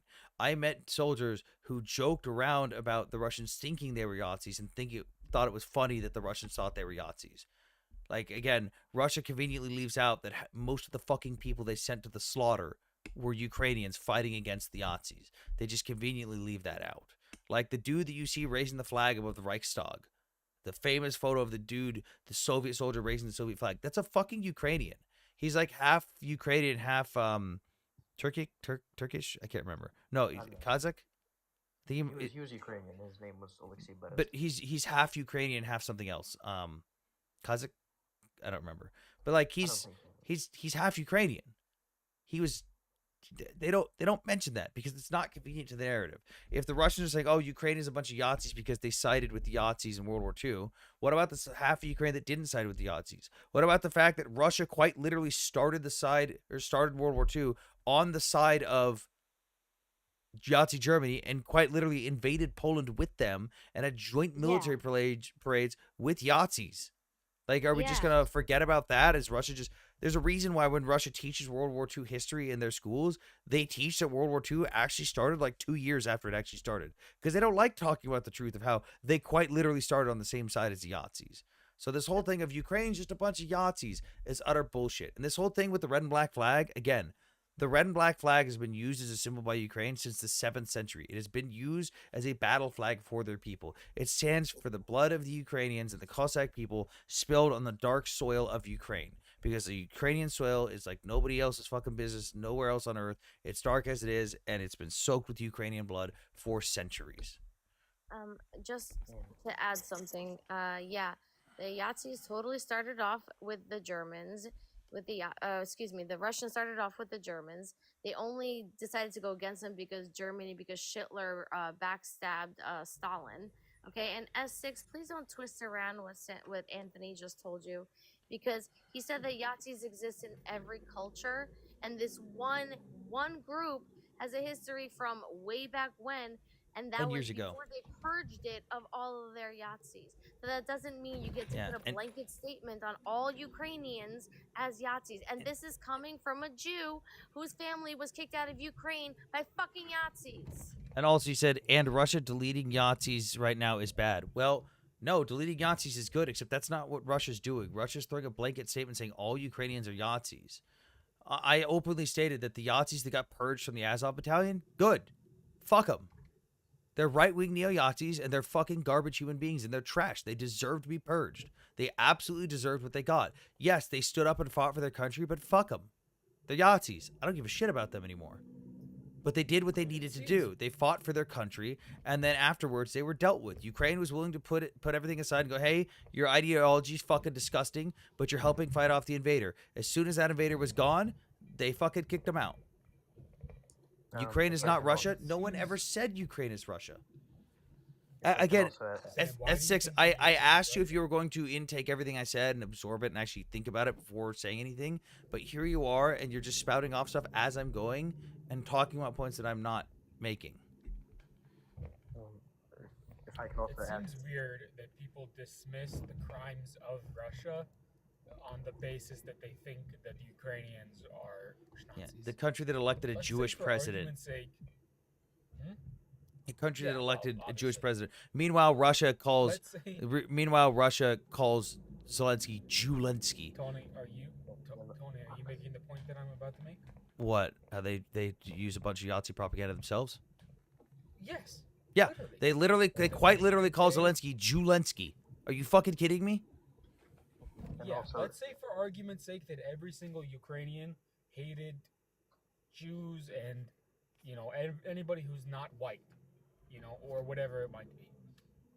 Does that give a different country permission to slaughter all those people? Like, even if they were a bunch of Yahtzees, they were minding their own goddamn business. I don't give a shit. If a bunch of Yahtzees want to sit in a corner and mind their own fucking business, I'm going to point and laugh at them.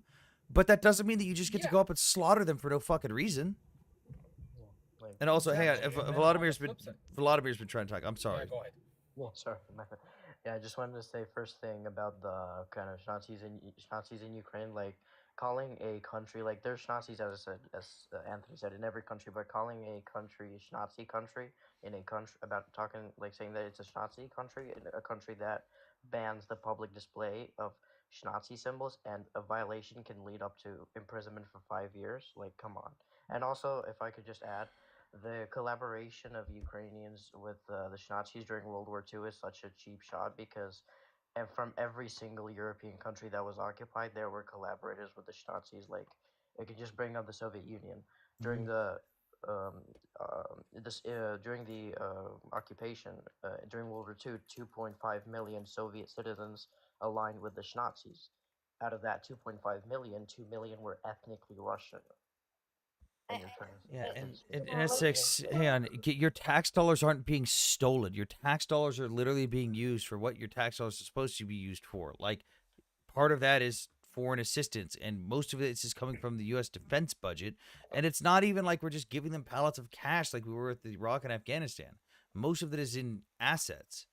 S6, if you want to have an actual cohesive discussion on this and actually learn something from someone who knows the entirety of the history of this conflict, you're more than welcome to come up here. Volodymyr, before you continue about the past, I'd rather focus on how Ukraine has turned a leaf with its anti-Semitism, because I think as far as the past is concerned, you're going to get a lot of differing views on the panel with all the Jews on here. They fucking have a Jewish president. Yeah. That's why I said focus on the change and not on the past. And S6, what do you gain from funding your little Nerf war? Well, it's not a Nerf war because hundreds of thousands of Ukrainians are suffering under this, and this is affecting U.S. global power and influence. You, as an American, should want the U.S. to be on top at all fucking times. Fuck everybody else. Nobody gets to tell us what the fuck to do with our fucking power. Dude, this affects our power. S6, you are more than welcome to come up and ask these questions, and I can explain to you in depth how the geopolitical climate is affected by allowing Russia to get away with what they're doing and how it affects America. Sam, it's very simple. I'll tell him the same thing I tell all the people who wonder why all their tax money is going to Israel. Stop paying your taxes. I better get land? Are you fucking kidding me, dude? That's not how that works. Or move to a country where you don't have to pay taxes. We in Europe and NATO would be better off without the U.S.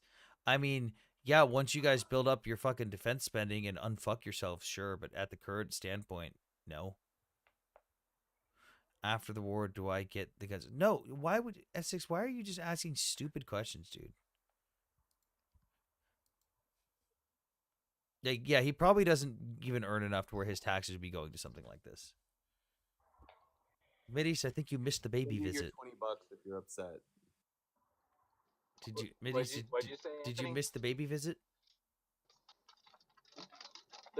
I did miss the baby visit. I was Oh. my internet went out. Damn. Sucks to be you. It's storming here. He's sleeping now. Was there cuteness on the panel? Yes. Oh my God, there was so much cuteness on the panel. Oh God. Everybody freaked out. They did? I didn't even have my headset on. I didn't hear a word. I just kind of popped him into frame, was like, and then left. Like between the panel and the comment section, it was baby, oh my God, baby. Oh, my fucking elbow. Jesus Christ. That hurt. You gotta stop wagging off. No, that's this hand. Wrong arm. Sometimes it's fun to switch hit. Nah, this one, just don't do it. Yo, OSP, what's up? How's it going?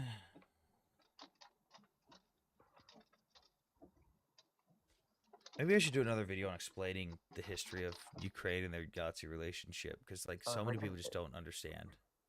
I just want to say about that one more thing about the red and black flag, which is our war flag. If you want to see some actual evidence of it being used before, the Organization of Ukrainian Nationalists used it, and the Ukrainian Insurgent Army. You can Google the painting that was painted by Ukrainian painter Ilya Repin. It was painted at the end of the 19th century, and it's called the Zaporozhian Cossacks Write a Letter to the Turkish Sultan. And in the background, there's two flagpoles with two different stripes, a yellow and blue stripe on one pole, and a red and black one on the other. Just like giving you a heads up if you're interested. Yeah, the flag's been used for centuries. I've been used for centuries. God damn it. You're getting as bad as Mickey now. Any other? Who do you think he gets it from? It's from me. I'm just curious. Did any good conversations take place after I left, or was it the same? No, it was the same. Oh, it's unfortunate.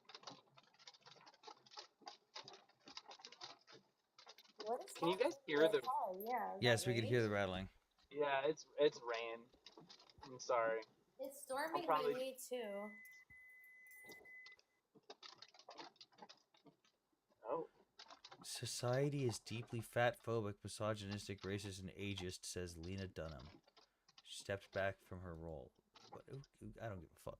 Totally. Did everybody see Marjorie Taylor Greene's like little thing about like the weather controlling that she just put out? She's passing she's trying to get a bill passed to ensure that there's no weather altering. Oh, Jesus Christ! I don't. Wait, is it the Jews? My guess is that it probably would tie into them because that's like her claim, like to everything, including the wildfires. But Mideast, your shit's gonna be safe. bugging out hard. Yeah. Elias, Oh I wait, don't there it is. watch Hang on, you. I hang don't on, know hang on. about you. I don't care about you. Hold on. S6. It blows my fucking mind that you sat here and listened to all the historical context given to you. And now, right now, you go from, well, why should I care? What's the history and all this stuff, to going, Russia should flatten Ukraine, and then insulting people and calling them femboys. You can fuck right off. You are not welcome in my chat. Go be a fucking pro-Russian genocide supporter somewhere else. Okay, go ahead and say something to Elias. I don't know what you're talking about. Yeah, Elias is trying to tag me and shit. Dude, I don't watch your shit. I'm not gonna go to your page. Stop asking me to watch you. It's fucking weird. That conversation with that guy was so random. Like with the S6, he started talking about how Chernobyl should happen again, and I'm like, "What are you talking about, dude?" He just wants Ukrainians to die. And then he just called me a Waffen SS member for no reason. That's why I started. I Yeah, was like, "What?" he just wants Ukrainians to die. By the way, has Older Millennial gotten out of jail yet? Who? Older Millennial. Has anyone found the body camera footage yet? No. Wait, B2 says he has? He was tased twice. That we know, but like, is there footage? And is he in jail? Older Millennial. he's Oh, out of jail. oh, is he finally posted again? Mr. Comply with police and nothing will happen. Okay, here he is. 493,000. Hang on. All right, look. So here's what I legitimately Okay. don't. Oh, hello, Oh, everybody. 23 hours ago. Oh. He's finally out of jail. Long time no see. Now. Ah, shit. Go back. Oh, hello, everybody. Long time no see. Now, apparently, over the last couple weeks, I've been a topic of discussion here on TikTok. I wonder what people could be talking about. You know what? Let's just get the big shit out of the way. Yes, I was arrested. And yes, I spent almost 2 weeks in jail. But also, yes, all the charges against me were dropped. And that's because the charge. I'm sorry. What? For those that don't know, this man was on probation for 2 DUIs. While on probation, he violated pretty much everything. He was drinking constantly, especially on live stream, on camera. He did not pay the fees that he was supposed to do. He did not do his community service. He did not report a change of move. He did not report his fucking location and check in with his parole officer or probation officer. He violated fucking everything, had a warrant put out for his arrest, which went public, and suddenly his location for his videos changed. The charges that were brought against me were complete and utter bullshit. Were just fabrications of a complete and utter psycho here on TikTok who called the judge and the local police departments more than 400 times. Would like proof of that. Also, she's not the one who, by the way, if you call the police and say, hey, this person's violating probation, you don't get to dictate what they get charged with or what they get told they're violating. The fucking warrant stated what he violated. the warrant stated everything he was in violation of. That's not up to her, even if she does call 400 times. You got charged and got a warrant because you flagrantly violated basically every requirement of your fucking probation. All to report crimes that weren't happening. You know what? I don't want to talk about her. Yeah, that's, for those that don't know, again, that's not how the legal system works. She can't get him charged with stuff. That's up to the DA and what the court system does. Like, that's not up to her. Just because someone accuses you of a crime doesn't mean you get charged for that. So granted, she is fucking batshit crazy, but there's a lady who was basically bragging about the fact that he got an arrest warrant and was waiting for him to get arrested, and was posting videos saying, wow, it's weird how he's being quiet about this, not addressing it. Yeah, you got charged, you got a warrant because you violated your fucking probation. I just hope that she gets the fucking help she needs, because there is very obviously something wrong with her. I'm just happy to be back. And don't worry, I'm going to dive into much more detail on everything that happened. But I just wanted to let everybody know that I'm still not going anywhere. You guys have doxed me. You've driven by my house and taken pictures of it. You've taken pictures of my license plate and posted it online. You've told everyone. This is coming from a man that has openly doxed multiple people, by the way, including doxing veterans and accusing them of stolen valor, while he himself has been proven to have flagrantly stolen valor. By the way, for those that don't know, older millennial lies about a lot of his service. He's not some fucking special forces dude like he talks about. Dude's gotten drunk on lives and gone on and been like, oh, I was in 19 different wars in 17 different countries. I was in combat everywhere, blah, blah. I did this. I rode on helicopters and all this and that. Dude's a flagrant fucking liar. People actually pulled his service record through proper methods using the Freedom of Information Act request and showed that, like, everything he says in his background is not actually there. One in America and all over the world, my address. You've attempted and succeeded to get me put in jail, robbing me of my freedom and almost sending my dog to the dog pound. You know, I used to operate on this app like we just disagreed and we were here for a debate.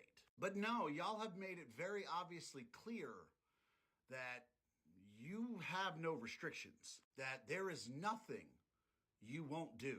So this is the same man that said that all retarded people should be thrown off of cliffs, and said that he hoped all Ukrainians got genocide and that me and all my Ukrainian friends would catch a bomb and die. Yeah, he can go fuck himself. Fuck this dude. Okay. Back to more important things. All of Ukraine is ours, yeah. That's what Putin said. Yes, it is. Just looking at it, he also said that is a direct quote from Putin. In the same, like, I think interview or press conference that he had, he said wherever a Russian soldier steps foot, it's ours. Yeah. Yep.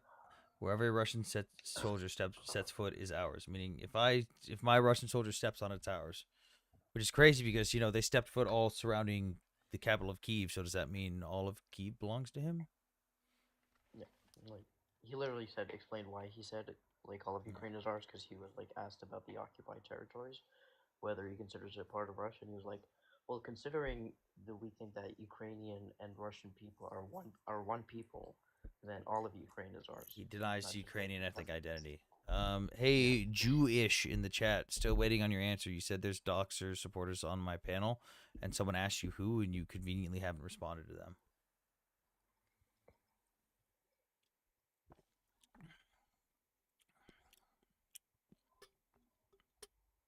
I remember when he joined your live and he seemed cool, but when Ukraine got brought up, he just started making crazy comments. Yeah, and every time I quoted him on something, he just pulled a Pele pivot. Oh, is that your Ukrainian friend?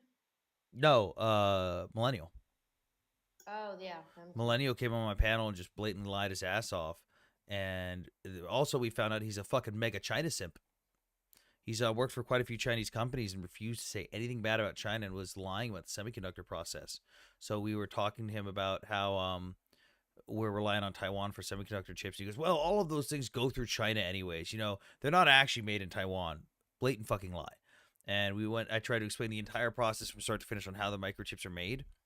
And he was just lying his ass off to the chat and being super pro-China. That was not something I was expecting from him. Chewy was doing that to me today. Chewy's a fucking moron who thinks that because she tells people to write things down in her chat and she asks a lot of anti-American questions that she's smart. She knows enough to sound like she knows what she's talking about at a surface level of a lot of general topics, but she doesn't know stuff in depth to an understanding. She rattles off talking points that she hasn't actually done research on, or she's researched in depth one talking point and will stick to that one talking point because it's the strongest point she has. She's the same person that like attacked me on her panel when I was pulled up to talk about the Ukraine war and then fucking accused me of being a traitor to the country and an uneducated dumb service member. And I told her to go fuck herself. I'm just waiting for her next freak out when she drinks her meds again. You're very quiet. 1 second. For once, your microphone is not, the gain is not turned up. That better? Yes. I said I'm just waiting for her next freak out when she drinks on her meds again, or did everybody forget the anti-Semitic shit she said? I didn't know she was drinking on her meds. That's hilarious. She did, and then she spouted off loads of anti-Semitic shit and had some pro-pallies up there saying some pretty wild shit. Not just that, but no, I did not bring Gail anywhere.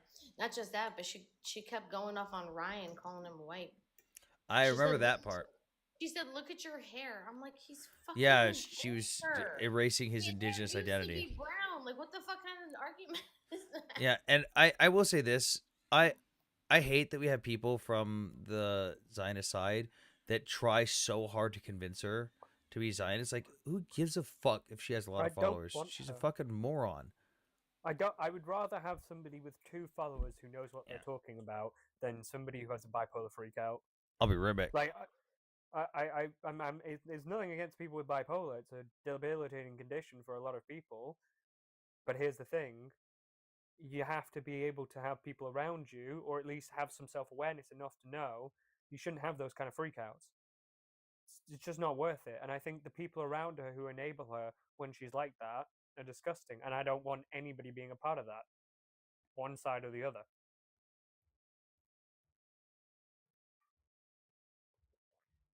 I love how everybody's being like very quiet, even Kapara. Sorry, I'm getting stuff that's noisy. Zaddy, are you there? I think he's sleeping. I'm here. No, he's not sleeping. He's not sleeping. Well, can we all have a conversation? What would you like to talk about? Don't use that voice, it's creepy. Okay, so what are we going to talk about? And oh, what the heck? There's a baby. I just saw a floating baby that scared the living daylights out of me. Oh my days! What?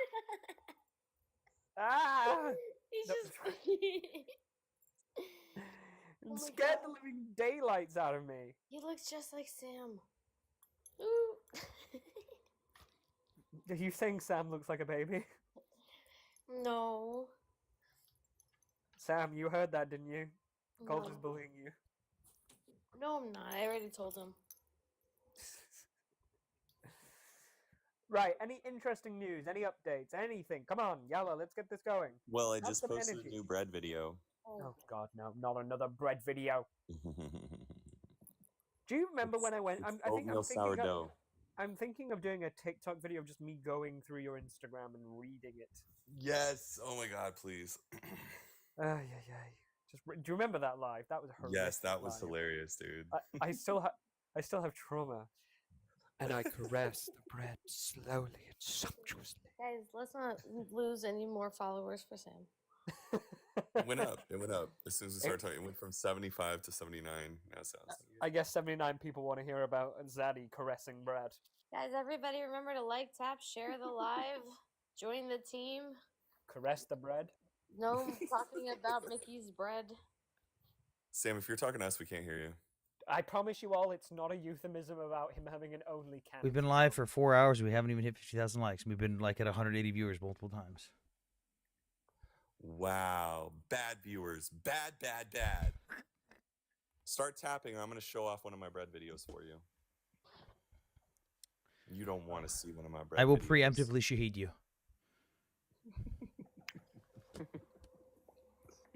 Oh only yeast. B2 Princess is like only yeasts.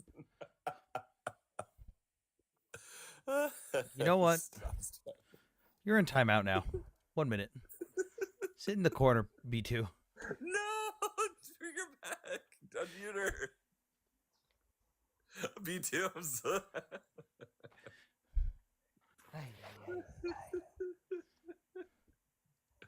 We'll tap if Zaddy shows his banana trick. Says Sasha needs coffee. We're at 37,000 likes. Let's get to 50,000. Hey, they said they tap if I do the banana thing. Damn, you have someone in the request. Oh, what the fuck? Big matcher. Fuck. What?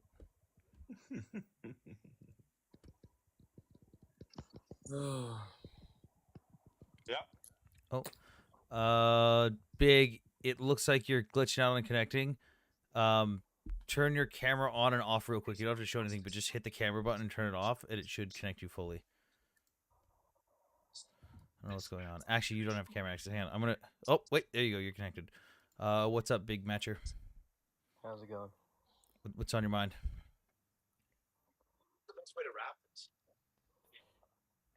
Hold on. Hey.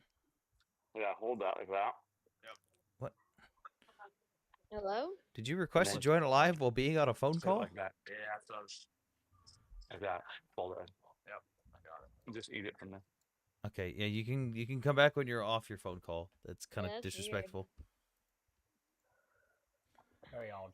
Hey, we've had 5,000 views in total this live. Let's go. B2 Princess is funny.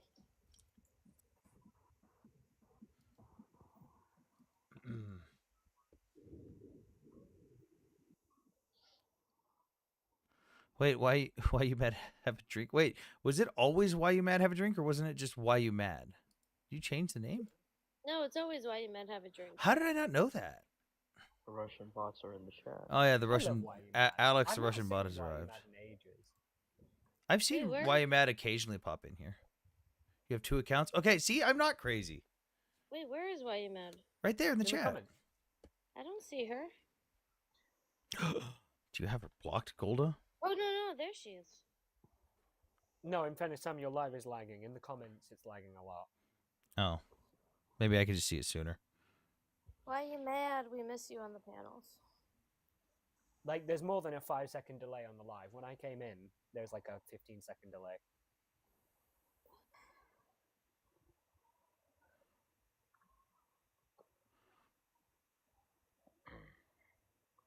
Ugh. I'm still at work. I don't know when I should stop for the day.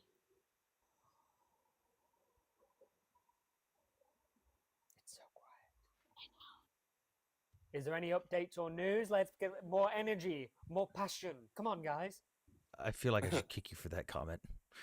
I fucking hate that audio. I hate that audio as well. What are you guys doing?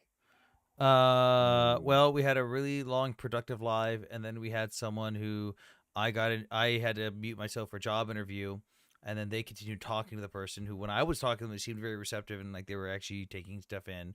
And then I just watched the chat like slowly melt down as they were doing the talking while I was on the phone, and then they kicked him. Interesting.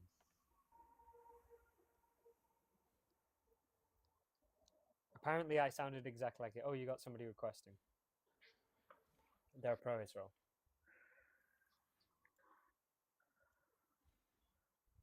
Hey there. I've been enjoying this. Hello. Hi. You've been enjoying for the chair TikTok stream? purposes. Huh? You've been enjoying the chair stream? When I walk up and it's just a chair? Yeah, I have a better chair. Mine's Captain Marvel. But Mm. anyway, Disagree that that's better. Captain Marvel is an atrocious character in comic books and in film. well, I was gonna get Iron Man because that was my favorite, but my ex-husband has that, so I'm not matchy with my ex. You should have got Natasha Romanoff. At least her character has character. Yeah, maybe. Okay. I have a good topic because it's been bothering me since I watched the October 8 movie. And then I have a couple of friends I've learned a lot from, including Ryan, who's not here apparently. But so I have learned that the pro-Pally propaganda machine has basically hijacked a lot of other oppressed people's, you know, protests, so to speak. Have you ever spoken to Alice? Alice Jacobite? Yes, Alice is who I'm getting this from. Yeah, the this was an actually thing in like the 90s where the Palestinian Authority or the PLO they paid for a bunch of people to come to the United States and go speak on reservations to indigenous communities and basically pulled the same anti-Semitic bullshit as always, where they said the Jews are just the white man. Um, they have treated us poorly. They've taken our land just like they did the white man did to you, and basically just used revisionist history to try and manipulate a bunch of these different indigenous groups to get them on their side. And it worked. There's still a lot of indigenous people that think that Jews are just white people. They've also capitalized on a lot of other movements, where like when you saw all the protests in LA against ICE, ironically, even though there was some violence from people waving around Mexican flags, a lot of the violence that was filmed was by people with Palestinian flags. And it all partners in with old Soviet style propaganda and Russian propaganda. They're one and the same. And you'll notice a one for one image of like how they do their propaganda and influence other groups to the point where a lot of pro Palestinian propaganda is actually fueled by Russia and infiltrated. Like there was recently a incident where three different instances. One was a bunch of German military supply vehicles were set on fire. Another was a attack that was stopped in advance, where a bunch of pro-Palestinians were planning to destroy the runways at a couple of British military air bases because they said those runways were being used to supply Israel with stuff. And there was another factory in Belgium that had a bunch of tanks and armored vehicles that were destroyed. All that was done in the name of anti-Zionism. The German supply vehicles that were burned were used to bring supplies to Ukraine, but they claimed that it was to help Israel, even though it was set up on fire by a Russian, who, ironically, the runways in England had nothing to do with Israel. They are explicitly being used to train Ukrainian pilots. And the facility in Belgium that was attacked and had over 100 vehicles destroyed, worth $1 million of damage and delayed equipment by over a month, it was an Israeli-owned company that's entire job was fixing and maintaining vehicles that were going to the front lines in Ukraine. Specifically, the vehicles in that factory were supposed to be going to one of the hottest contested areas on the front lines in Ukraine right now, the city of Pokrovsk, and are now delayed by over a month as Russia's pushing another advance towards that city. So, like the pro-Palestinian movement, not only do they capitalize on other stuff, but they have kind of been directed and coerced and influenced by the Russian propaganda. So they're a Russian proxy. Yeah, They're a proxy. So here's the thing that I was going to ask. So there's another creator on here that I thought highly of until I saw him, and another person I had thought highly of live, where he said that the Native Americans or the indigenous do not support Israel, and he's speaking and he's claiming that he's indigenous. Okay, well, fine, you might be, I'm not going to question your, indigenous ancestry, but from what I've heard from other indigenous cultures here in America, they don't, as a monolith, support Palestinian cause. If there might be a few stragglers still believing in this nonsense, but for the majority, it seems they don't. Yeah, there's a non insignificant amount that do support the pro-Palestinian cause because of what happened in the 90s.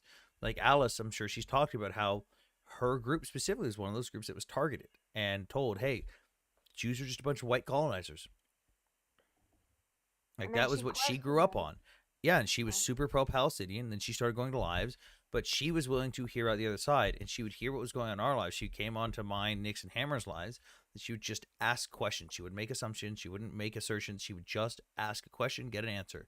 And what would happen was she was going back to the pro-Palestinian lives and going, "Hey, I learned about this, and the facts I'm looking at and the research that I'm looking at doesn't match up with the stuff that you guys told me.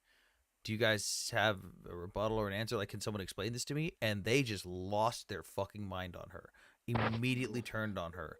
Immediately started attacking indigenous people. Immediately started attacking Jews. And she went, "Oh, shit." And she flipped.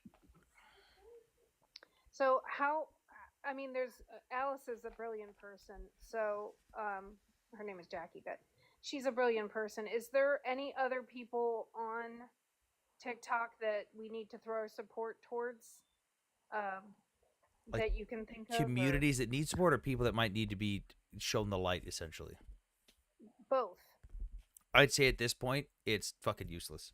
Like, in all honesty, like if you've been aware of the conflict for this long, and you either haven't been able to do the research or haven't been able to deep dive into stuff, and you make assumptions off like reading fucking headlines and shit without doing any surface level research, there's no fucking point talking to you.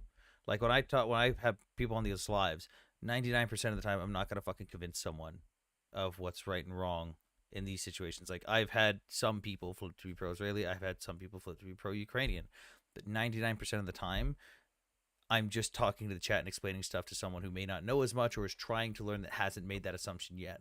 Like hasn't done the research on it yet, but is now seeking that out. Like most of the people that come up are completely disingenuous. They're not actually just asking questions like Alice did.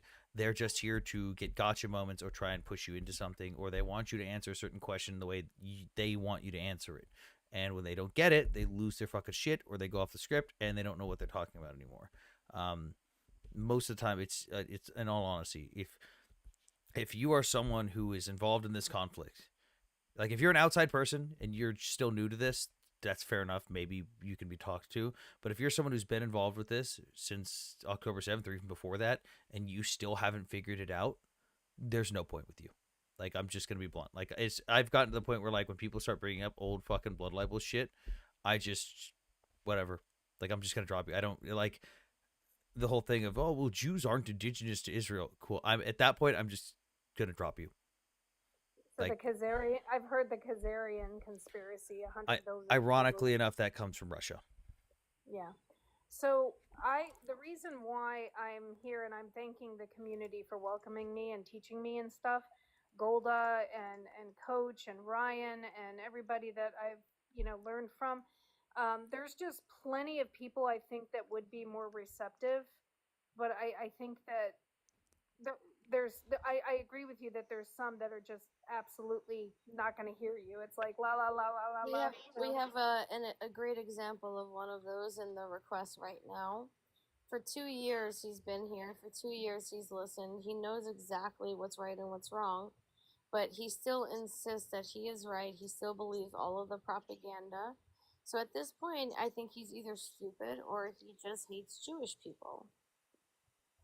Well, there's quite a few people that are like that. That they just repeat. They can't interpret. They just repeat what they hear over and over and over again.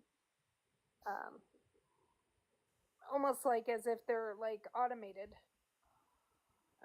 But anyhow, that was my only topic because that was really interesting to me because it seems like not just the indigenous cause, but they've hijacked all these. The fact is, I have a lot of friends that are LGBTQ as well, and they're even trying to combine a Palestinian flag with a rainbow, and I'm like, no. Were you there when I showed the article about them saying whether or not they can allow Zionists at the march that they were having? And one of the people that they interviewed said, well, this is a pro-Palestine cause.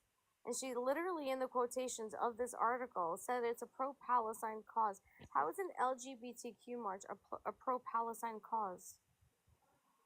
Yeah, if it's during Pride, it's supposed to be for Pride. And the whole article was, how are we going to be able to tell the difference between Zionists and Jews who, like, it was a ridiculous article. And I still have friends that are Jewish that are even more religious than I am, that are pro-Pally, and I for the life of me I cannot figure out a way to make them see. I suggested they watch the October 8 movie, and they're like, "No, I'm not going to watch that." Like, the problem you all have, and this is actually a thing that functionally, I think people like everybody on this panel really struggle to understand because you are looking for truth, and we would like to think that the majority of the people in this world, the majority of the people we come across, also want truth. Now, most people in the world want anything that can make them feel good, because a lot of the large swath of the world, even the religious communities, are devoid of meaning. A lot of meaning has been taken out of life. Now, some people could say that's through secularism, some people could say that's through cultural changing. It doesn't matter. Even in religious communities now, it's very, very difficult to engage in society in any real way without having this sort of stuff rammed down your throat from people who are genuinely, and I think this is the sad part, seeking to be the heroes of their own story. And so when you're dealing with people who are seeking to be a hero, you're never going to be able to sit there and tell them that they're wrong because they are a hero, you are a villain, and so nothing you can say will ever breach where their viewpoints are. And there is also a truth that we have people on our side who follow that exact mindset. Mickey. People just want to be heroes. Mickey, are you there? Yes. I may need you to go do some house viewings for me if we can talk about that later. Like, just like go in person and take a look for me. I got you, boo. Thank you. When I come to the USA, us three are going out for a drink. I mean, I don't really drink, but I guess I'll DD. I barely drink. We'll babysit you. I'll DD. We will babysit you. No, you're not gonna babysit me. We're gonna go Because out I imagine for you're gonna drink more than we are. I'm like a two-drink person. I could have like 9 drinks, and it would be like once a month. Like seriously, like once a month, I might have a drink or two. I'll DD. I can go a year without drinking, and then I can just like I don't know what it is, but I'm notorious for being the guy that when we had house parties, I would sit there with a bottle of rum and just neck the bottle of rum, and everybody else would be dying around me off a couple of beers. Mickey, why do all these places have one fucking car garages? What the fuck? That's most places. No. Can I ask a question about the October 8 movie, which I have not seen yet? I just brought it up on my queue. Huh? And I'm pro Pally, for the record. We know what you are. We're aware. We know the things you have said. We know the disingenuous levels you have gone to. Once again, everybody, hero of his own story. Well, so my question is, do you think there's any like campus protest that's not anti-Semitic but is against what's happening in Israel? Like, is there any way to cleave that in your head? I can say that there's probably some people who I can say that there's probably some people who are well intentioned and aren't educated on the topic enough and attend with their own goal in mind and then get swept up into the movement, because we saw videos on like the occupation at UCLA and it what's the fucking one starts with the C Columbia. Yeah, we saw people that did show up. And then they were supposed to be protesting for Palestine. They went, oh, shit. This is not what I was told it was. And fucking left. Like, there was a lot of people that had their mind changed just because they showed up. Because when you went into these encampments and you went to talk to the people that were actually about it, all you saw was blatant lies, blatant propaganda, swastikas everywhere, hammer and sickles everywhere. You saw people who were all about violence while preaching for peace. You saw people who were spreading blatant lies, anti-Semitic rhetoric, and you saw people that were even passing out literal pro-Hamas paraphernalia, openly supporting terrorists. So yeah, there's some people that showed up to these, but the organizers themselves, absolutely not. The organizers themselves knew what their goals were. Like fuck, even at the UCLA one, our friend Nick and Cam Higby, they went there. They even discovered that there was outside funding from like pre-designated groups that like if you showed up, you got issued a fucking tent and a tarp and a fucking chair, and they all matched and they were from the same company, and all stuff was being handed out by some outside organization to people in order to help facilitate the protest. Like that's not like, hey, a bunch of good meaning people got together to protest. That's an organized movement. Yeah, and by the way, most of the stuff in that movie is stuff that you've been hearing from us for the entire time. Stuff that Nick has spoken about, stuff that Moroccan Zionist has spoken about, specifically about following the money and where it goes. When I saw that movie, it was literally a compilation of every single thing, but with sources and with the videos right there, with them saying how their plan was over 10 years ago, specifically to target the left. Okay, so I guess my question then is, how could I protest Israel's actions and not run afoul of being anti-Semitic? I think you'd probably have to take a really hard look in the mirror and reevaluate some of your own talking points.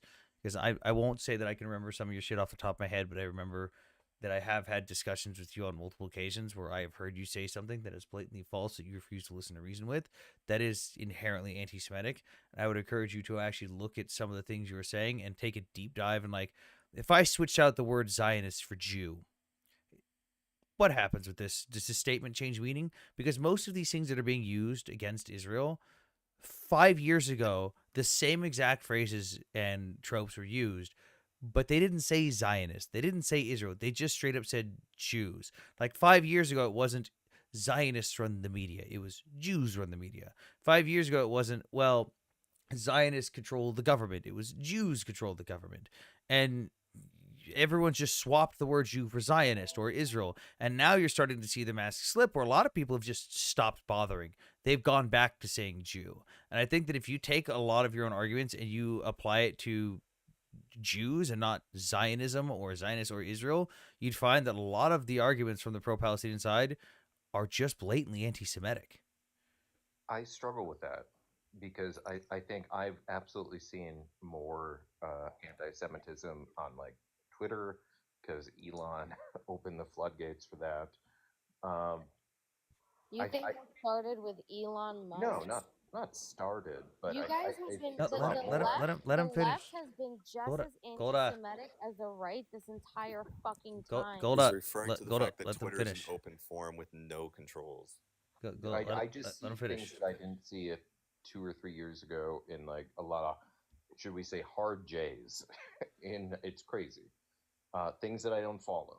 I think it's difficult to parse as someone who's anti-Israel the idea that there is a very significant Zionist influence, pro-Israel influence in our government, and I do not think Jews control the government or the media or anything like that.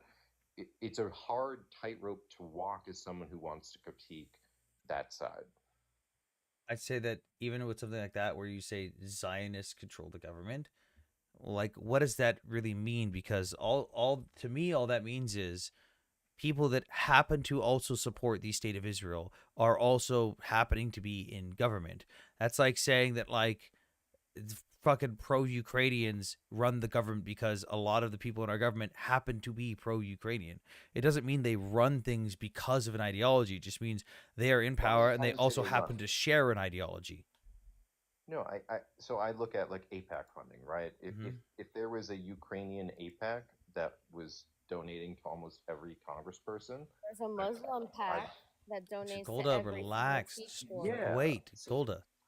Stop interrupting. Saying, like the amount of money, you have to admit, is very substantial, and it's not the same as Ukraine or not even in the top 20. I would disagree, because if you look at opensecrets.org, you can see that Israel, although they do supply a lot of funding, I think they're ranked like 18th in overall funding. They are still ranked 189th. No, it's updated. It's 193rd, I think, in overall influence. And it's because they're smart about who they support. Like, do you know how PACs and their fundings work in America? Like, what their purpose is?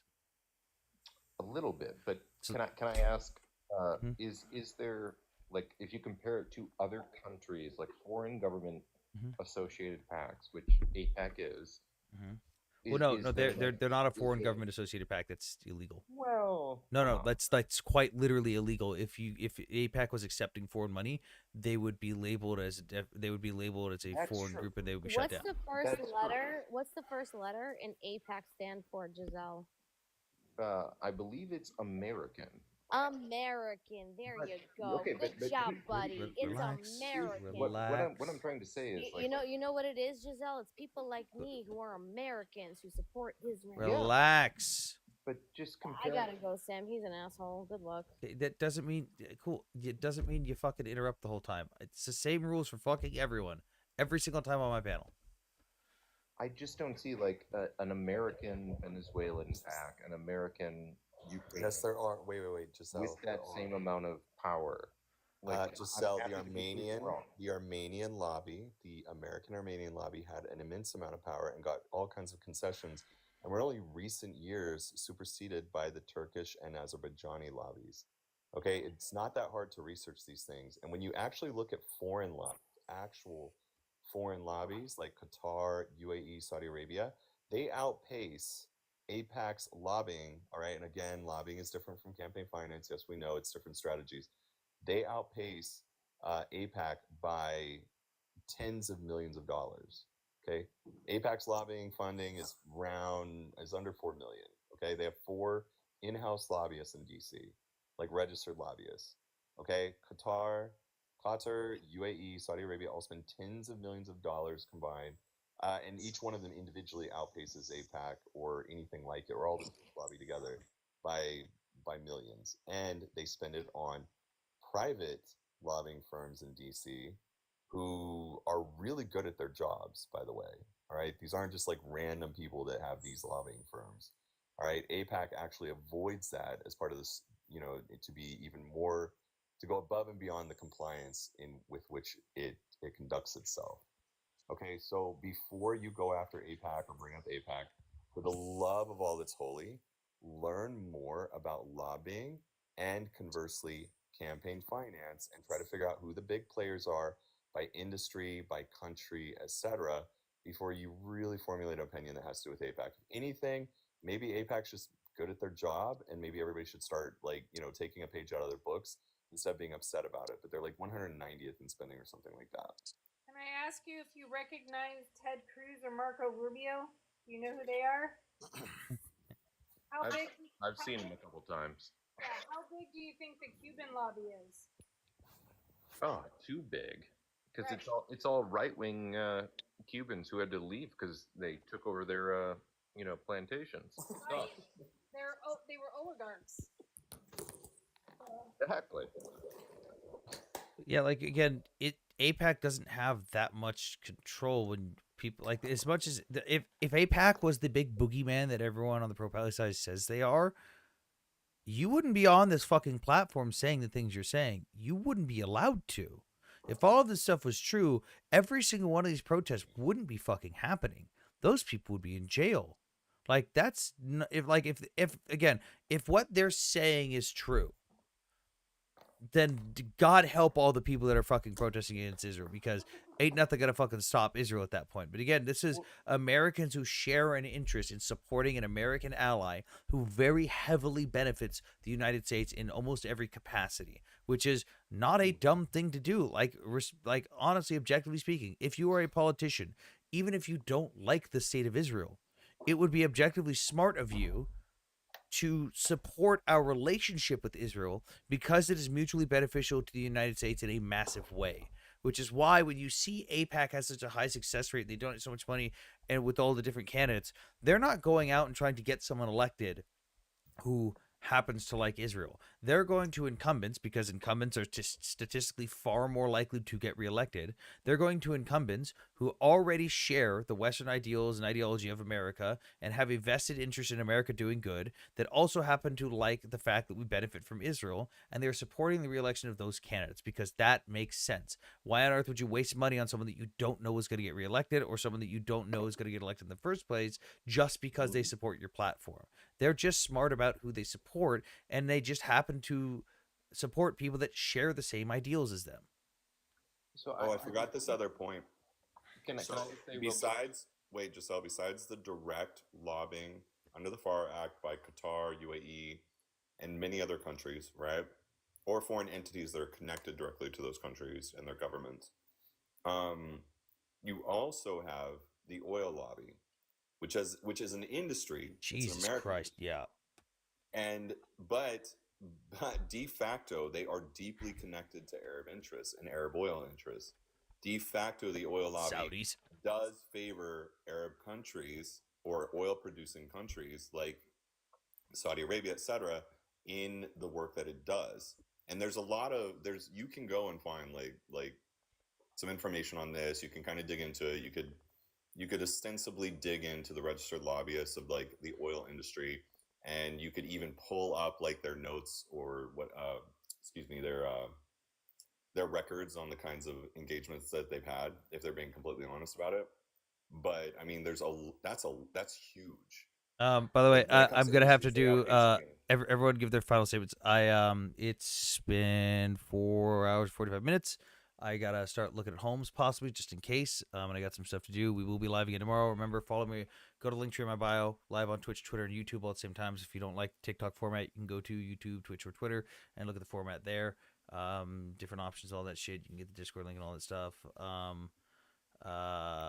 If you guys want more geopolitical stuff, debunking videos, I debunk a lot of pro-Palestinian propaganda, Russian propaganda, do a lot of geopolitical analysis, and kind of just explain things from an in-depth perspective of someone who's not looking at the emotional aspect of it and is just looking at statistics and facts. While also I do separate my opinion, and when I'm just giving my opinion versus when I'm giving facts, I state that because it'd be disingenuous not to do so.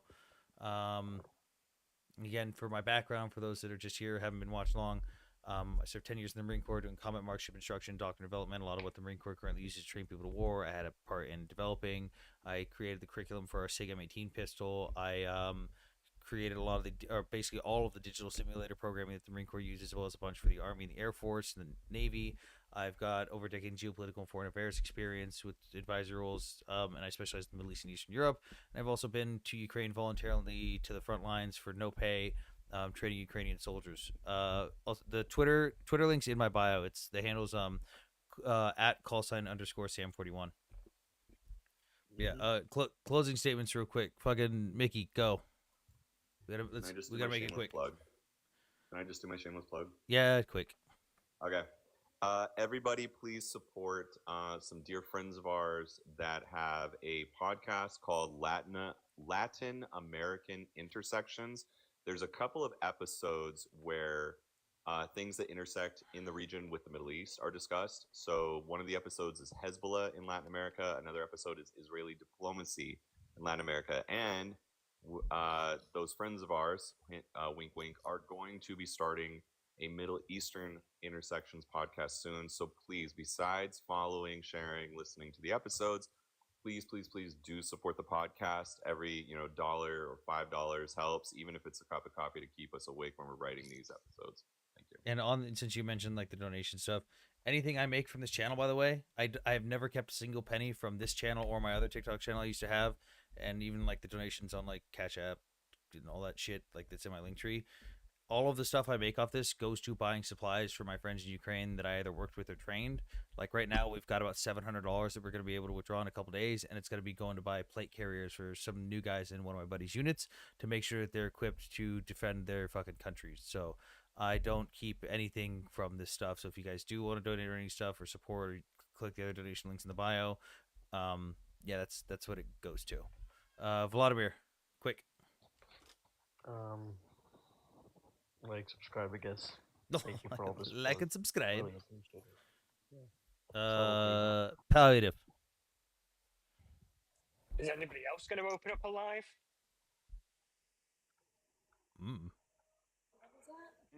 Is Mickey opening up a live? Or oh no, he got banned okay, earlier. Well, That's why I opened, because he got banned. Oh goodness. All right. Well, I hope you have good fortune and a good day. Other than that, I just want everybody to remember that we spend all this time talking to people. Just remember the types of people you're talking to, because, for instance, you're not going to change some crazy lunatic's mind, especially when they just want the unaliving of all Jews. So don't waste your time on it. And if you're really doing lives, this is not where you go to get information out. Okay, this is where we go to debate. Very rarely you come across an honest person. If you really want to help and do stuff, get involved in local, on the ground movements and help people out, even just helping veterans out and stuff like that. Or post videos explaining the lies. A video can say 1,000 times more than what these lives can. 70 people watching now, whereas a video can get thousands and thousands and thousands of people watching.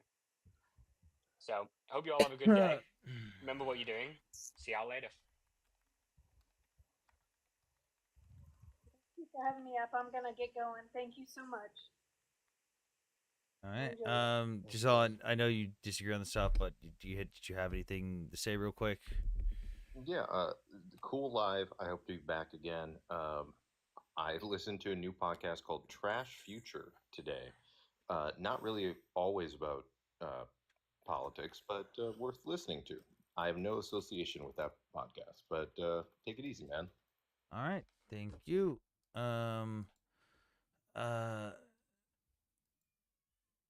Okay. So I'm gonna go. Everyone, remember, drop a follow, all that jazz. Blah blah blah. See you guys later, and have